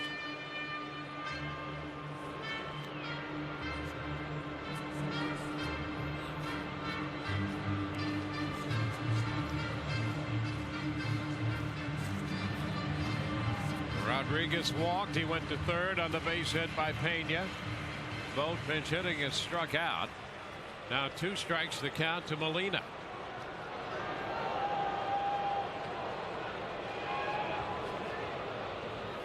And the pitch is high. 1 ball and 2 strikes.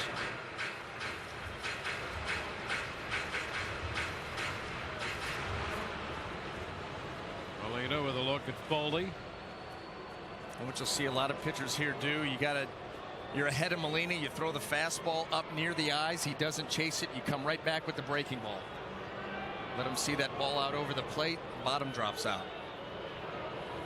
There they go on a swing and a foul ball back, and Rodriguez was coming down the line as Molina took a full cut. And Joe Madden with his hands on his hips over there. Well, here he comes. Boy, that is scary if you're Sean Rodriguez. Check the signs, fellas.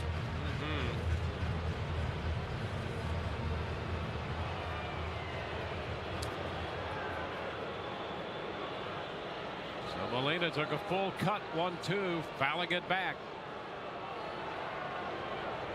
They're coming again, and the bunt attempt is fouled. So Rodriguez coming down the line, and Molina bunted it foul. The Rays did try to get the tying run home on the bunt play. And with 2 strikes, bold move there by Joe Madden, but he gives Molina a couple chances with the swing. And then here, they put it on. They're finally all on the same page. It's just not executed.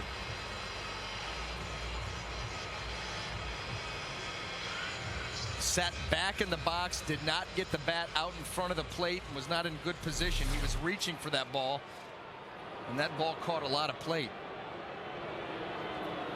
Well, here's Matt Joyce. Matt 0 for 3 on the day. All of that against Sabathia. And he's late right there. Strike 1. Well, Joe Madden even with 2 strikes. Molina got down 0-2, took that high pitch, and then fouled off the 1 pitch that had Rodriguez coming down on a full cut. Joyce pops it foul. That's going to carry out a play. And it's easy to look back in hindsight now, but that would have been the much easier pitch to try to bunt the way that he was set up. That ball was a little bit further up in the zone. He wouldn't have been reaching for it. Who's to say what would have happened, but the sign, he did not get the sign or missed the sign. And then missed the attempt.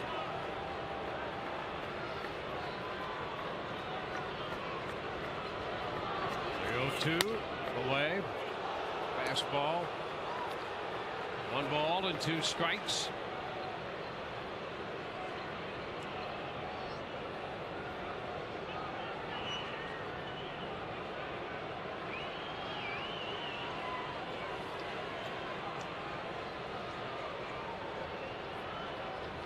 It's been Sabathia, Soriano, and Robertson.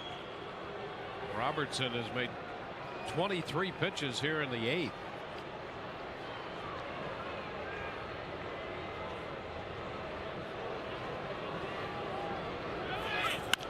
The pitch fouled.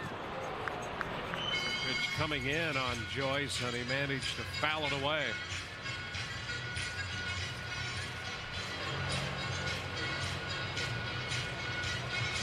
Well, Robertson gives you about the same velocity on the cutter as he does the 4-seam. And he does a tremendous job of hiding the baseball. Stands up nice and tall, and that ball just shoots out of his shoulder with some giddy up on it. It's so tough for these hitters to pick it up. You know, you see him beat guys, and these guys can hit 93, 94, 95 mile an hour fastballs, but they're consistently beat by it because he does such a great job of hiding that pitch, and it just jumps on you. Then throws that little bit of a wrinkle of a cutter and keeps that velocity high. There's something else to think about.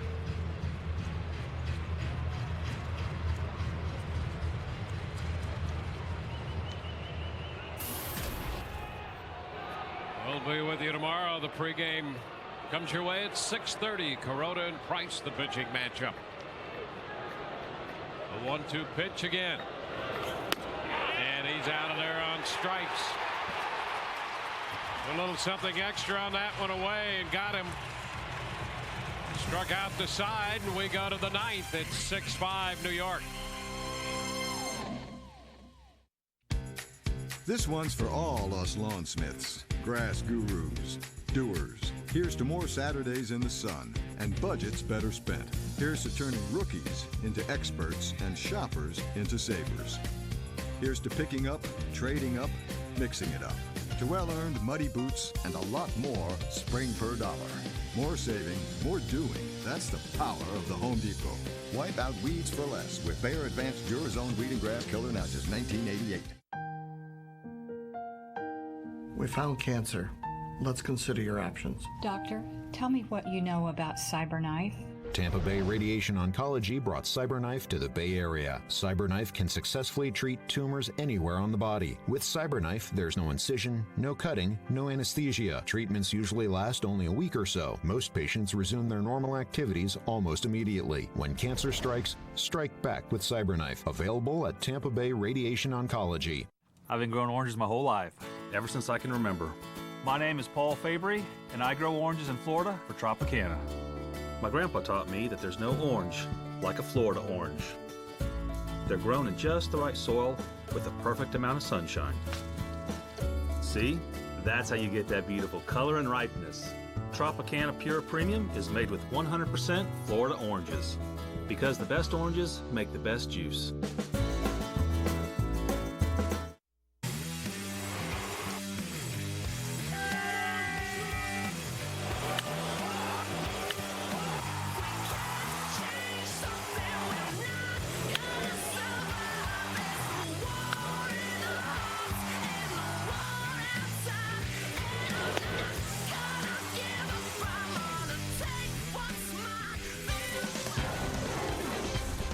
Welcome to the opening week of baseball, presented by Burger King.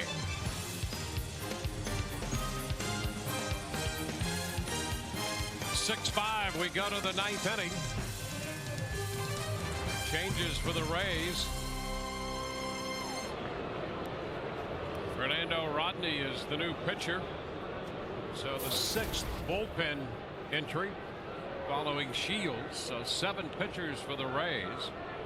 And defensive changes as well. Get to those in a moment. Raul Ibanez are going to lead it off here in the ninth for New York. And the pitch is inside. Ben Zobrist is now at second, moving in from right field. Matt Joyce takes over in right, replacing Zobrist. There's the strike, and Vogt is in left field. Joyce departs that spot. Vogt pinch hitting in the bottom of the 8th, where Johnson is out of the game. Swing and a miss. It's 1-2.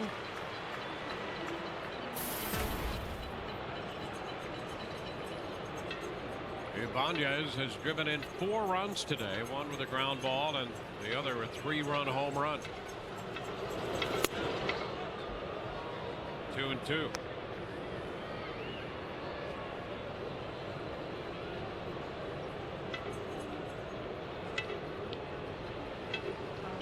Three innings of relief work from the bullpen. No hits, no runs, 4 walks, and a couple strikeouts in the mix. Pop foul. Out of play, and the count is still 2-2.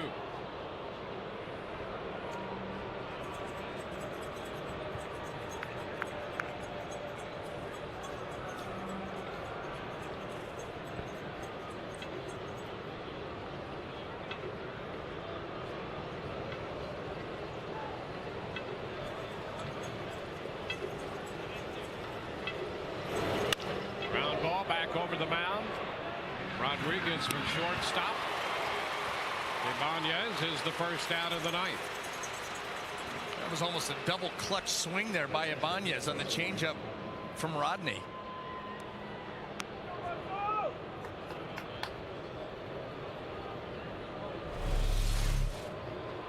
it is.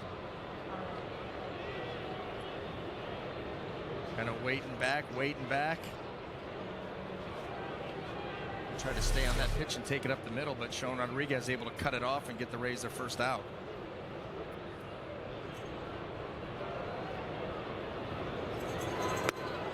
And a first pitch fastball is in there. A strike call to Martin. Well, with Fernando Rodney, he keeps things pretty simple.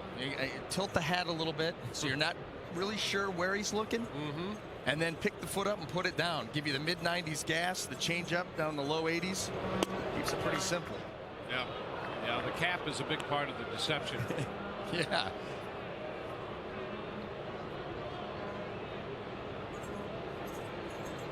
Can make hitters uncomfortable in a lot of different ways. 1-1. 2 balls and a strike. The Rays like his power arm. Andrew Friedman was saying he can beat hitters in and out of the strike zone. And it's a matter then of a semblance of command. And that changeup in relation to the hard stuff. Very good. Broken bat. Past Rodney, going to be picked up by Zobrist. And with the catcher Martin running, Zobrist had a little more time. That comebacker almost fielded Rodney. No, they're prime example of being able to beat a guy in. That power fastball, this just saws off Martin. Nice job by Zobrist to charge that, make a nice play. And really the at-bat before with Ibanez, that shows you the respect that you have to have for that power arm, because that was a changeup that was basically thigh-high middle of the plate. That was a hanger, and still had Ibanez fooled, and he's able to get an out of it. 2 outs. Here's Brett Gardner.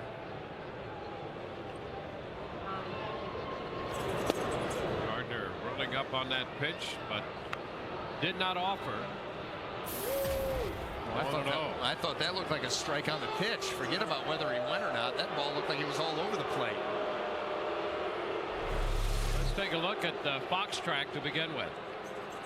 Boy, that's a great pitch. I mean, where do you want it? That's not even borderline.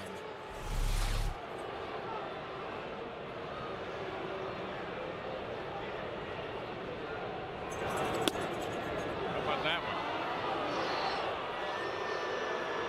2-0. It's almost like you're being penalized for missing your spot, even though the ball's over the plate.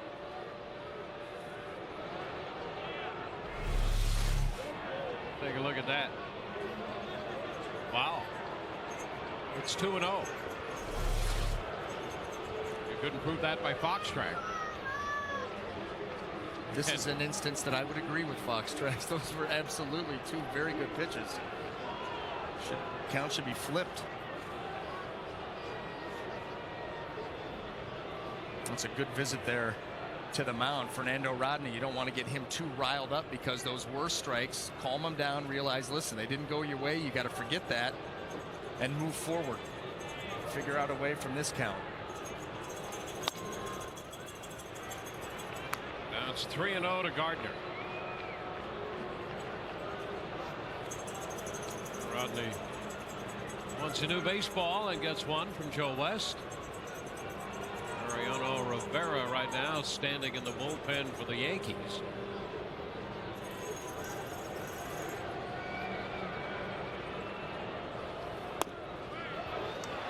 And a strike call.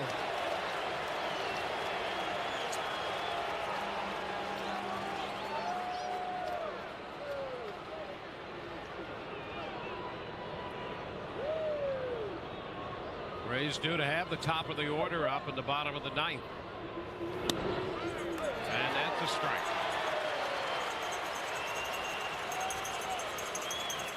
So the count is full.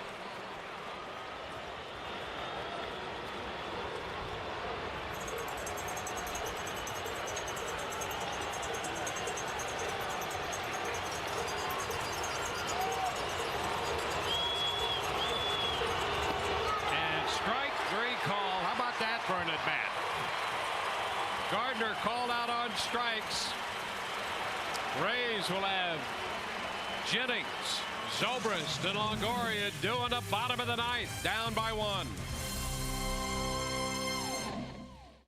Help, I need somebody. Help, not just anybody. Help, you know I need someone.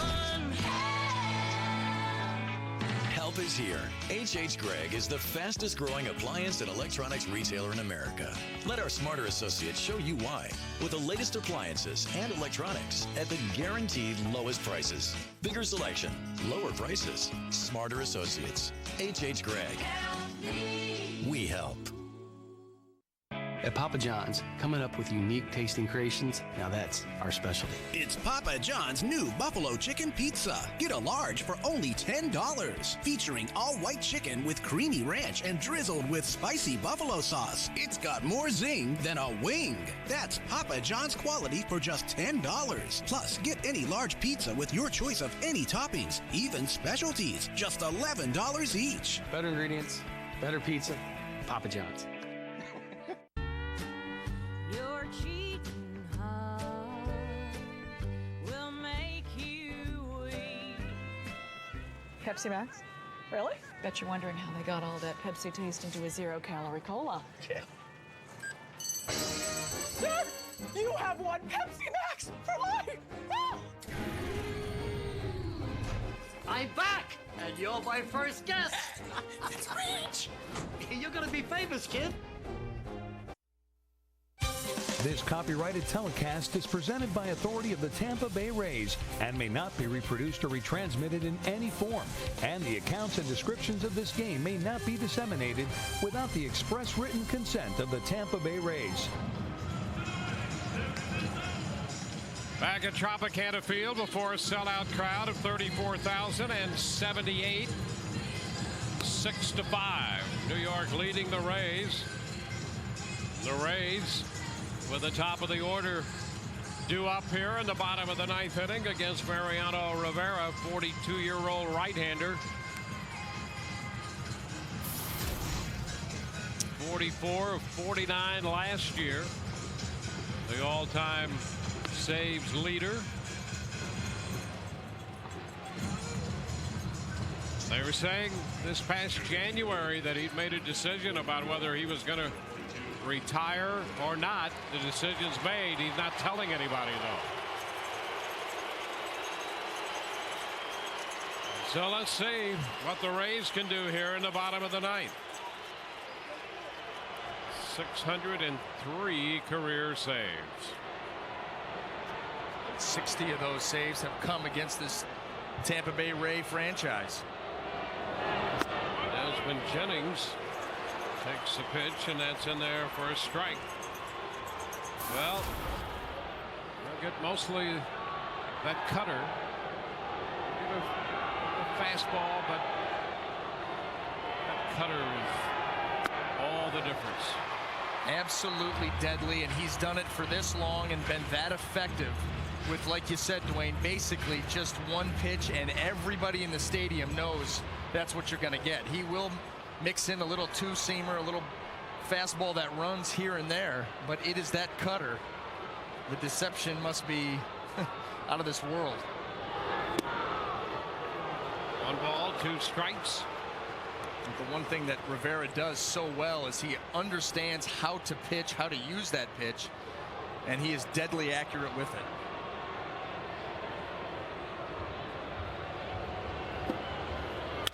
And a ground ball, base hit up the middle. Rays put the leadoff man aboard. Desmond Jennings on for the 3rd time, picking up his 2nd hit of the day. And it's a leadoff single to center. Well, Desmond Jennings, a nice job here of cutting down on the swing with 2 strikes. Getting a ball that's out over the plate, just trying to put it in play. You see that? Almost just like he was playing pepper. That ball stayed up in the zone, and he just poked it through the middle. Now it'll be Ben Zobrist against Rivera.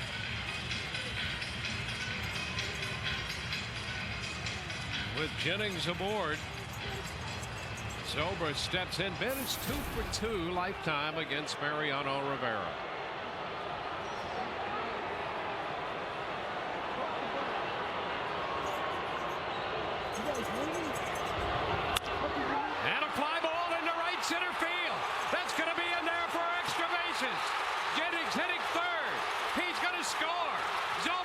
his way to third. It's a stand-up triple, and this game is tied. Ben Zobrist on the first pitch triples up the alley in the right center field, scoring Jennings, and it's a 6-6 ball game. We mentioned that Mariano Rivera, out of the 603 saves, 60 have come against the Rays out of 61 opportunities. The last blown save against the Rays was back in 2005, and he leaves another cutter out over the plate. Ben Zobrist now makes it 3 for 3. Desmond Jennings with the read, and then forget it. That ball going to the wall, you're not gonna stop Jennings from scoring with that speed. Now Longoria's up. They're going to walk him intentionally.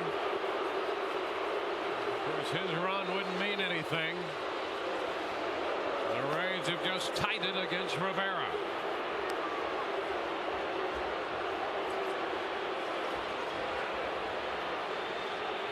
This will be the 5th time today that Longoria has reached 2 singles, a homer, 2 walks. This one an intentional walk.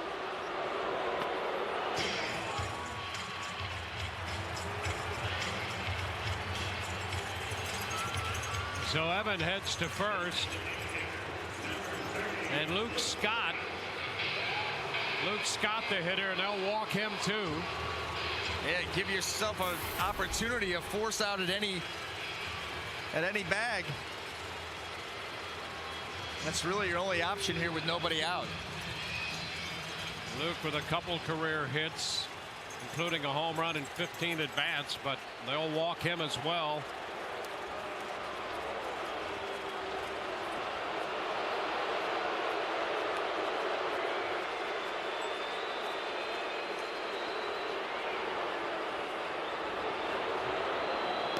So they will walk the bases loaded with Sean Rodriguez due to follow Scott.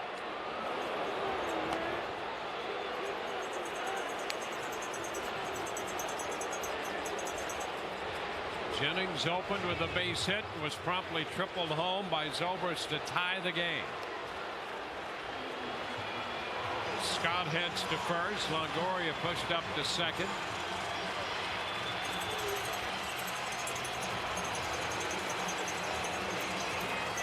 Girardi heads to the mound.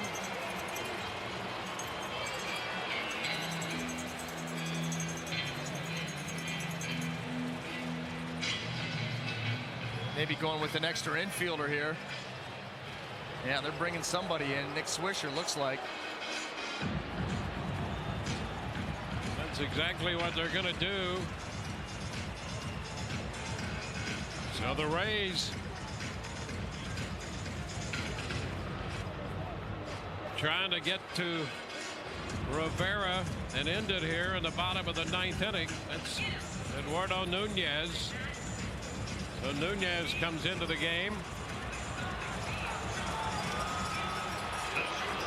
So the infield fully manned.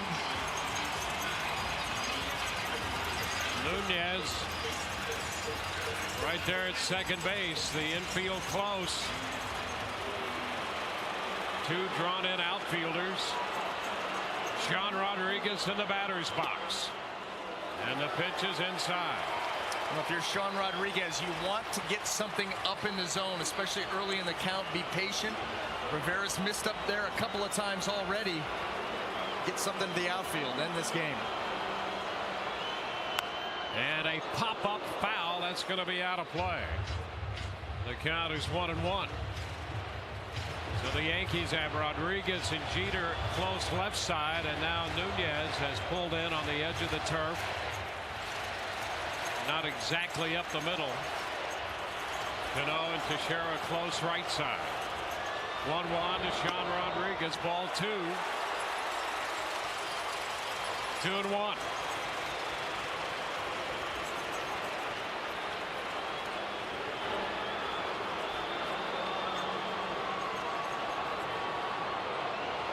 Rivera to Rodriguez. Ball 3. 3 balls and a strike.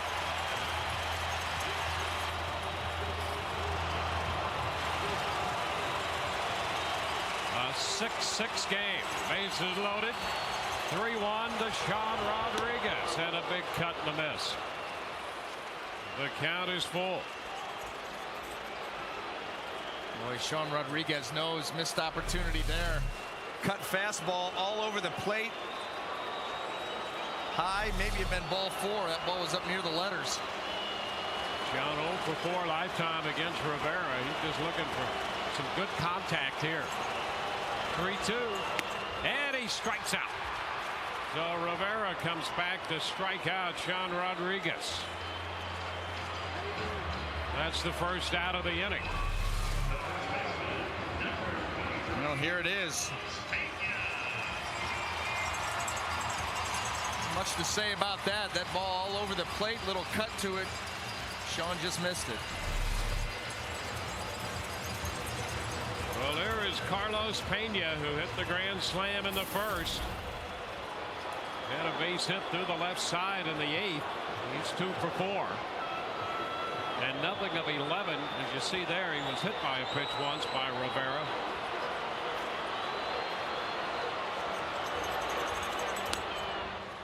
And he takes a strike. No reason to think that Mariano Rivera is going to leave that area right there. If he can backdoor that cutter at the knees. See a steady diet of those.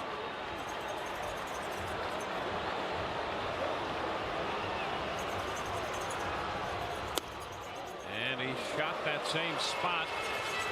Missed. It's 1-1.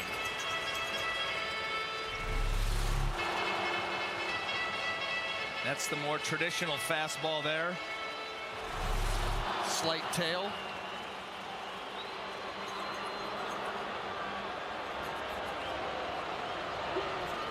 Swing and a miss. 1 ball, 2 strikes.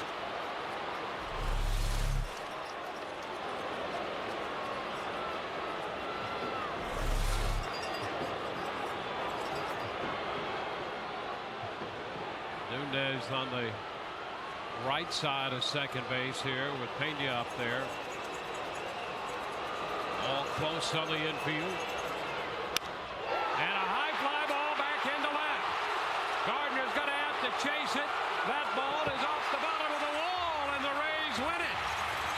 Carlos Pena, who gave the Rays the initial lead with a grand slam in the first, ends it with a fly ball over Gardner's head off the bottom of the wall back into left center. And the Rays have pulled it out with 2 in the ninth. 7-6 the final.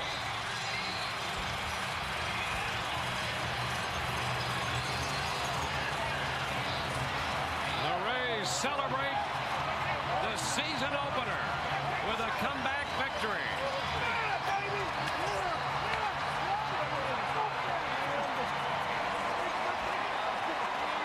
The Rays scored 2 runs in the bottom of the 9th inning for Mariano Rivera, and they've beaten the New York Yankees 7-6.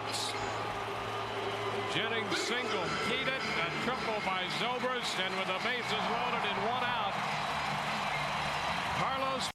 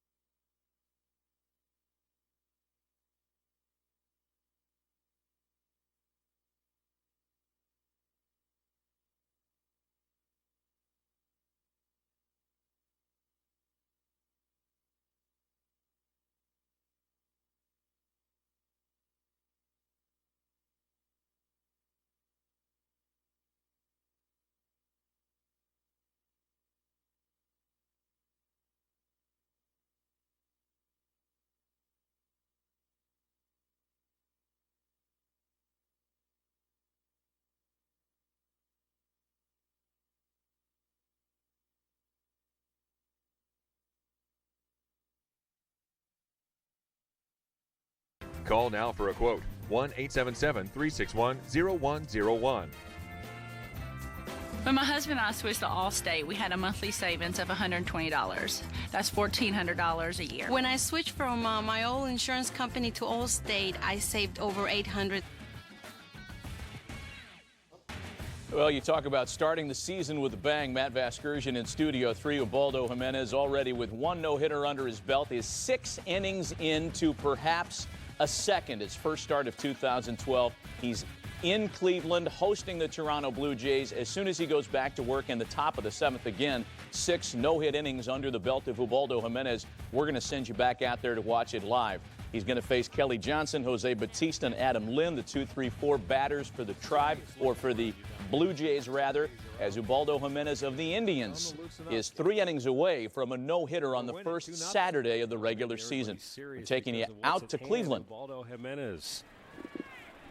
He has been tremendous here today. 75 pitches through 6. Well, that's exactly, I mean, what we talked about at the start of the game is the pitch count.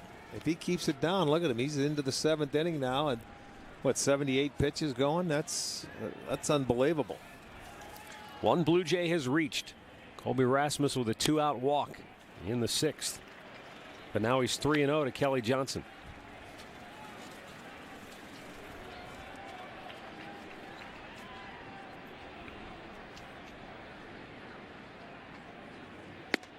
Caught the outside edge. It's 3-1.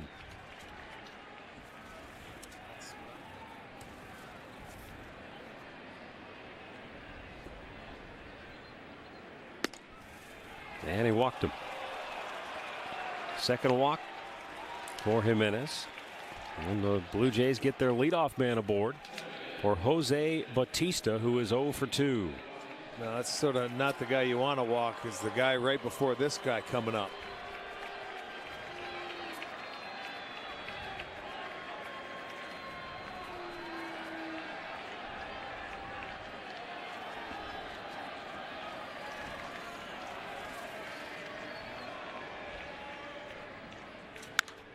That's hit a high and way foul. The upper deck down the first base side. Well, you know he's going to let one fly because he does it early in the count. Must have been a changeup trying to run it in there.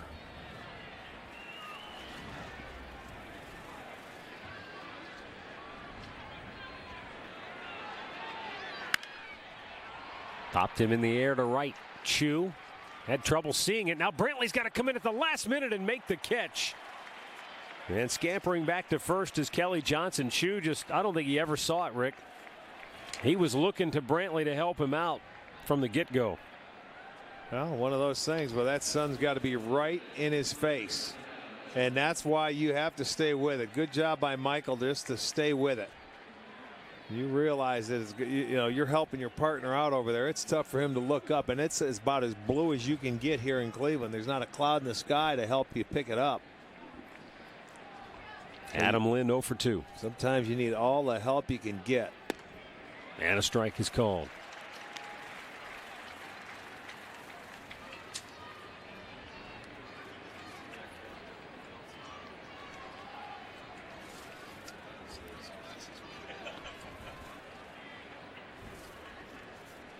Breaking ball, and it just missed.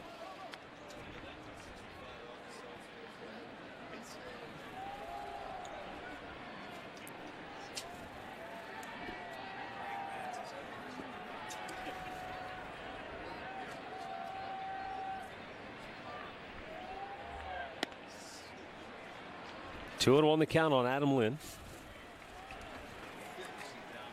Just now getting some activity in the Indians bullpen. It's left-hander Rafael Perez. I think this is just his second toss. Yeah, Jimenez had 85 pitches on the day.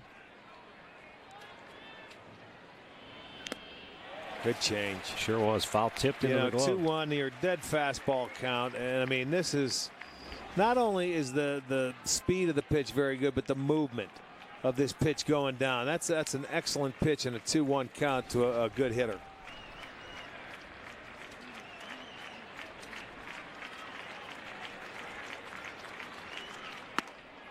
Three and 2, full count. Crowd wanted strike 3. He went up and in with it. Well, he followed that good changeup up with the fastball in. He locked him out. I'll tell you, it's a little inside or it might be a little up, but it's not off by much. But he locked him up. He couldn't pull the trigger on it. The payoff pitch, runner goes. It's low, ball 4, and he's walked 2 in the inning. Now the go-ahead run will come to the plate. That's patience right there as a hitter. Scott Radinsky, pitching coach, going to go to the mound here.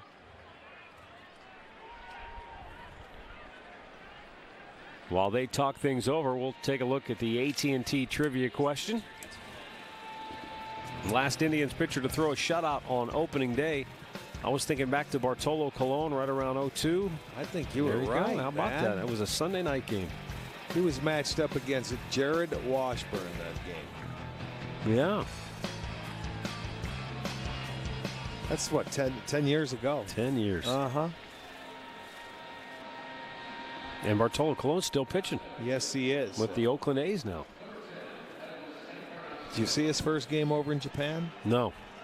About 8 innings and dominant. 1 run. Yeah, he was very good. And it was just fastballs, that little knife that darts out.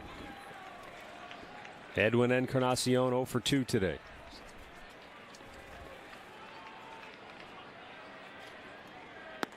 Jimenez right back in there with a strike. With an off-speed pitch to get ahead.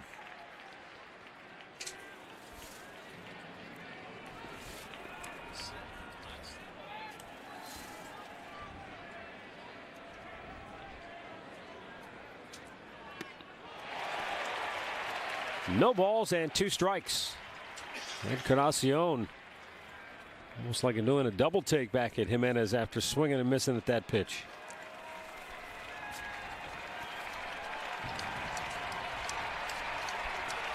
Two on, 1 out.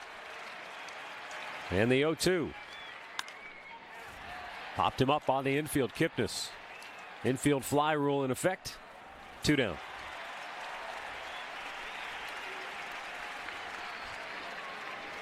And now Brett Laurie 0 for 2 with a couple of strikeouts on the day.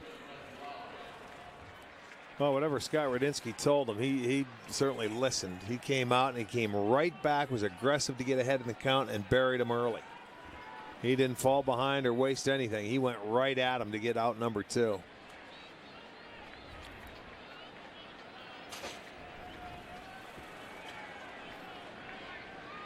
The pitch to Laurie. In the dirt, Santana blocks it. He's going to throw down to second, and it's not in time.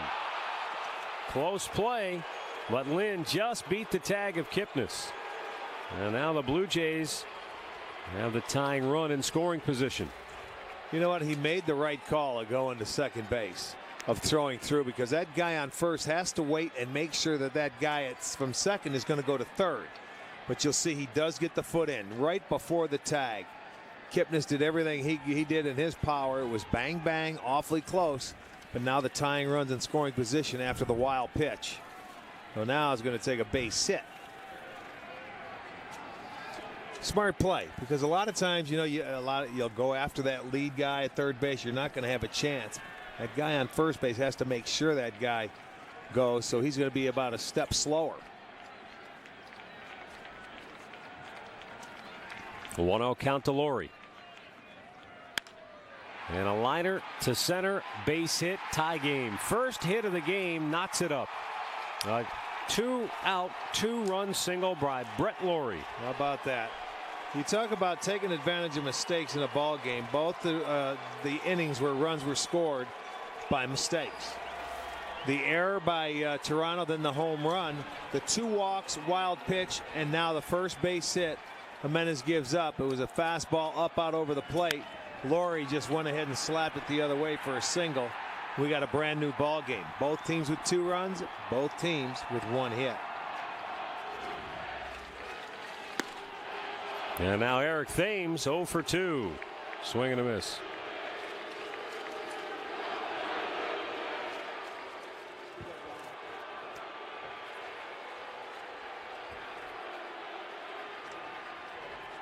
On the no-hitter watch on the first Saturday of the regular season, Ubaldo Jimenez had his going for 6 2/3. He allows the 2 runs on the Brett Lawrie RBI knock. He walked 3, has struck out 3. Still in the ballgame, by the way. We take you back to top 100 right now.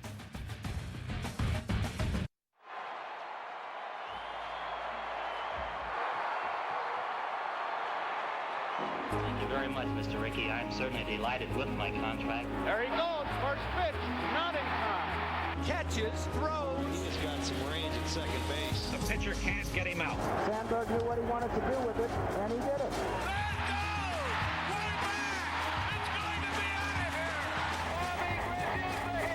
The illustrious 3,000 hit club. There she goes. The best ever at their position. Many of us remember the height of the shortstop position in the late 90s with Jeter, A-Rod, Nomar, Cal, and Larkin. They all had one thing shortstops rarely possessed: power. Over a decade later, that talent has moved to second base, as you're about to see with the next 3 players on our countdown. You're Howie Kendrick, you know, who's having an excellent season. Big fly for Howie Kendrick. Howie's so good as far as approach with this nice inside-out swing, that simplified approach. Holy mackerel! Howie Kendrick. Defensively, Howie is really turning it on this season. Diving stop at second. Howie Kendrick with a diving stop. Well, that's a slick double play term. What a play by the Angels second baseman. Boy, that's covering some real estate at that second base position. Go ahead, smile, Howie, because that one's pretty. Dan Uggla on his toes, ready to play. Uggla showed some pretty good range for a big guy. Way out of here, out onto Waveland. That had altitude, it had longitude. No second baseman's ever done what Dan Uggla has done. Oh my. 5 times with 30 home runs. Advantage Dan Uggla. I can't remember the last time I've seen a second baseman over there. That rocket is leaving the yard. That was a perfect swing. And Dan Uggla is going to circle the bases. Well, the good ones make it look easy when they're hot, don't they? He has that combination of power and speed. Inside the park, home run. Get up, get out of here and gone for Ricky Weeks. Deep center field. This is way back. Oh! Diving stab Ricky from his knees, throws, and he got him. What a play by Ricky Weeks. What a fine play by Ricky Weeks. How far will it fly? Oh my goodness! One of the longest you will ever see at Miller Park. Wow! 3 second basemen: Kendrick at 85, Uggla at 84, Weeks at 83 on our list. Kendrick hit 285 with 18 home runs. Uggla hit 233, got off to a terrible start, but finished with 36 bombs. And Ricky Weeks battled injuries, still finished with 20 home runs for the NL Central champion Milwaukee Brewers. Of those 3 second basemen going into 2012, which second baseman would you take? That's a great question, because the first thing comes to mind is that I would think of Dan Uggla with the power. Yeah, awful first half. His batting average is 170 and change. But I like Howie Kendrick. I think overall, I think where you're seeing where he's going up. He had a career high in home runs. This position has changed a little bit. Now, I know Uggla is a bomb guy, but all the strikeouts and swing and miss doesn't appeal to me. I like his defense. It's not gold glove, but it's good enough. And I think where Howie Kendrick is going, I would say I like Howie Kendrick. You know, it's interesting when you look at Ricky Weeks, the potential of this guy. College Player of the Year at University of when he's at Southern University, and coming out, everybody thought, oh, he's going to end up in the outfield. His work ethic has really taken him to another level. I think when Willie Randolph was with the Brewers, it helped him a lot. But offensively, if he doesn't get injured, we're talking about one of the great seasons of all time as a leadoff guy. I mean, he's got tremendous power. The average was there. That injury really hurt him the second half of the season and through the playoffs. But let's take a closer look at Ricky Weeks and kind of the breakdown. I think the biggest challenge of all the 3 guys this year will be Ricky Weeks, because in that leadoff spot, here's the injury I was talking about. Leading off, and you hurt your legs and your ankle in his case, it jeopardized and really he hobbled the rest of the season. Tremendous fastball hitter.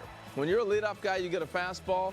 This guy jumps it as good as anybody. Now you're talking about Prince Fielder is gone and Ricky Weeks hitting in the middle of the order. It's time to hit breaking pitches. I'm sorry, but that isn't what he's been brought up to do, whether it was in college when he was College Player of the Year or all the way through the Brewers to sign the big contract he's under now. He was a leadoff guy. I think it's a major mistake for the Brewers if they think they're going to move him to the middle of the order instead of leaving him at the leadoff spot. You can see the production right here, the difference. I just think he's a leadoff guy. Some guys are built that way. You're made that way. So you would move Corey Hart from the leadoff spot, which he ended the year playing, back to the middle of the order. Flip-flop the two guys. You don't take a potential Ricky Henderson type player and say, oh, hit him in the middle of the order. I'm sorry. I leave that combination of power and speed at the top that can affect the game early and help the player mentally be a better player. We haven't seen names like Phillips, Kinsler, Pedroia, Cano, all guys that can hit 20 home runs or more. This position has evolved, Al. You know what? It has. And I think about guys that I play with, and certainly nothing against you, Harold, but, you know, it was absolutely a defensive-minded position. Had an opportunity. No offense. Yeah, I hit 300. I hit 300 in the big league. No, how about this? How about the lack of power? No, absolutely. You know, had Roberto Alomar, you slick, you talk about Hall of Famer. Yeah. Then here, what happens? Jeff Kent comes into play. You know, 40 home run guy, becomes a power position. Look at Dan Ugla. I know if you get that batting average up a little bit, 30-plus home runs year after year, it has transcended now to a more productive position. And you mentioned Cano and Phillips and others that can really hit the ball. I think when you look at baseball history, and we talk about the evolution of shortstop when you get the big, tall shortstops, but there's really not that many. I mean, you can handpick Jeter and A-Rod and Nomar, you know, those type of guys. And the rest, there's still 30 guys playing that position. You know, you look at baseball, this has been the biggest change throughout the history of the game. You got guys, I played at 165 pounds. They're 50 pounds heavier than me. And more agile, and a lot more power. You know, that maybe not more agile, but as agile. But, you know, it's unbelievable how this position has changed to this type of an athlete. I had to give myself a little pride. You still 165? Harold could do a lot of things. He wasn't going to win a home run derby during his career, but the second baseman we're talking about now, they could. Yes, when they Top could. 100 right now continues, we had two more names to the big board. One is a former Gold Glove outfielder who will wear a new uniform in 2012. The other is one of the most versatile players in the sport. We'll continue our countdown from Studio 42 after the break.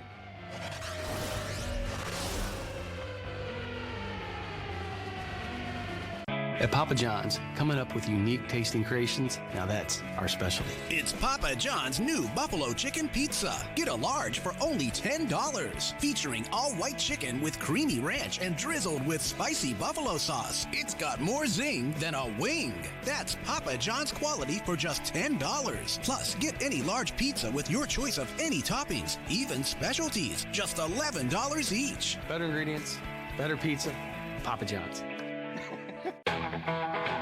There is a rhythm of the seasons, so we've developed styles of beer to accompany that. We brew Oktoberfest, Winter Lager, Alpine Spring, and right now there's Summer Ale. Samuel Adams Summer Ale is a flavorful wheat beer. It has a very nice spice note. It has a little lemon zest and a historic brewing spice called Grains of Paradise. It's citrusy. Lemon. Flavorful, refreshing. Wow. Sam Adams Summer Ale. It's just something about it. It's like totally reminds you of summer, you know? I have two products in front of you, and we're going to start with product X. This is a very affordable product that will help save you a lot of money. I like it. I like it too. This is product Y. This is a much more expensive product. You will not see a lot of savings with this one. Harsh. You chose Geico, and you did not choose their competitor. Was this your first car insurance taste test?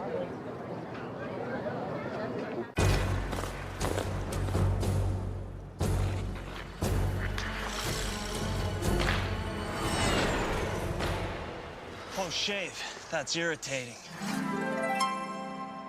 Better buy Barbasol. New Barbasol Sensitive Skin blocks skin irritation. Lets you go for the comfortable close shave of your life. Close. Who's next? Love close? Hate irritation? Better buy Barbasol. We didn't have to make safety features like active head restraints, brake assist, and an enhanced accident response system standard in every Chrysler 200. No one would know if we didn't, but we would have. And for us, the things you do when no one is looking are the things that define you.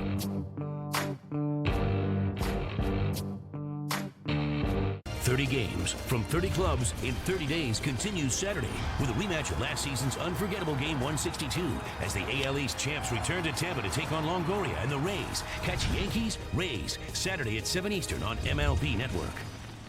MLB Tonight is the show that brings it all into focus. Watch MLB Tonight every day. Only on MLB Network. So far, our list is balanced. 1 shortstop, 2 third basemen, 2 closers, 4 starters, 4 second basemen, and 4 outfielders. Let's make it 5. We continue our countdown with number 82. And now Carlos Beltran will come up. Beltran's gone deep now. That one's going to leave the yard. Oh, my, what a play by Carlos Beltran. Now, when Beltran's got it going on, he looks like the best player in baseball. Sliding strike by Beltran, and he makes the play. He was a really fun player to watch. Gold Glove center fielder. A sensational catch. Folks, this guy could play. Holy smoke, what a catch by Carlos Beltran. Great jump, great hands, great arm. Are you kidding me? These are the kind of things that are worth the price of admission.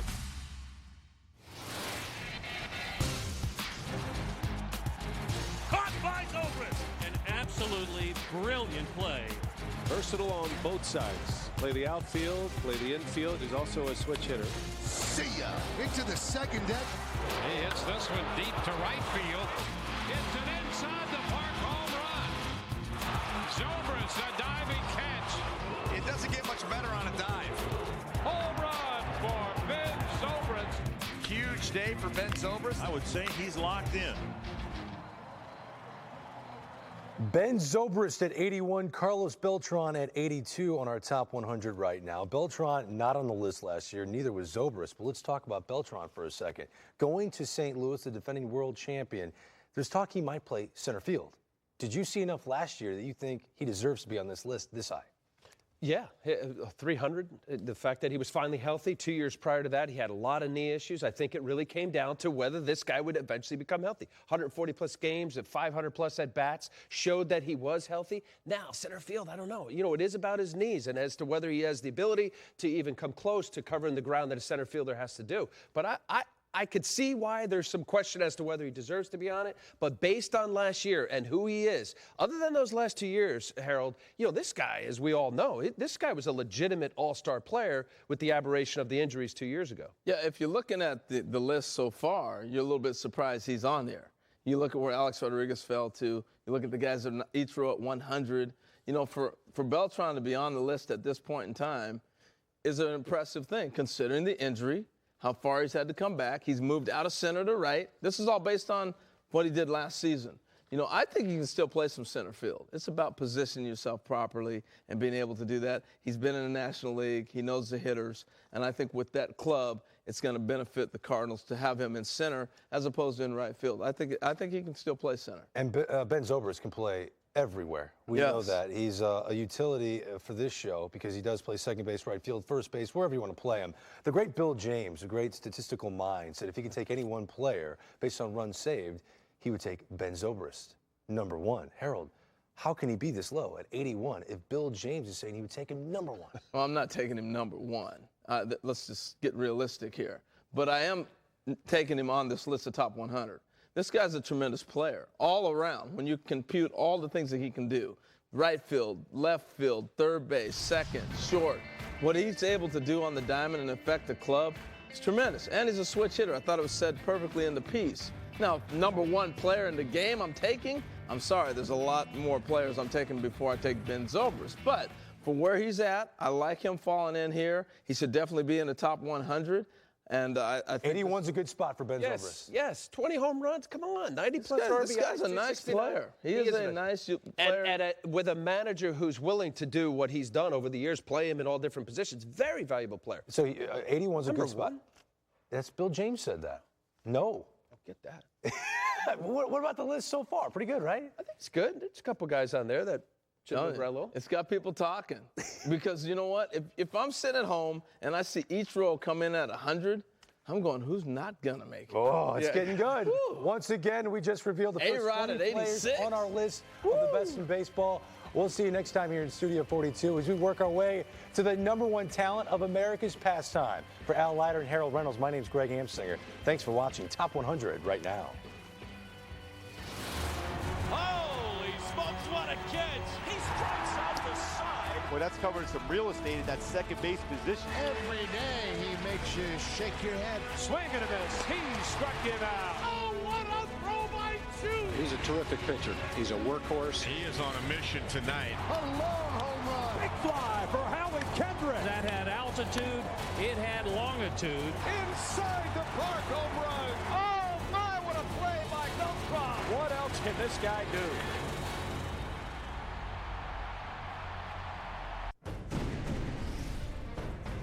For 3 seasons, he was a stabilizing force for the Friars. Last year, no closer personified perfection like Papa Grande. Will either of these all-star closers rank ahead of the game's greatest?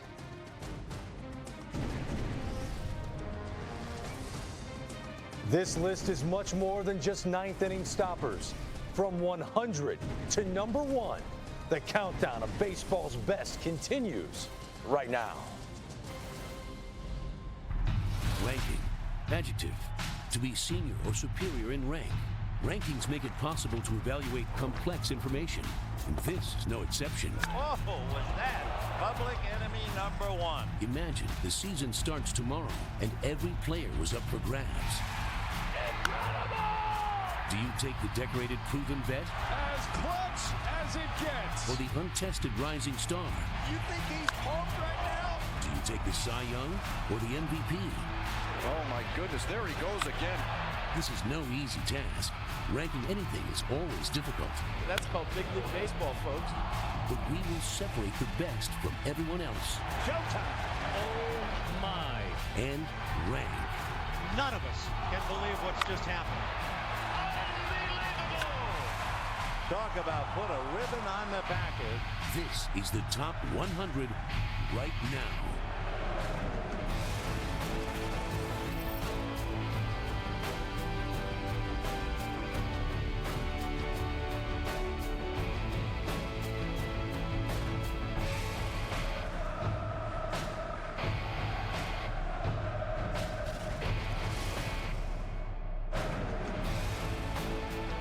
Inside Studio 42, you see the names already placed on our big board. We've made it through number 81, but clearly have plenty of work still ahead. Over the course of the next hour, we'll add 20 names to this list who will join Ichiro, Utley, A-Rod, and Weeks to be considered among the top 100 players right now. Welcome, everyone. Greg Amsinger alongside Al Leiter and Harold Reynolds. 20 players down, fellas. Some interesting things have developed so far in these rankings. I think a lot of it has to factor in some injury. You look at Carl Crawford, 99 on the list of 100. Ichiro barely making the list at 100. We had a guy, Adam Wainwright, who didn't even pitch last year. This is fun. Those are big names. But Alex Rodriguez, A-Rod, one of the biggest names in the sport over the last 15 years, comes in at number 86. I know. This is a serious list. But that's what makes good TV. This is a fun show to do. Before we continue the countdown, let's take this time to explain how these rankings came together. We'll break down both the criteria taken into account and the process of which the rankings were conducted. To understand where players stand right now, stats from the last 3 seasons are emphasized with more weight given to 2011. From there, we project their 2012 performance and consider numerous attributes for each player along the way. Now that you understand what it takes to make this countdown, let's continue to unveil our rankings with a player that had the most dramatic fall compared to last year's list. He was number 3 in 2011, but he's the 80th best player right now. That'll bring up Joe Mauer. Joe Mauer. Joe Mauer. Fans are indeed coming out to the ballpark to see this young man hit the ball. Touch 'em all, Joe Mauer. He is some kind of magnificent baseball machine. Mauer's throw. In time to get it. He's out. Oh, what a play by Mauer. Did he catch that? Oh, well played, Mauer. 5 for 5 for Mauer and a 9 for 10 series. Bowing down to Joe. This is something special, folks. Santana's the best hitter on his team. That's why he's batting fourth. Santana with a drive, away, back and goal. Any other questions why Santana's hitting cleanup? Santana drives one high and deep, way on out of here. On an absolute bomb by Carlos Santana. They've got themselves a middle-of-the-lineup presence for years to come, and this kid is only getting better. Carlos Santana and Joe Mauer, a pair of catchers, get us started in this hour. Joe Mauer fell from number 3 to number 80. That is amazing. Isn't that amazing? It's number 80, 77 spots? No doubt. I mean, is it unfair?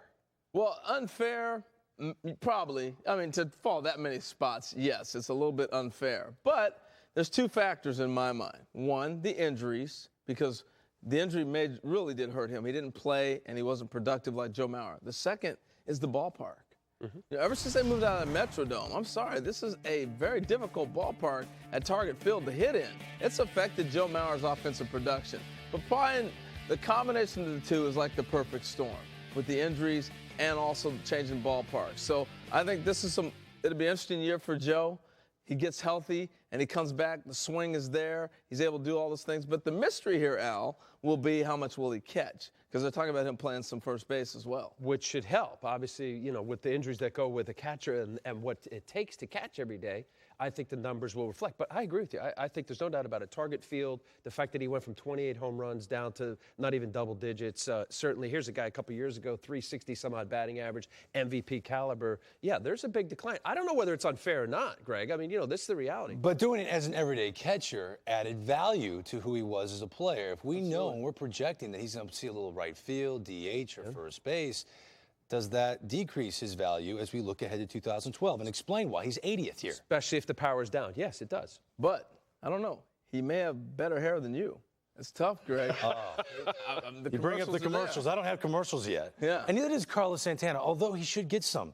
This guy is a rising star, and he moved up the rankings compared to last year. Well, he did, and this is the total opposite. This is a guy coming off an injury with all the intrigue there. Will he play first base? Will he catch? Clearly, the value of him being a switch-hitting catcher and a young guy has ascended him up to this number that he's at 79. This is a nice young player. Hits in the middle of the order in Cleveland. He basically has become the captain of that club, and I think he's just getting started in his career. You know what I like about him, Harold? He takes walks. I know his batting average was down, 27 home runs, second in all of baseball behind Napoli in home run. So he's got the power, the average being in 230 range. But here's a guy that walked almost 100 times, cut the strikeouts down. This guy is going to be a special player. Love the fact he's a switch hitter. He was ranked 99th a year ago, 79th as we head into 2012. I think we should mention that in this show, 5 of the 20 players making our list in this hour are closers. Here now, 3 in a row, starting at number 78. Heath Bell, who is 6 feet 2 inches tall, and he can fill out a uniform. What do you think he's going to throw here? Swung out and missed, strike 3, and Bell has done it 4 for 4. Tuesday, Wednesday, Thursday, Friday. Swing and a miss. He struck him out with a fastball. Heath Bell coming high and hard. Bell fires. Swing and a miss, and that's the game. Heath Bell rings up another save. And another strong inning for Heath Bell. 1-2 swing and a miss. This ball game belongs to Heath Bell. Shutdown specialist John Axford, a different breed of closer. Not too many throwing the baseball any better than John Axford right now. Boy, that curveball is something else for John Axford. When he can throw that for a strike, good luck to you. And one of the best closers in baseball. Down he goes. Axford dropped a hammer on him. When he throws that for a strike, you tip your hat and grab some pine. I have to tell you, you seem like the coolest guy to hang out with. You're absolutely correct. Brian Wilson ready. Got him. That's shaving some paint right there. Shaving it. How would you describe Brian Wilson? I don't know, my trimmer. Colorful? If I have to hear one more word about it, I'm going to cut that damn beard off. Eccentric? Let's be honest here. It just does what it wants. Describe him as a terrific closer. That location was perfect. Got him. Wow. From the minute you walk into this park until the game is over, how do you keep that up? That's just who I am. Back-to-back-to-back closers making the list. Heath Bell with 43 saves a year ago, taking his services to South Beach. John Axford, 46 saves, ERA under 2. and Brian Wilson ERA over 3. But look at the strikeouts. You see Axford higher than the rest. Bell, his strikeouts went down. You need a closer in 2012. Harold, who you taking of this trio? Well, right now, you got to look at Axford. He emerged out of nowhere. I don't think anybody expected him to do what he was going to do. Even when K-Rod got traded to the Brewers, you're thinking, is Axford going to keep his job? He's got great stuff. Clearly, Heath Bell pitching in San Diego. He's been an all-star closer. He's got the personality. We all know about him. But the true personality here, Al, is Brian Wilson. But I don't think people realize until you take that beard off what exactly he presents. Yeah, I liked the little soundbite where the kid said, "You look like a cool guy to hang out with." He goes, "Absolutely correct." You know, you're right, because what was he all about before the beard? You know, this whole character and all the commercials and what took place in the postseason, the World Series. You know, he's a national star because of that. And I think really when you look into closer mindsets, and I look at that because there's a certain mentality, Harold, you know this about how the behavior is for a closer. But before the beard, you know, here's a guy that absolutely had great stuff. There's an injury issue that took place last year. He had an oblique problem, then he had an elbow problem, missed a lot of games. But here, let's go back before the beard when it was smooth-shaven guy from the Northeast. What is that right there? 100-mile-an-hour fastball. You talk about a guy that was just saying, here it is, hit it. That primarily was his game. He knew what he had. He had the demeanor and disposition of a closer that's going to say, come and get it. Now he's got the slider, excellent pitch. He was able to even also make different speed variations on it. Very tough to hit. Now here comes the personality and the beard. And I'll tell you, guys, I don't know how you feel, but there's no question about it. This beard thing is taking on a life of its own. And he's had situations during last year that was some bit of a problem. It was a big situation where he had a blown save in Atlanta. And you're looking at the velocity. I'm showing 96 here, and I know everybody out there, 96 is great velocity. There were times last year that his stuff wasn't the same. But I have to go back to the World Series. There's no doubt about it. This was the moment for the Giants as an organization, for Wilson as a closer and emerging as the star that we know him today with all the commercials and that craziness that really has put him on. Injury, the fact that he came back in September, he didn't have surgery at the end of the year. He's got an elbow issue there. So, you know, how he responds in the winter with his weight training, watch closely because this could be either go right back where he was or the other way. No, absolutely. I think spring training is going to tell the story. And it told the story for me last year when I look at Brian Wilson because it looked like he played catch-up all year long. After the injury in the spring, they tried to slow him down, take your time to come back, but he was living off that big persona. The beard, he's going to get back. I won a World Series. I don't think he rested. I don't think he took the proper time to get back, and as a result, it hurt him. Real quick, as a closer, great point. He had 70 appearances as a closer, plus the 10 appearances through the World Series. So that's a big workload for a guy to come back. You wonder if he shaved off his beard, if he'd move down the rankings or up the rankings. You just wonder. Cachet, man. I'm going to say down. You're controlling it. Imagine Harold without a goatee. It'd be weird, right? We're just getting started in this edition of Top 100 right now. Our board continues to fill up, and after the break, we add 3 more names to our list. One player helped his club to the postseason, but ranks behind 2 youngsters who have yet to start a season in the major leagues. That's next. Still to come on Top 100 right now. Kansas City is one of the young, up-and-coming teams in baseball. Find out which 2 Royals make the cut this year. With 3 closers just coming off the board, we get your thoughts on who the game's best closer is right now. And John Axford, one of 3 Canadians to make the list. Find out which of these stars is up next on Top 100 right now.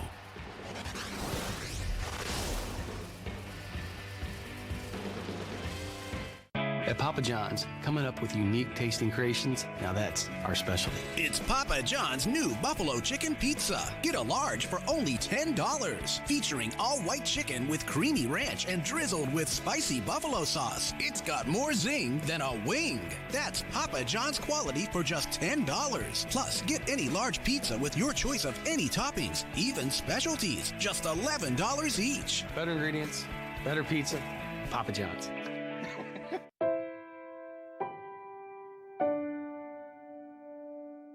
Introducing new Nature Valley protein bars. 100% natural ingredients like roasted peanuts,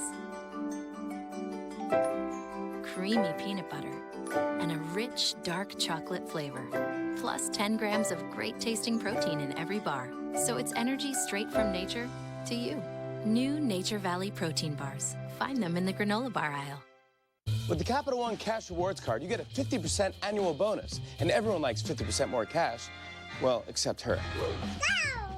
But I'm about to change that. Every little baby wants 50% more cash. Fine, you try.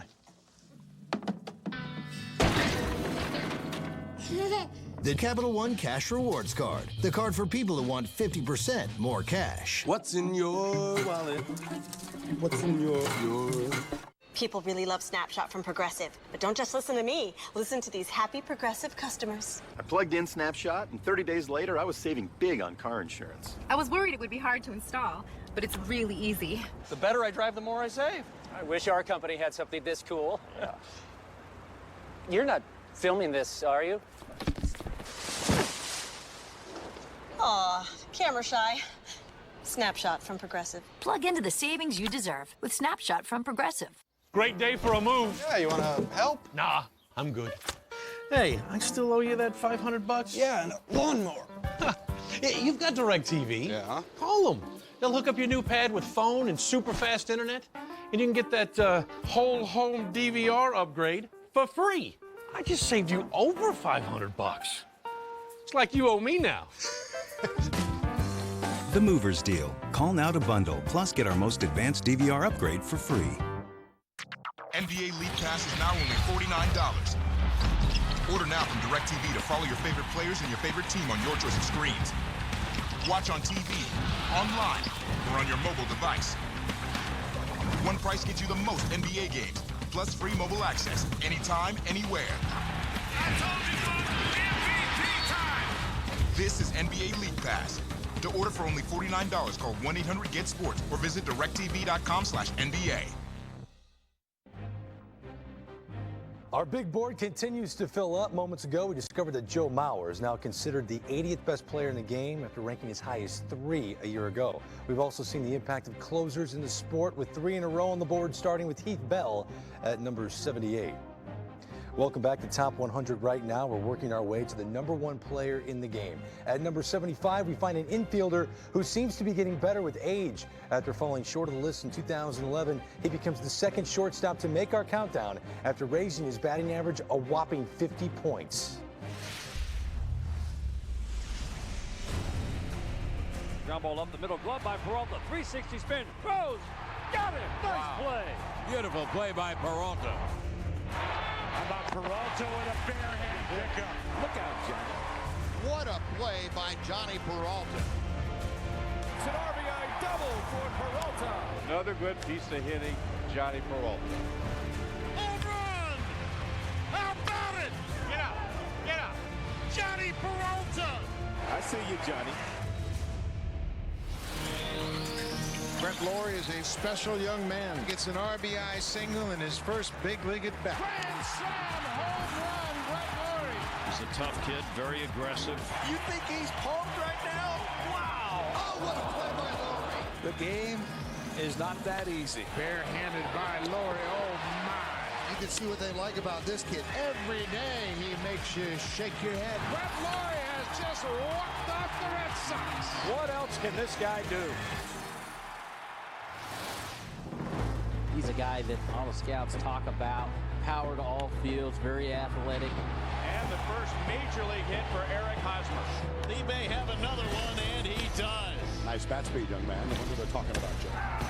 Hosmer lays into one, and that one is gone. Hosmer, center field, he wins the game. The Royals think that he will also win a Gold Glove. That's going to be stopped. Hosmer got it. Out at first base. Everything is going Hosmer's way tonight. Johnny Peralta followed by 2 rookies a year ago in Lawrie and Hosmer. And I got to tell you, in years from now when we do this show, you wonder if Brett Lawrie, we'll start with him, will be a top 10, possibly top 5 player on this countdown. Well, I don't know what we're going to talk about 5 years from now, but I can guarantee you this. This will be the lowest ranking these two will have in the next 5 years. Wow. They're that good, Hosmer and Lawrie. I mean, they're that good. Johnny Peralta, by the way, hats off to him. Getting on the list, it just shows you play a guy in his comfortable position. You never know what it's going to do mentally and the results you get. But let's focus on Lawrie because this kid up in Toronto, what he is doing right now, I think he's one of the going to be one of the great stories this year. I thought Hosmer was the story in 2011. This kid will be the 2012. Let's take a look and break down. Been hearing a lot of people knocking his defense. I'm saying, timeout, wake up. Let's watch what he's doing. One, he's playing on AstroTurf. He's got to have quick feet and arm to play that position over there on turf. You play deeper, and you got to have range. He can do it all. I love the fact that he's a hard worker, but his defense is going to get better. I love the range right here. Look at this play against Oakland. Pretty, all right? But he can do all kinds of things, and he's got a tremendous arm. Quit knocking the defense. As he learns the hitters, it'll cut down his range, and everything else will get even better. He's that good of a player. But really, that's just part of the game. The offense is what puts people in the seats for this kid. Incredible offensive player.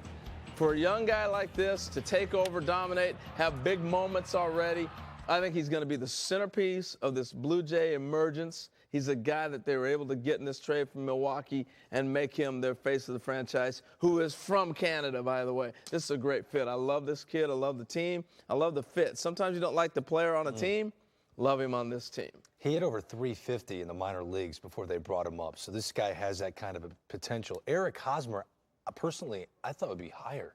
I thought maybe crack top 50. I mean, number 73, I know he's a rookie, but he didn't get a full season under his belt. What can he do if he plays 150 or more games? Well, 132 games, 19 home runs, legit, 293 batting average.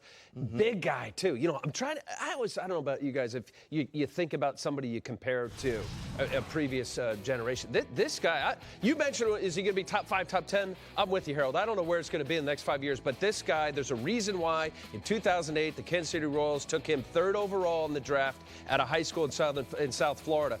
What I like about him is that this guy has a disposition, demeanor that he's been around for a while. The numbers will show, and there's no doubt about it. He's going to have numbers that are going to be off the chart, I believe. The fact that he's able to go the other way. I even mentioned watching some of his video at times, and you're not going to completely agree, John Olerud, being able to shoot the ball to left field with power. Yeah. And then I thought about Will Clark. I mean, that's the way what I think. Yeah, with the one-arm swing. Like, this is an exciting player. There's a reason why he was a high pick a couple years ago. He's the Will Thrill of this generation. Yeah. The other thing, real quick, too, first kid to come through the pitch, hit, and run program to be in the big leagues. And we'll be seeing him a lot with the pitch, hit, and run program. Made it to the big leagues in 128 games in 2011, did all of that damage. Eric Hosmer, who makes our list. Coming up on the top 100 right now, the Atlanta Braves have always been known for their starting pitching. And were top 10 in starters ERA last year. But only one member of the rotation makes the list. Find out who next.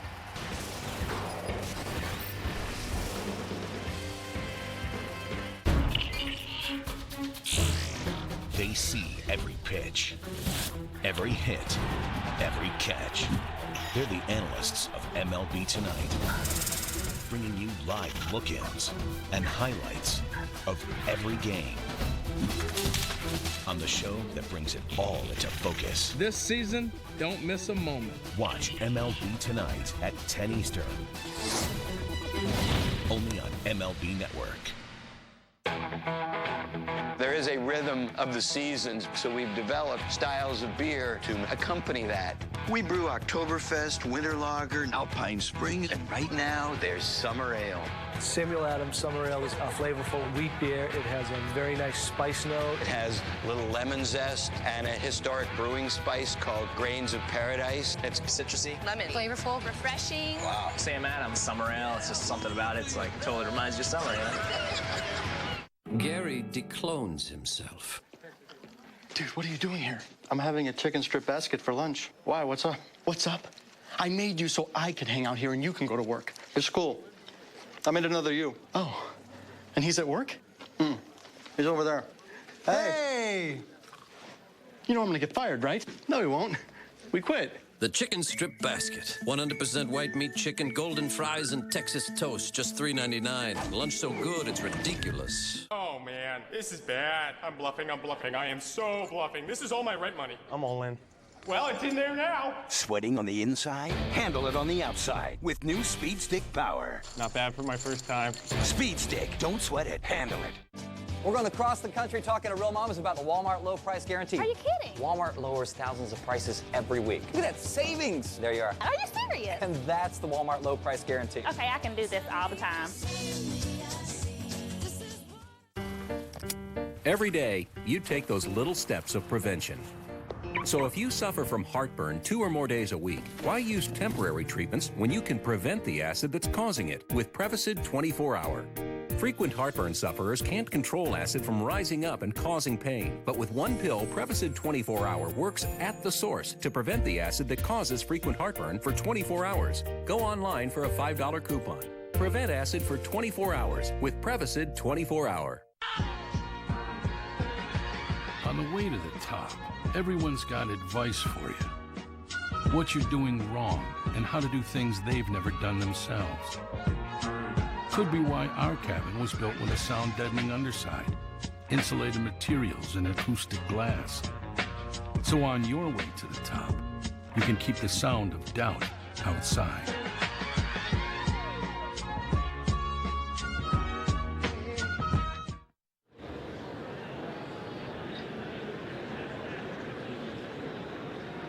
Fans are indeed coming out to the ballpark to see this young man hit the ball. Touch 'em all, Joe Mauer. He's something. I'll tell you what. He is some kind of magnificent baseball machine. Shutdown specialist, John Axford. Down he goes. Strike 3 call. And one of the best closers in baseball. The Bell on the mound. Swung out and missed, strike 3, and Bell has done it 4 for 4. In this show, we're revealing players 80 through 61 on our list. Here's a look at their combined accomplishments. 15 players are under the age of 30 of the 20, 7 2011 All-Stars, and a pair of World Series MVPs. Not too shabby. As we welcome you back inside Studio 42, we are now inside the top 75 on our way to finding who is the #1 player in baseball. Our countdown continues with a pair of established National League starting pitchers who appear at 72 and number 71 on our list.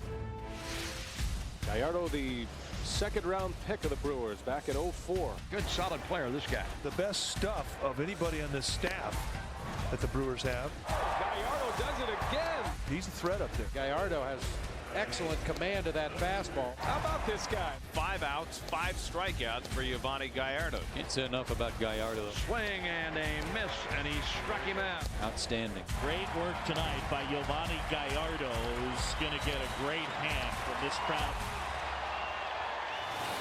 As a professional, he's never had a losing season. Tim Hudson has struck out the side, including his 1,500th in his brilliant big league career. And he's just peppering the glove of McCann. Oh, what a pitch. He's got everything at his command tonight. Wow, that was filthy. When you're on your second row of Ks, you are bringing the heat. He's a stopper. He's a true #1. Got him. What an effort for Tim Hudson today. 13 strikeouts for Tim Hudson, a new career high that gets a standing O.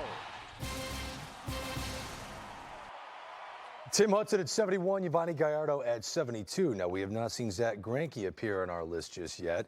He is coming. I will throw that out there. So he's ranked higher than Yovani Gallardo. But of the two, who's the ace of the Milwaukee Brewers, Al? Gallardo. The fact that Gallardo, home and away, doesn't matter. We know that splits with Greinke on the road hasn't been good. But I think there's times when a pitcher finally figures it out. And I think when I looked at Gallardo, we just saw a great rip of great stuff. 2 different breaking balls, a fastball that'll be in the mid to upper 90s. But his walk ratio was down. His whip was down. What does that mean? Much more in command with yourself of understanding putting the ball in play. 17-game winner. He's 25 years old. You talk about turning the corner and really understanding yourself as a pitcher. This guy's front end for any club. Yeah, the thing I saw with him, and it's a lot like Tim Hudson as well, because we got a chance to see Hudson evolve through the years too, is understanding your strike zone. Yep. I'm going to make this guy chase. If I walk him, so what? I can still have enough command to get a ground ball double play. You know, you don't have to strike everybody out. And I think we've seen that with both these pitchers now. As Hudson goes into his twilight years and starts to turn the corner a little bit, he knows how to pitch. I'm going to get some outs. I'm not going to blow you away with my split and my fastball now. I'm going to get outs. And I see Gallardo moving into that phase. He's got great stuff. He can strike guys out, but he's learned how to pitch. And that's what's cool about both these. So he'll eventually move up these rankings. No doubt about it. Yes. Yeah. Oh, really? If Al says right. 25 years old. And he can swing it, too. Strike out an inning, 207 innings, 207 strikeouts. Good year. No doubt about it. From a pair of National League starters to an AL outfield combo. Let's get back to our countdown. Here's number 70. Oh, did he clock that way back? Goodbye, home run, Adam Jones. On his way to Jones. Triple. Long run, Jones. Back. Oh, baby, what a catch. Adam got that one. Give it a ride. Way back in. Goodbye. Home run. Makes the catch. Oh, what a catch. One of the greatest catches you'll ever see was just made by Adam Jones. Really, ceiling's unlimited. Alex Gordon, I mean, you got to be amazed at how good he's become a left fielder. Alex Gordon tracking it, dives, and he caught it. All the way back, gone for a 3-run home run. You watch how fast his hands come through on this ball. He lays out and makes the catch. How has Alex adjusted to left field? He got it again. Very well. Not in time. Alex got around the tag. Sensational catch by Alex Gordon. The left field line has become Death Valley for American League hitters. Gordon's turned into a very nice left fielder. We are inside the top 70 players in baseball. We have number 70, Adam Jones, who had a lot of power for the Baltimore Orioles, a center fielder, and Alex Gordon. Harold, this is a guy that was the #1 pick, third baseman. Now he has to learn left field. He did an amazing job last year for the Royals. We could have did the top 250 last year, and he would have not been on the board. That's how far he has come, the adjustments he's been able to make. You know, to move from third base to left field. This is one of the great stories in baseball, seeing a guy be able to be the pressure of the #1 player in the country at Nebraska, #1 draft pick, and not live up to all the promise that everybody else bestowed upon him. To be able to get to the point where he was able to say, forget it, throw it all out, let me make adjustments and be the big league player that I know I'm capable of. It's been great to watch this kid turn the corner. I'm happy for him, excited, and I think this is going to continue. This wasn't a year he put it together and he's not going to know what to do the following season. I think we're just getting started seeing Alex Gordon take off. You know, I think you got to go back to what you said. I mean, this guy out of Nebraska, he was penciled in as, oh, we have another George Brett. You know, left-handed swing, third base. You talk about the pressure of that, of putting that label on a guy, and then struggle as long as he had. Now he's 27 years old. He's playing long enough, plays the outfield, has some leadoff time. I mean, leadoff 300, 20-plus that home runs. worked for him, didn't it? Put him at the top of the order. It did. And we've seen he's not the only guy that done it too. I wonder if the position change helped him. Offensively. Yeah, mentally. It took it away and made him concentrate on defense a little bit. So you're going to focus on your offense, no doubt about it. That's one of the stories that's out there. I believe that to be true. But real quick, too, before we move out of this here, Adam Jones should be higher. Ooh, okay. 70 is not enough justice for this guy. This is a great center fielder with power and be able to play the position, and he's young. I think he should be higher. You wonder if the team's success overall affects where he's ranked on our list. Okay, so Harold has in the American League East, what he's doing? 69, 68. Oh, it's time for a break. Harold's complaining. Our list reflects not just the regular season, but what you do in the game's biggest stage. We got a pair of World Series MVPs coming up after the break when Top 100 right now rolls on.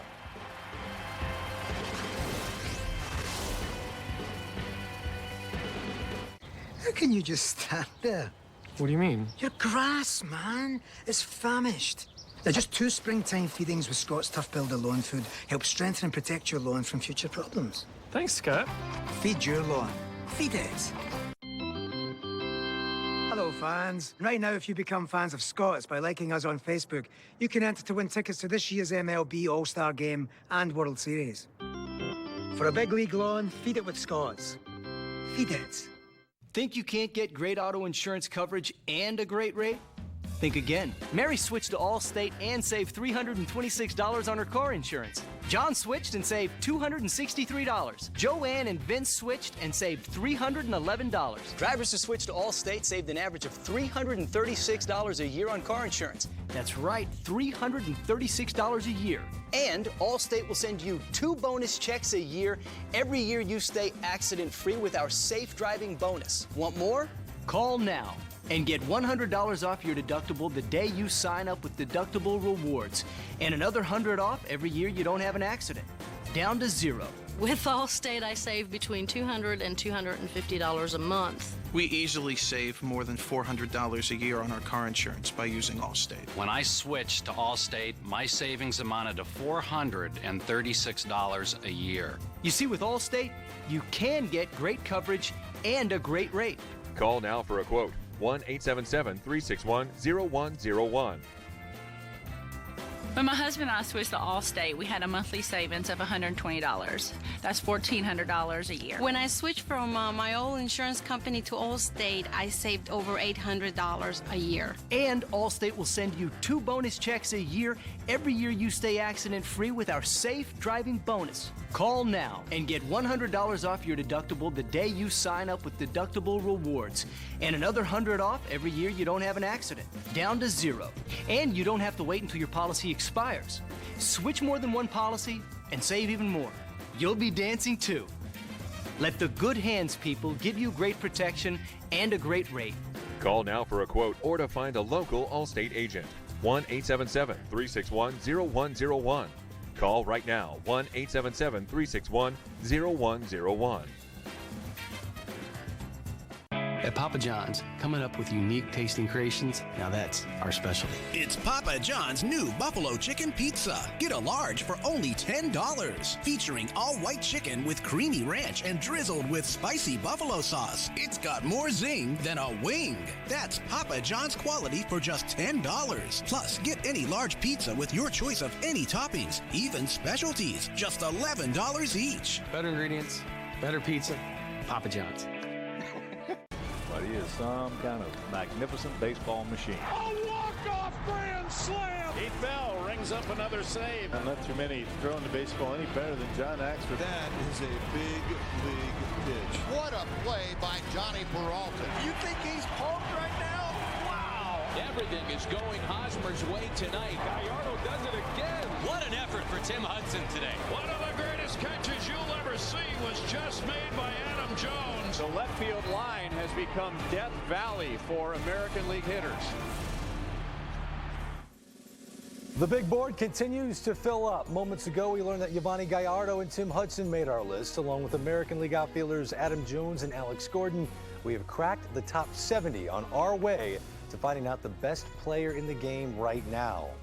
And welcome back inside Studio 42. And actually, in this hour, we've seen 3 closers make our list, and that topic kind of got us thinking. You should weigh in. Who is the best closer in baseball right now? To Facebook and Twitter we go. We'll start with Facebook. Read a couple comments. Let's start with Bo M. His answer is Craig Kimbrell, youngest in the league and absolutely lights out his rookie season. He's only going to get stronger. That from Bo M. Sean D has a statement for us. There is only one valid answer. Mariano Rivera. He's the greatest closer ever, and guys can't hit the cutter any better now than they could when he became a closer back in the day. That's from Sean D. Off to Twitter we go. We got a couple tweets. Hail Victor's 32. His is Papa Grande. Valverde was perfect last year. Enough said. I like the way you think there, Hail Victor's 32. Pass Happy 12. Hate the Yankees, but Mo Rivera is the best. Look at postseason ERA and the fact he has the most dominant pitch ever. And I'm going to guess you agree with Pass Happy 12. You know what? Yes, I do. Pass Happy 12 is right. Until Mariano Rivera has an ERA that blows up to 5 and blows a lot of saves, he is still the premier closer for all closers in the game. I mean, I have to kind of agree with Hell Victor's 32, but he's a Michigan fan. So Michigan's been struggling a little bit in football. Although they're starting to come back. But his point has no credibility because of that. No, just doing that. You're just playing. Okay. 2 more closers will be revealed in this hour. Just want to throw that out there. Also, incentive can be a tricky thing to evaluate when making a list like this. Imagine being a young pitcher who's a former World Series MVP and understands an outstanding 2012 could make him the biggest free agent in baseball next season. This sensational southpaw with so much to gain makes our list at number 68. This guy is in great shape. Cole Hamels, he's bigger than he used to be, stronger. 200 strikeouts in the season. That is really impressive. Swing and a miss, he got it. 13 strikeouts for Hamels. That guy is some kind of pitcher. Cole Hamels, best pitcher in the National League. Swing and a miss, he's down on strikes. The left-hander is back. What a performance by Cole Hamels. Swung on a miss, he struck him out. 2-hit shutout.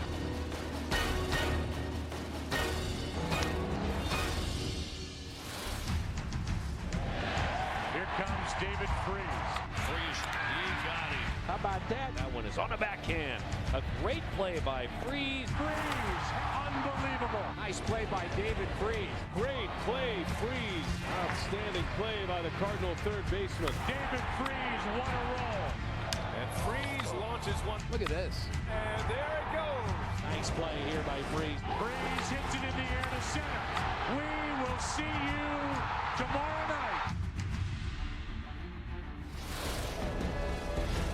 And the hottest hitter for the Cubs, Aramis Ramirez, comes up. Ramirez has really become a very, very solid player and a true RBI machine. And putting up terrific numbers. And as hot a hitter as there's been in the National League. Deep to left for Ramirez, and it'll go! A home run. He stays hot. That is number 300 in his career. Aramis Ramirez and David Freese ranked higher than Cole Hamels. Are you okay with that there, Harold? No, not even close. I think what Cole Hamels has done track record-wise and stuff-wise, he should clearly be closer to 1 than he is to 99 on 100. Well, you know what? The only reason why I would say some of the guys that are ahead of him that maybe there's a question here would be the fact that he's third behind the two studs in front of him in Cliff Lee and Halladay. Yeah. It's a little different, Harold, when you're pitching in that 3 spot. Love him. I love what Cole Hamels is all about. But it's nice to nestle in behind the 2 big horses in front of him. Yeah, but I think he gets punished. Could be. Because he's on the same team with those guys, too. We very rarely mention his name. But let's the exact opposite here is David Freese. Oh, absolutely. I mean, here's a guy that couldn't have ended a regular season or a season, we'll say postseason, any better. He has the most momentum of any baseball player right now going into 2012. Unbelievable. The fact that this guy really has not had a complete season. Last year, 300 some odd at bats. To be slotted in the number he's in right now. He's at number 67. Wow. Yeah. I'm in agreement. And look, he took advantage, right? This is the top 100 right now. And David Freese, the casual baseball fan, marginally knew who he was and what he was able to do and capitalize on an unbelievable postseason, most RBIs in the history of this sport. I think really you started looking at him closely. There's no doubt about it. When a guy gets in a groove and feels the mojo, they feel good about what they're doing. And there's every reason why David Freese going down into Jupiter, Florida to start his spring training with the Cardinals this year should feel happy. Certainly the big reason why they won the World Series. But you go back to last year, he ends up hurting his ankle, a little fracture there in 2010. That was a problem. Again, it was an injury issue problem with him. And then last year he gets hit in the wrist and fractures his wrist. So you talk about a period of time for a guy who has struggled in the sense of really not getting an opportunity and then trying to find his timing. And he had to go through that little bit of transition of figuring out, hey, where do I get this opportunity to do what I did in the postseason? And eventually it all came together. The fact that he had those big hits. I love the fact that David Freese is a guy that will take the ball anyway. He'll pull the ball to left field if it's inside. And then this famous shot right here, Nelson Cruz, he catches that ball. The Texas Rangers are world champions. It's a triple, tie ball game. The rest is history. Hits a big home run. You talk about it, Greg, about a chance of a lifetime for what he was able to do. And we're seeing the postseason statistics right there. They don't lie. And this guy should be feeling awfully good about what he's doing. World Series MVP. Now, this isn't a movie script about some kid who just got to the big leagues and he's a rookie and they put some dust on him and he played great in the World Series. No. This guy, for me, had he not been injured with the injuries you were talking about, he would have been Rookie of the Year in the National League. He was carrying that Cardinal team at that time. And that's been 2 years past. It took that long for him to get healthy again. This is a premier player. So what he's done in the World Series, yes, he's riding that wave right now to be placed where he's at. Potentially, yeah, I can see him there right now. And the number should not be quite this high because of the track record. But this is a really good player. I think you watch him, he's at a point where he's going to take off in his career. And he's one of the most popular players right now. If there was a show of popularity, he'd be in the top 5. Everyone loves David Freese. We're moving our way through the list on top 100 right now. Numbers 100 through 66 are on the board. Coming up, 3 potential aces make our countdown. The word potential is key here. Are they number 1 starters yet? That's next. So far, we've seen 3 former MVPs come off the board. Our first former Cy Young Award winner is coming up after the break. Here's a hint. He no longer plays for the team he won it with.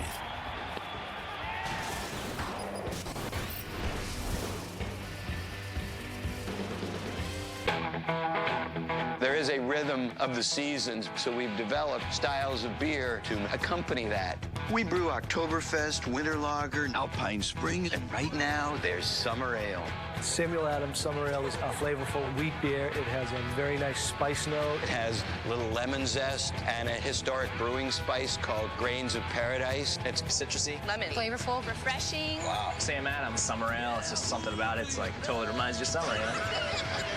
Can't believe I bought a 6-inch Subway breakfast sub and got this one free. Wow! Buy one 6-inch sub and get another one free before 9 a.m. All April long. Subway, eat fresh. Picking the right car insurance is easy. You start with 2 identical cars with the same coverage. One through Progressive, the other through 21st Century.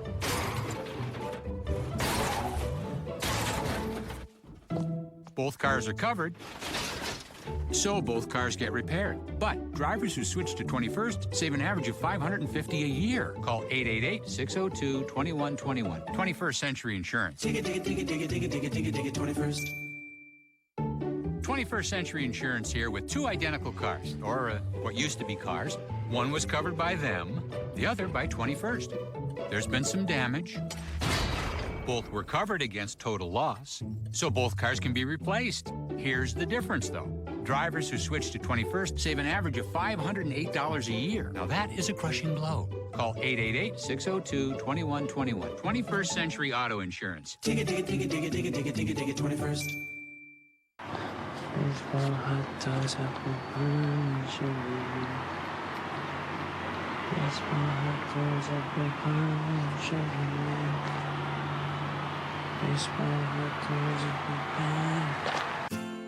Emily's just starting out and on a budget, like a ramen noodle every night budget.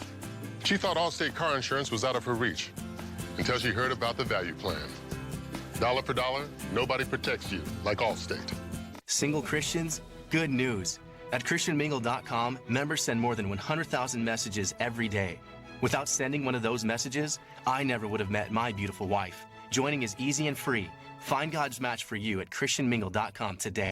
An important message for Navy veterans and their families. New studies estimate nearly 3 Navy vets will be diagnosed with mesothelioma every day. If you or someone you know served in the armed forces or worked at a shipyard and has been diagnosed with mesothelioma, find the best care available. Then call us. For nearly 2 decades, we've been fighting for people with asbestos-related diseases. Call us at 1-800-950-MESO.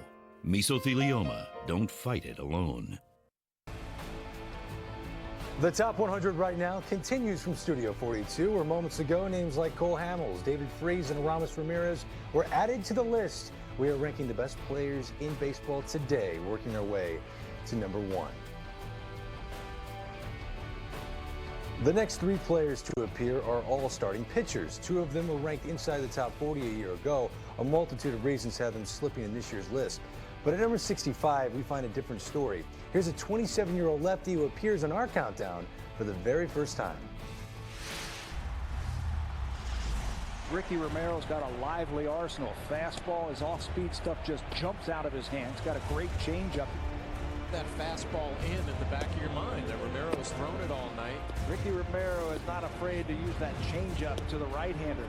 Has a good release point with his curveball. Then you know he's going to have good games. He is the leader of this pitching staff. He was the 2009 Cy Young Award winner for Kansas City with a 2.16 ERA. Greinke with 5 straight strikeouts. Man, oh man, this is something special going on here. Here comes Zach. Swing and a miss. Zach Greinke has allowed nothing. Hey, what a play. Zach Greinke turns it into 2. He got him. Strike 3 called. Greinke strikes out the side. He strikes out the side. Greinke strikes out the side. Boy, Greinke is dialed in. Taking the mound, left-hander David Price. He is a legitimate ace. Strike 3. A nice job by the young Mr. Price. And this guy has some ride on the fastball, that's for sure. 96, 97. That one over the outside corner. He was absolutely dominant. The hitter had no chance on pitches like that. 14 strikeouts posted by David Price, and that's a club record. He is on a mission tonight. Rays are going to the World Series. David Price certainly showing signs that he has a Cy Young in his future. There we have 65, 64, and 63. Romero, Greinke, and Price, all three could be opening day starters in 2012. Romero an ERA under 3 with 15 victories. Greinke 16-6, and look at the Ks per 9. David Price 12-13, his worst season in the bigs. How many aces are on the screen right now, Al? Well, respectively, they're all aces for their clubs. I guess Greinke you could argue with Gallardo, but I would say this: out of the three, Greg. Earlier in the show, you said Gallardo was the ace. Well, Greinke has been an ace, but I'm going to say this: what do you look for in your ace, Greg? To beat the big dogs in your division. How about career, David Price? I think David Price is number one in there. The guy with a sub-500 record. Yes, and the reason why he actually threw more strikes last year, he won 19 games 2 years ago. We know about his stuff. By throwing more strikes, this gets in the mindset of a guy that throws hard, and it's all about power and striking guys out, that you end up putting the ball in play. And I always think there was a result of that. He had a little higher ERA and some circumstances that he didn't get as many wins. He is 10-5 lifetime against the Red Sox and the Yankees in his career. Awesome. You say, hey, who am I going to match up against, CC or Lester or Beckett or whoever? It's David Price. He would be my ace. I'll tell you, the one guy that gets no respect. Greinke's got a Cy Young. David Price is in the limelight pitching against the Yankees and the Red Sox, a light 10-5, like you said. But Ricky Romero gets no respect. None. This guy pitches deep in the game. He's in the same division as David Price. Yeah, he pitches deep in the game every night. So to answer your question, all three of them, they're potentially that ace. No doubt. But time out now.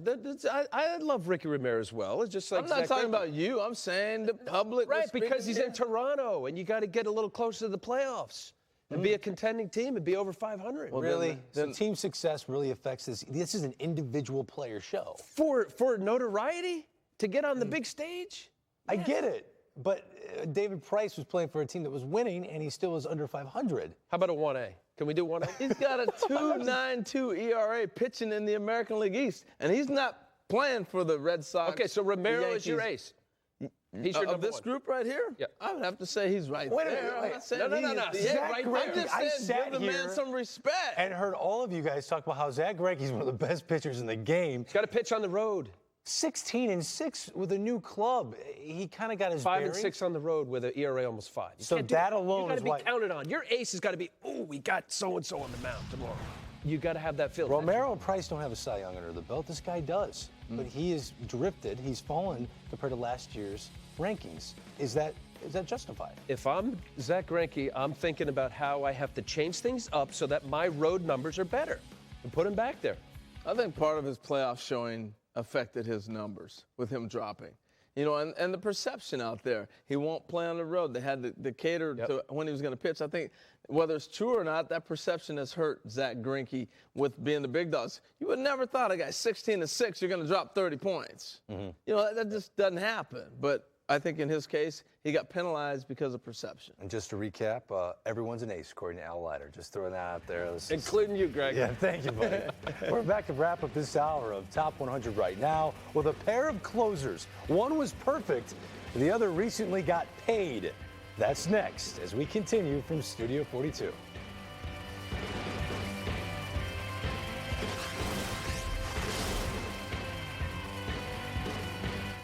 These guys are brilliant, fabulous, and they're the top 100 baseball players right now. Coming up next, players 60 through 41, only on MLB Network. At Papa John's, coming up with unique tasting creations, now that's our specialty. It's Papa John's new Buffalo Chicken Pizza. Get a large for only $10. Featuring all-white chicken with creamy ranch and drizzled with spicy buffalo sauce. It's got more zing than a wing. That's Papa John's quality for just $10. Plus, get any large pizza with your choice of any toppings, even specialties, just $11 each. Better ingredients, better pizza, Papa John's. You always wanted to have the biggest, baddest beard. Keep living the dream with Just for Men Mustache and Beard. Good girls like bad boys.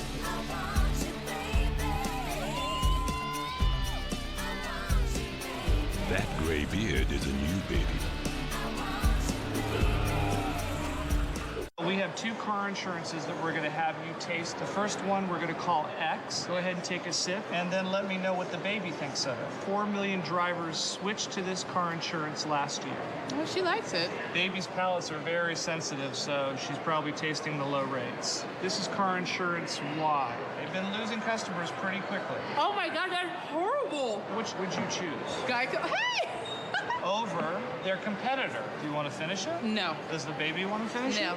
Niagara Falls, the ultimate torture test for a deck. The ultimate protection, Thompson's Water Seal. Chosen to protect the most water-drenched decks in America. The decks at Niagara Falls. Thompson's Water Seal. The most powerful protection against water damage, guaranteed. Oh, man. This is bad. I'm bluffing. I am so bluffing. This is all my rent money. I'm all in. Well, it's in there now. Sweating on the inside? Handle it on the outside with new Speed Stick Power. Not bad for my first time. Speed Stick. Don't sweat it. Handle it. We didn't have to make safety features like active head restraints, brake assist, and an enhanced accident response system standard in every Chrysler 200. No one would know if we didn't, but we would have. And for us, the things you do when no one is looking are the things that define you.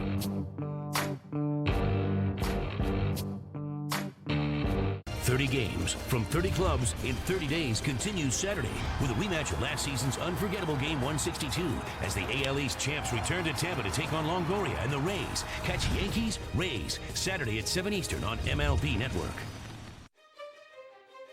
From 100 to 63, our list continues to grow and showcase the very best this game has to offer. On this list, you'll see names like Kimbrel, Madsen, Bell, John Axford at number 77, with Brian Wilson barely ahead of him. 5 closers on the board. Here are 2 more, starting at number 62. Their closer is out now. Jose Valverde. Swing and a miss. He got him on strike.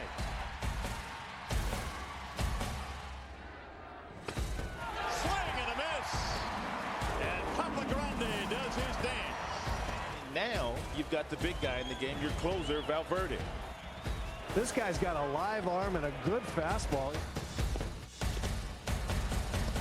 That's the Papa Grande splitter, folks.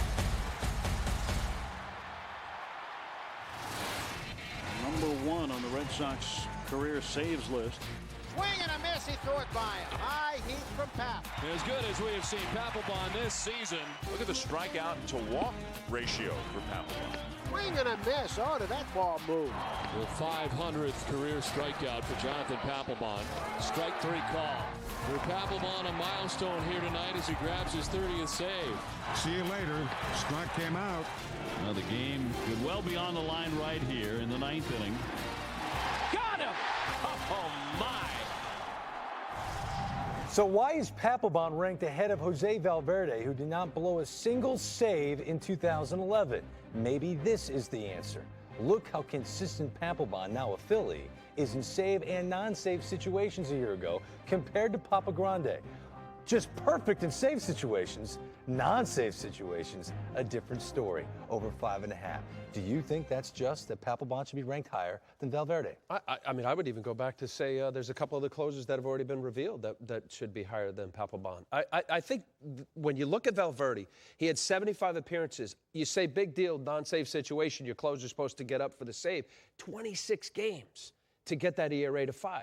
So what was the scenario for Jim Leyland to put him in that 3-3 ball game, that you're going to your go-to guy? To have such a disparity, for your question to answer it, I would say that was probably the difference. But, I mean, I look at what John Axford and Heath Bell, and you could even go back to Craig Kimbrel. We could even argue those guys on the list as to where they should be in representative. You're saying they should be ahead of Papelbon? I think a couple of them should be, yeah. Wow. Impressive. I mean, Valverde was perfect. Are we giving him enough credit? He was. Oh, Valverde was terrific, and all the antics made him a local phenom to talk about. But I'm going to tell you what, I'm going to go back to Papelbon because, to me, most underappreciated, disrespected closer in the game of baseball. What? This guy can pitch. He's filthy. I think he's prepared. I love what the Phillies did. With that pitching staff, you better close the game down. He's the guy I'm going to get. Now, here's why. I love the fact he challenges with fastballs, but look at where he spots it, Al. As you'd say, all the quadrants are covered. And yes, he can go in and out, up and down, all over. And he's doing it at 97, 98, consistently, all right? Then he has an out pitch. Not a lot of guys have the out pitch. They can move the fastball in and out. He uses it different times. Then the out pitch. He drops this split on guys. The most difficult pitch combination in baseball for me. The fastball and the split because of the release point. You can't pick it up. He's nasty. But the thing I love about Papelbon is he's pitched in Boston. He pitched in an organization that's one of the toughest places in baseball to pitch, in a division when you know I can't make a mistake. Mariano Rivera's on the other side because it came down to Red Sox Yankees most of the time. He can't make the mistake. I think this guy is not appreciated at all, and the Red Sox are going to miss him immensely. I don't know where you get that. I know a couple years ago he had a high ERA. The split was a problem. He ended up bearing Well, they it out. always talk about trading him. Nah, he's respected. Every Come on, year, Harold. He's not a bad Papelbon's guy. on the block. They all want to 40 trade him. down, Why? 60 more to go for Al. Harold, my name is Greg Amsinger. We'll see you next time from Studio 42.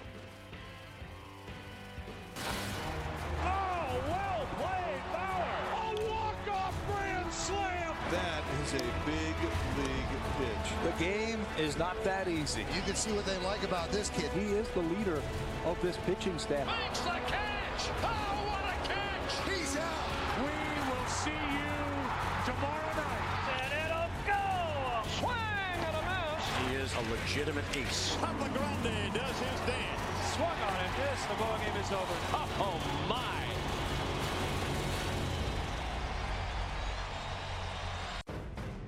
As time passes, a new wave of talent grabs baseball spotlight from a previous generation. Buster Mania has taken over the Bay Area. Colorado and Cargo are a match made in heaven, while one of the game's top mashers resides in Miami. There are future Hall of Famers too. Where will the captain rank on this youthful list? From 100 to number 1, the countdown of baseball's best continues right now.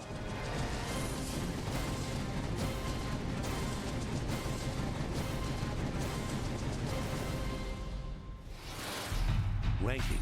Adjective. To be senior or superior in rank. Rankings make it possible to evaluate complex information, and this is no exception. Oh, was that public enemy number 1? Imagine the season starts tomorrow, and every player was up for grabs. Do you take the decorated proven vet? As clutch as it gets. Or the untested rising star? You think he's pumped right now? Do you take the Cy Young or the MVP? Oh, my goodness. There he goes again. This is no easy task. Ranking anything is always difficult. That's called Big League Baseball, folks. But we will separate the best from everyone else. Showtime. Oh, my. And rank. None of us can believe what's just happened.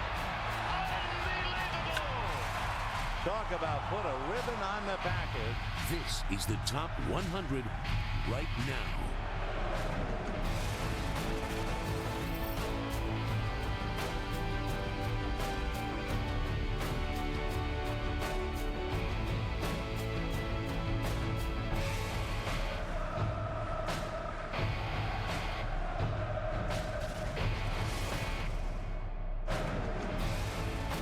Inside Studio 42, you see the names already placed on our big board. We've made it through number 61, and after this hour's up, we'll be more than halfway to the top spot. It's time to add 20 names to this list who will join Strasburg, Mauer, Hamels, and Freese to be considered among the top 100 players right now.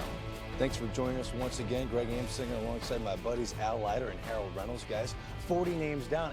Any qualms, any issues whatsoever, Harold? Well, I'm looking over the whole list because we have an advanced copy.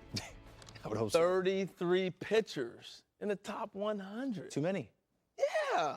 What's the top 100 players in the game? Oh, so pitchers aren't players. So without I'm not a saying good they're not pitching players. staff, you don't win a World Series. How about this, Greg? It's a lot of the pitching. lowest ERA in baseball since 1992. And a pitcher won an 20 MVP. years. So if there is a I didn't year agree to with have- that either, but that's okay. We're off and running. Yes. Thanks for that, Harold. A nice positive start. Before we continue the countdown, let's explain how things come together with our rankings. We'll break down the criteria taken into account in the process of which these rankings were conducted to understand where players stand right now. Stats from the last 3 seasons are emphasized with more weight given to 2011. From there, we project their 2012 performance and consider numerous attributes for each player along the way. Well, now that you have the criteria to make up this list, let's continue the countdown with a player that only appeared in 45 games before a serious knee injury ended his season. He was number 16 in 2011, but he's the 60th best player right now. This baby is way back. Out of here. Buster Posey is all over. He can hit. What a shot by Posey. Out of here. Man, oh man, does this guy have some pop in his bat. Wow. He's fun to watch. Buster Posey continues to impress. Posey drives one. And Buster Posey does it again. That is a great swing. That's played neat. The ground, Uribe's got it. He's coming home. Tag, they got him. The great young talents in the game. He did it again. Long gone. Out of here. Number 58 for the big man. The most in Philadelphia baseball history. Michael Jack, move over. There's going to be a new sheriff. Over 400 feet to dead center field for Ryan Howard. Gone! Grand slam! The man among boys out there on the field. Long gone, Howard with a bullet. Injuries attached to both of the players you just saw. Number 59, Ryan Howard. Number 60, Buster Posey. A dramatic fall for Buster Posey compared to last year. He's number 16. Are you okay with where he sits on this year's list? You know what? I know we're talking an awful lot about where guys should be, who was left off, who's on, who's higher or lower. But I think about Posey, and I know we had Strasburg on the list at 99. You know, if you could argue Posey, even though as great as he was in the Rookie of the Year season 2 years ago, that because of the injury and the lack of work, that, you know, he could even be a little lower. I know why everybody likes him. There's a lot of reasons to realize that this guy's going to be a star.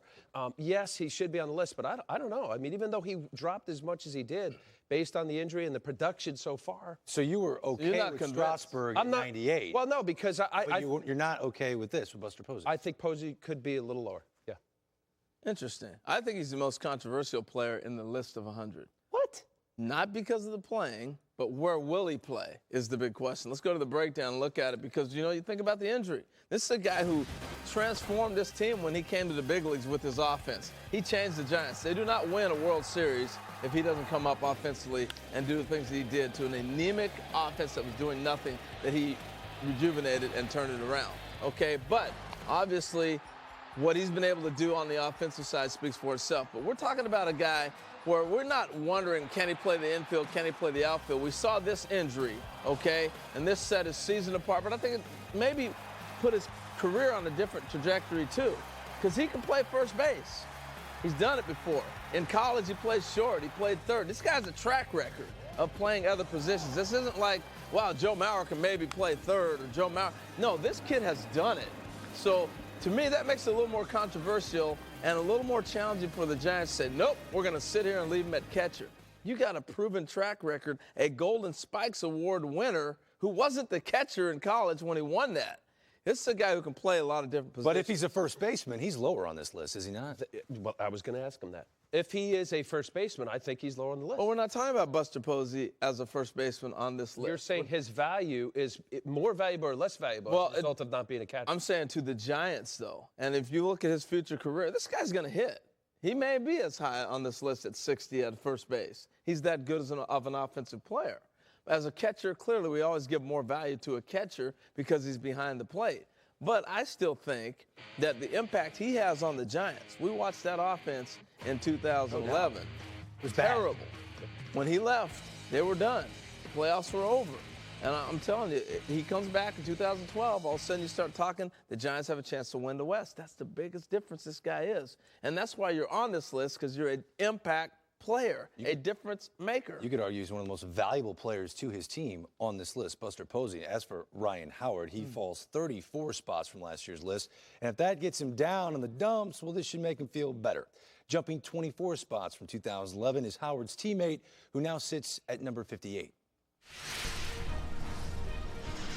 When he's been healthy this year, it's been one of Shane Victorino's best seasons ever. That's a great job right there by Shane Victorino.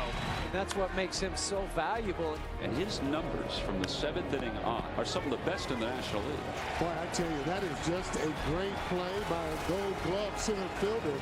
Some saying Victorino, at least among position players, may be the MVP of this team. Beckett probably has as good a knowledge about mixing and keeping hitters off pace. Another good changeup by Beckett. When Josh Beckett is on a roll, he's about as good as any pitcher in baseball. Fastball 91 to 95. 11 strikeouts for Josh Beckett. Look at that breaking ball. He's absolutely among the best pitchers in the game. Chris Carpenter takes the field. Carpenter strikes out the side. Oh my goodness, there he goes again. Carpenter looking sensational. I'm telling you, he is one of the elite pitchers in the National League. Chris Carpenter continues his absolutely amazing pitching. Diving play by Carpenter. An unbelievable play. How about that? Chris Carpenter dropping the hammer on him. Chris Carpenter, wow. Has he been spectacular? Carpenter's done everything they had hoped for, and they're going to give him a rousing ovation. Chris Carpenter ahead of Josh Beckett, but wait a minute. Josh Beckett pitches in the AL East, the best division in baseball, and he's 8-2 in that division, whereas Chris Carpenter against NL Central opponents 75 with an ERA over 3.5. But wait a minute. Look at the average offense in the NL Central compared to the average offense in the NL East. There's a higher batting average. Very similar numbers there, gentlemen. Oh, I thought the AL East with the DH and the Yankees. This shows how great the pitching is as well. So you have one game, Al. Carpenter or Beckett? Who are you throwing? Carpenter. Based on what I saw in the postseason, look, Carpenter hit. Oh, that's Josh. Hey, Josh. I know, man. Carpenter's first 15 starts, he was like 1-7. He finished strong. That's what we remember, right? The postseason, the great World Series, all that. Josh, I'm not going to buy it. The AL East is better. I see his numbers. Josh had 13 wins. His run support was not as good last year with the Red Sox. His ERA under 3 in a tough division. You could argue all you want. Overall, when you have to face the Yankees and Tampa Bay, certainly those two Toronto mashes, I like what's out of there than out of the NL Central. I'm telling you what. Very close. That's why they're next to each other. They both have done it on the big stage when you need one win. I mean, Josh did it as a youngster, beat the Yankees. Carpenter last year, what he did was incredible, though. And I tell you what, the respect factor, the ability to compete, all the things that Carpenter had to overcome last year, he goes way high on the list. I mean, it was amazing what he did last year. We're looking at a guy that's one of the best pitchers who's ever come along. Sounds like you guys agree with where these two pitchers stand on our list, that they should be neck and neck, and Carpenter should be just a cut above where Beckett stands. But I don't see them coming in at 57 and 56. I think they should be lower. They're better than a lot of other pitchers on the list. If you're going to have 33 pitchers on here, I'm sorry, but they're going to have to finish a little higher on the list. So you're saying top 20 player? If you're going to go, yes. With a lot of good players in the game, Harold. Well, if you're saying pitchers are going to dominate and we're worried about the ERA and this is a pitcher-dominant show, these two are two of the top 5 to 7 pitchers in the game. Period. Well, what Chris Carpenter did was amazing, no doubt about it. And his teammate Adam Wainwright, despite not pitching at all last year, did make our list. That was up towards I think in the 80s in this program. We're just getting started in this edition of Top 100 right now. Our board continues to fill up. And after the break, we add 4 more names to our list. 3 members of the group play their baseball in the grueling AL East. The other is a Rocky Mountain mainstay. That is next. Still to come on Top 100 right now. 3 members of last year's Top 25 find themselves in the 50s this year. Harold and Al tell us why they slipped this year. Meanwhile, Miami's Mike Stanton was number 76 last year. Find out how high the Marlin slugger has jumped. And up next, it's a Yankees-Red Sox Battle Royale. The captain versus Big Papi. Who's higher on our list?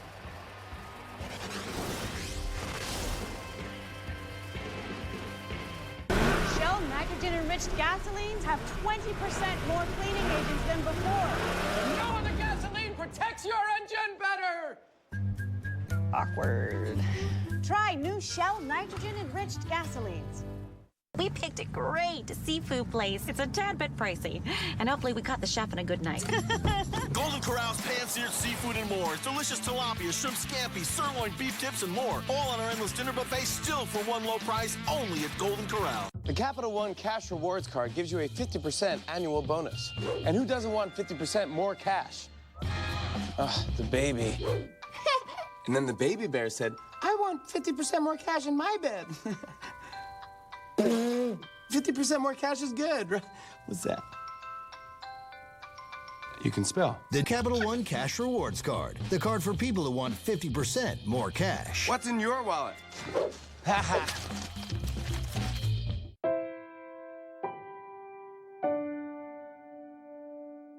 Introducing new Nature Valley protein bars. 100% natural ingredients like roasted peanuts, creamy peanut butter, and a rich dark chocolate flavor. Plus 10 grams of great tasting protein in every bar. So it's energy straight from nature to you. New Nature Valley protein bars. Find them in the granola bar aisle. Wow, who delivered these pizza dipping strips? Oh, they're not delivery. They're new DiGiorno pizza dipping strips. With 2 sauces. Who needs delivery? That guy.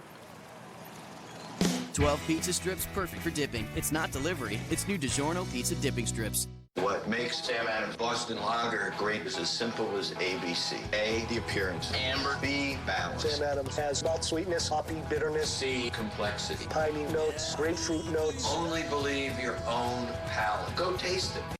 Hello. This is where we do that bundling thing. Let's see what you got. RV, covered. Why would you pay for a hotel? I never do. Motorcycles, check. ATV. I ride those. Do you? No. Boat. House? Hello, dear. Hello. Hello. Oh, check it. We're going on break. The more you bundle, the more you save. Now that's Progressive. People really love Snapshot from Progressive. But don't just listen to me. Listen to these happy Progressive customers. I plugged in Snapshot, and 30 days later, I was saving big on car insurance. I was worried it would be hard to install, but it's really easy. The better I drive, the more I save. I wish our company had something this cool. Yeah. You're not filming this, are you? Aw, camera shy. Snapshot from Progressive. Plug into the savings you deserve with Snapshot from Progressive. Our big board continues to fill up. Moments ago, we discovered that Buster Posey is now considered the 60th best player in the game after ranking as high as 16 a year ago. We've also seen a pair of Phillies make the list with the Flying Hawaiian one notch above the power-hitting Ryan Howard. Welcome back to Top 100 right now. We're working our way to the #1 player in the game. The next 4 players we're about to show you are all amazing stories. 2 are considered icons to the respective teams. Another is becoming that in Colorado. And at number 55, the best defensive first baseman in the game. What a weapon Teixeira is at first base. Great diving stop, Teixeira. How did he make that play? Down to first, Teixeira, the Gold Glover. He's so good, it's unbelievable. This man can just flat out hit. You're on the mark, Teixeira. He is on fire. See ya! The 300th home run of Mark Teixeira's career. It is gone. Oh, what a shot. What a night for Teixeira. He is a special, special talent. Second home run of the day for Carlos Gonzalez. He got all of that one. A lightning bolt off the bat of Carlos Gonzalez. A missile of a home run for Gonzalez. He is having some kind of postseason. Oh, what a catch. Every night's like a highlight reel. Carlos Gonzalez is absolutely on fire. He is amazing.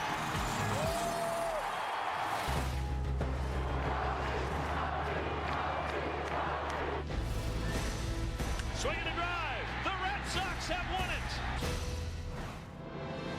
He has been indispensable in this year's Red Sox lineup. There's a swing and a drive. Ortiz puts a charge in that one. Way back! Way back! Tales of my demise have been greatly exaggerated, says Big Papi. What a dynamic clutch hitter this guy has been. Ortiz has sent this town into a delirium. The greatest clutch hitter in Red Sox history has done it again.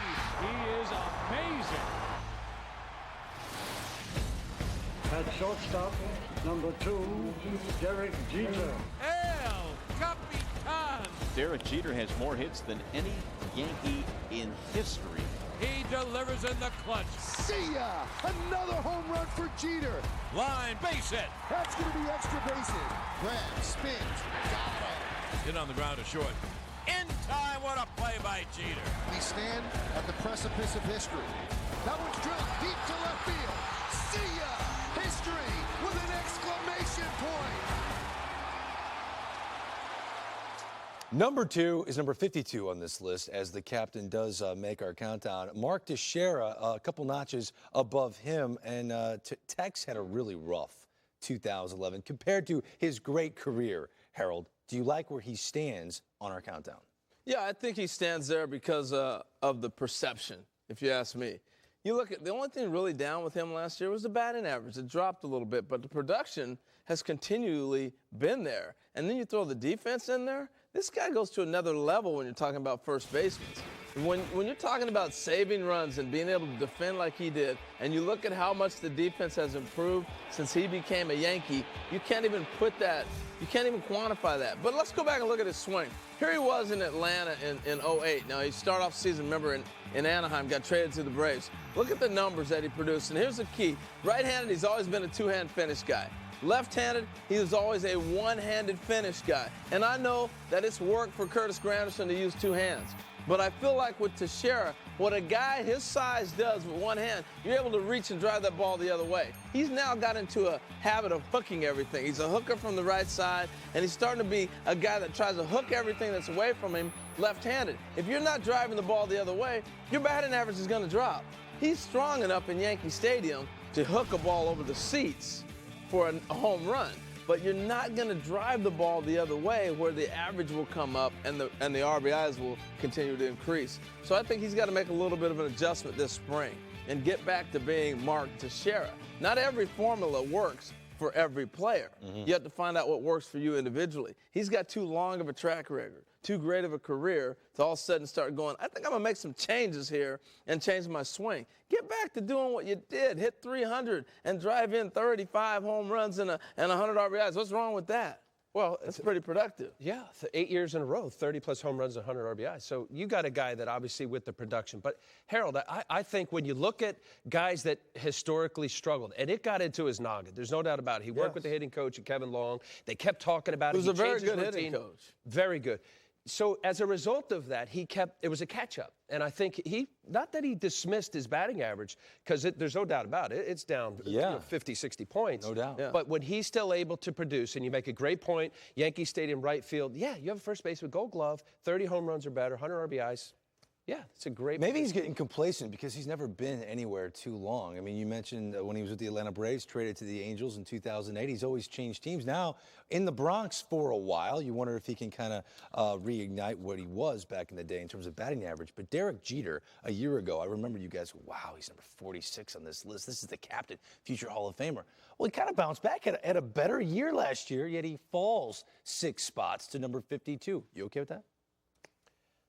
Yeah. You don't want to say yeah, but you are. I think overall, it's hard for me to justify it, and we've already said in the previous block as to this is the top 100 players, and they're different positions, and there's different roles on the team, and this is fun banter for us to talk about, the folks at home to figure out where their player is as to whether it's justified. There is a father time aspect to it. Sorry, Ichiro, he was 100th on the list. There's an aspect to it. Derek Jeter is an absolute champion. He did feel the sting. They talk about the metrics of his range at the shortstop role, and he fought it. You know him as well as anybody in the game as to his pride. And he comes back, and he batted 270 2 years ago, and now he pushed it back up to almost 300 last year. So he's got that going. But guess what? For me, it was 38, and, I started slowing down. I know his pitching. That age aspect, I think, is reasons why he falls. Because even though his average went up and his production and 3,000-plus hits. It's right now. And Starlin Castro, who's an emerging star, plays shortstop. He's number 97 on our list. Right now, which shortstop, just for 2012, would you rather have? Starlin Castro or Derek Jeter? In a playoff game, World Series, Derek Jeter. Regular season. I'm taking Derek Jeter all day long anyway. For one year. I'll ask Al. Yeah, ask Al, because honestly, here's why. Here's the one thing we don't equate, and that's the experience.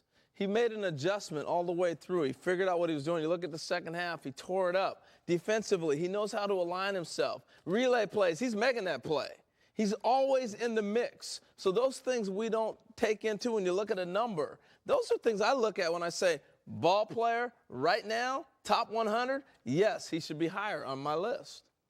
Number 52 isn't high. No. He's top 20. Top 5. Top 5. Harold's got 10 top Everybody's 5s. top 5. Time for us to take a break.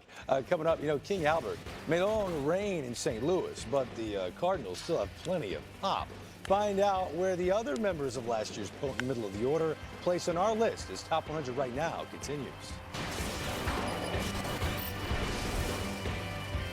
30 games from 30 clubs in 30 days continues Saturday with a rematch of last season's unforgettable Game 162 as the AL East champs return to Tampa to take on Longoria and the Rays. Catch Yankees, Rays, Saturday at 7 Eastern on MLB Network. We didn't have to make safety features like active head restraints, brake assist, and an enhanced accident response system standard in every Chrysler 200. No one would know if we didn't, but we would have. And for us, the things you do when no one is looking are the things that define you. With the Capital One Cash Rewards card, you get a 50% annual bonus. And everyone likes 50% more cash. Well, except her. But I'm about to change that. Every little baby wants 50% more cash. Fine, you try.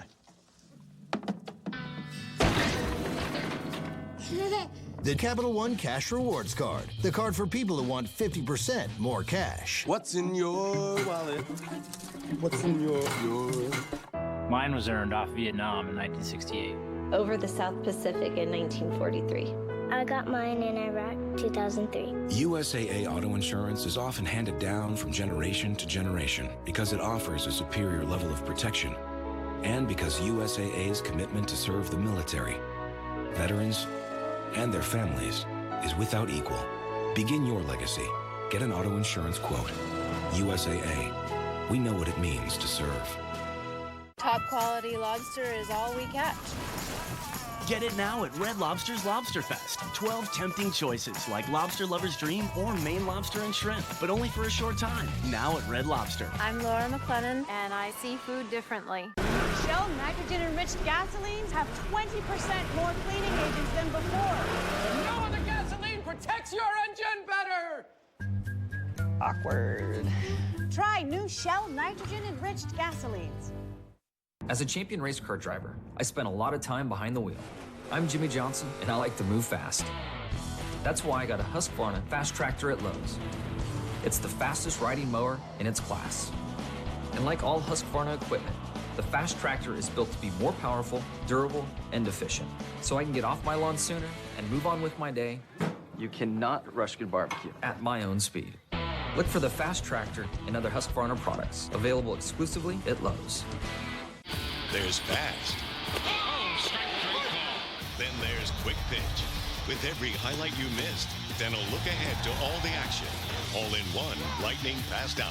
Feel the heat tonight at 11 Eastern on MLB Network.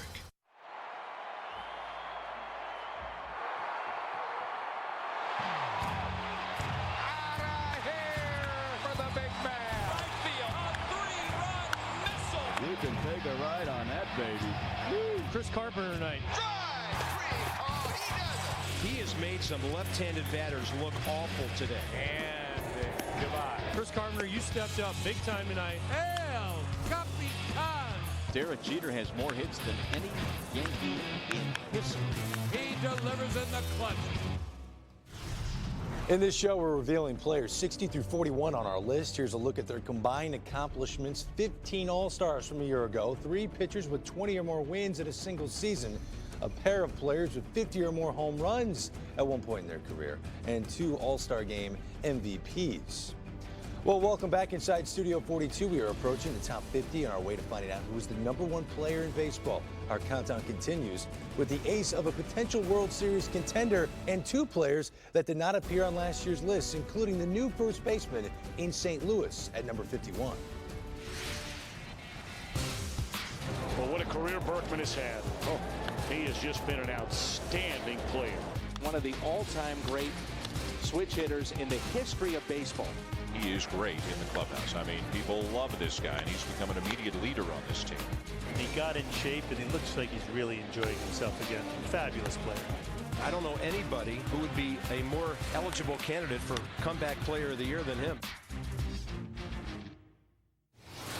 John Lester has a chance to be the best left-hander to ever wear a Boston uniform.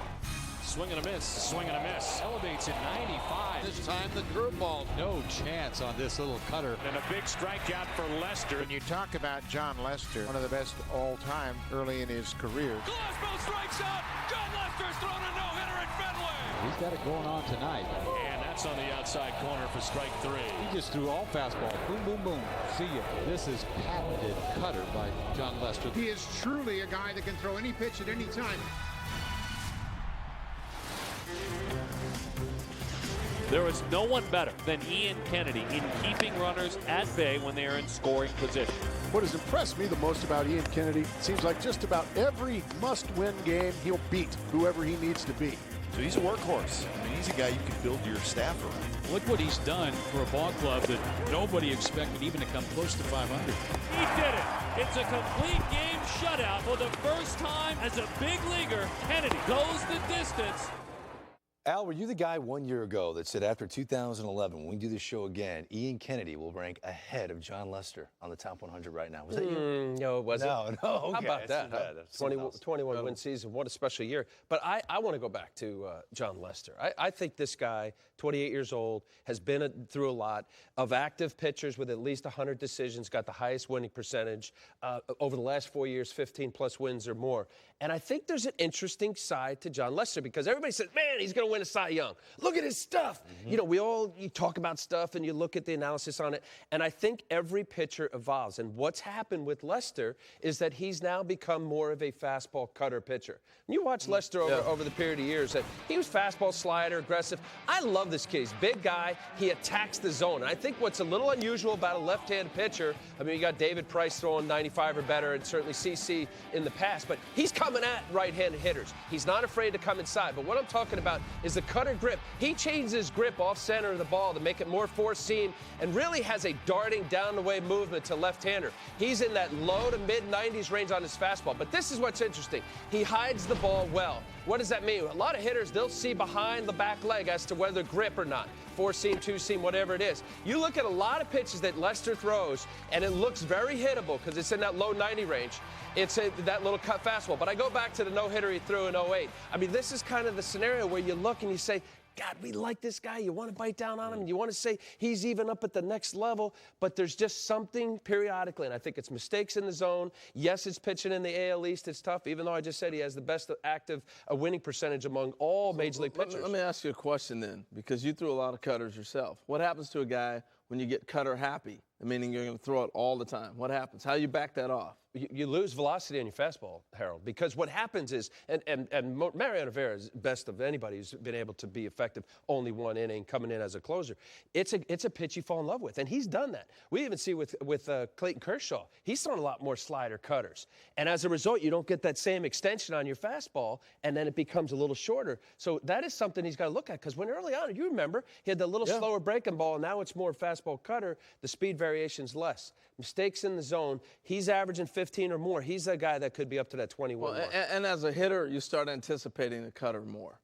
When you have this coming at you and you don't know if it's going to be straight or move, now all of a sudden you know it's going to be a cutter. You start making adjustments. You get off the plate a little bit, let the ball travel, different things you can do. But talk about hitting real quick. We can't go through this group without talking about the comeback of Lance Berkman. Yeah, no doubt. Absolutely incredible what he was able to do. And it just shows you get healthy and you get in the right situation, you take off.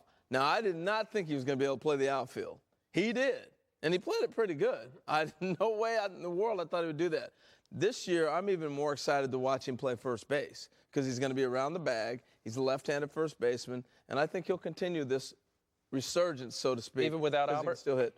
Yeah, he's still going to hit. I mean, he's going to have some guys around him. He'll be that guy in the middle. You got Beltran. You've got Matt Holliday. You got some guys that protect him. But Berkman showed us he's going to hit regardless if anybody's behind him or not because they pitched around Albert enough to go after Berkman. Yep. He wasn't on the list a year ago. Now he stands at number 51. Up next, we take a look at two of the National League's all-star backstops from last year. And we're going to get your thoughts on who is the best catcher in the game today. That's next.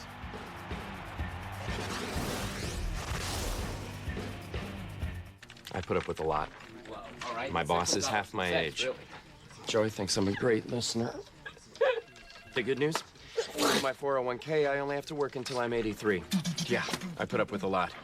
One thing I won't put up with is a chainsaw that always breaks down. So I use professional-grade equipment from Echo. Echo Outdoor Power Equipment. Only professional grade. Backed by a 5-year warranty. Get serious.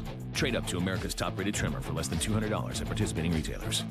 Open up Pizza Hut's new $10 dinner box. All your favorites, all in one place. A medium one-topping pizza, freshly baked breadsticks and cinnamon sticks, plus marinara and sweet icing for dipping. Best of all, the $10 dinner box is only $10 and only at your Pizza Hut.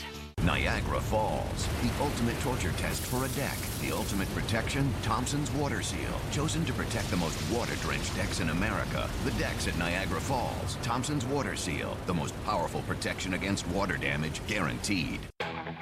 Do you think a bottle cap will float on the top of that head? I don't. No. Oh, that's cool. Like I said, Mamacita. a good head on a beer tells you that beer was made with a lot of malted barley, and that's going to deliver a lot of flavor. A good, thick, rocky head that's really releasing a lot of the hop aroma. You taste the barley, you taste the hops, feels bold. Good head on a beer shows that you did your job right. It's going to add to the enjoyment of Boston Lager. Oh, man, this is bad. I'm bluffing. I am so bluffing. This is all my rent money. I'm all in. Well, it's in there now. Sweating on the inside? Handle it on the outside with new Speed Stick Power. Not bad for my first time. Speed Stick. Don't sweat it. Handle it.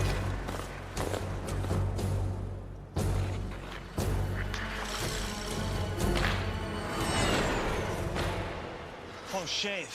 That's irritating. Better buy Barbasol. New Barbasol Sensitive Skin blocks skin irritation. Lets you go for the comfortable close shave of your life. Close. Who's next? Love close? Hate irritation? Better buy Barbasol. Get to Subway pronto for our fresh takes on Italian. 4 delizioso subs featuring the molto buono chicken parmesan. Juicy oven crisp chicken covered in marinara sauce and bubbly cheese on freshly baked Italian urban cheese bread. Subway, eat fresh. Away is the crackle of the campfire. It can be 1,000,000 years old or a few weeks young. Away beckons from Orion's belt. Away is a place that's closer than you think. Find your Away. For a dealer in the RV that's right for you, visit GoRVing.com. Buster Posey does it again. That is a great play by a Gold Glove center fielder. Swing and a miss, swing and a miss. Wow, has he been spectacular? Oh, you're on the mark, Teixeira. Tales of my demise have been greatly exaggerated, says Big Papi. History with an exclamation point. Cardinals lead, game 6. John Lester's thrown a no-hitter at Fenway. Kennedy goes the distance. It's a complete game shutout.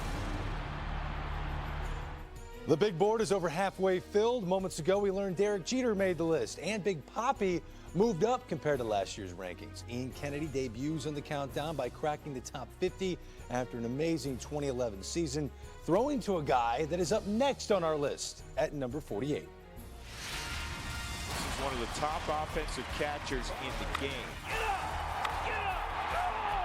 Did you say Miguel Montero? You're right. Leans over the rail. Miguel Montero with the play.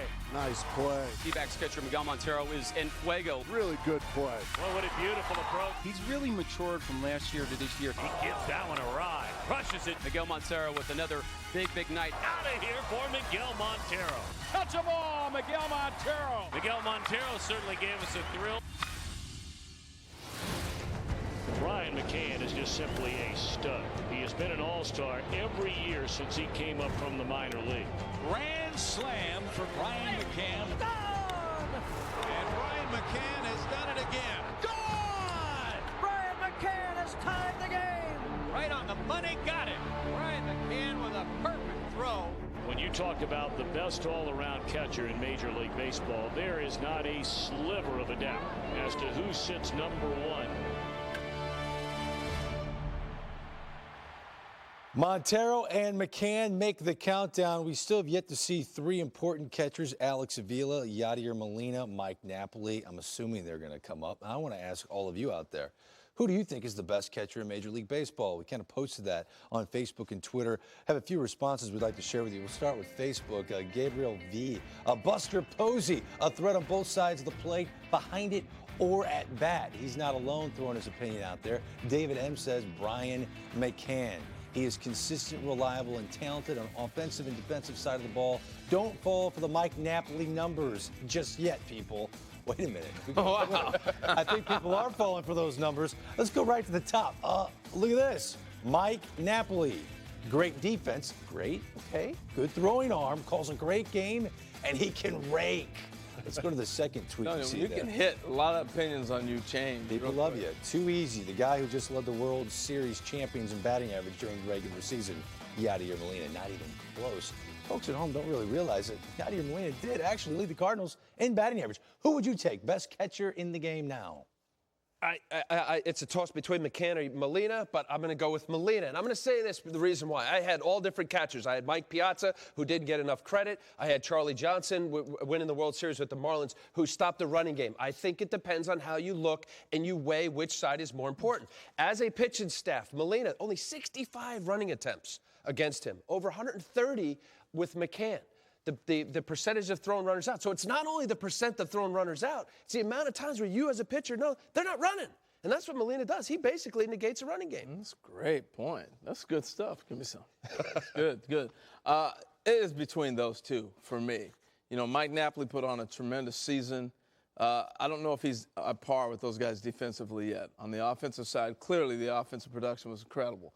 But I got to go with Molina and McCann. It's between those two guys, and really you can flip a coin. You made great points for both. Brian McCann is on the Hall of Fame highway. I'm just saying that now. Yeah. You look at his career, he has put up numbers that compare to some of the great Hall of Fame catchers ever. Now, we're moving our way through the list of the top 100 right now. Numbers 100 through 47 are on the board. Coming up, the best number 2 starters in the game will be revealed, along with a Bay Area celebrity and the most feared bat in St. Louis. It's not the king anymore, folks. That's next. Next year's free agent class could be filled with quality starting pitching. Up next, we'll tell you why a guy with a career losing record and another who gave up more earned runs than anyone 2 years ago are two of the best pitchers in the game.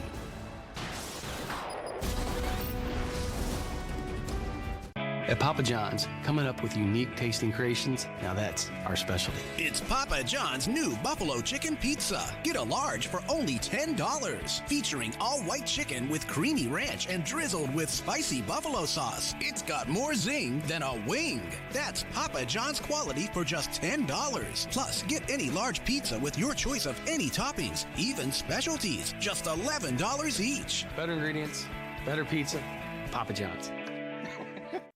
Today my journey brings me to Charlotte, North Carolina, where I spent a day with Geico driver Casey Mears. I told him the secret to saving money on car insurance. He told me the secret to his car setup. First, he adjusts his screen and a quarter cup of pineapple juice.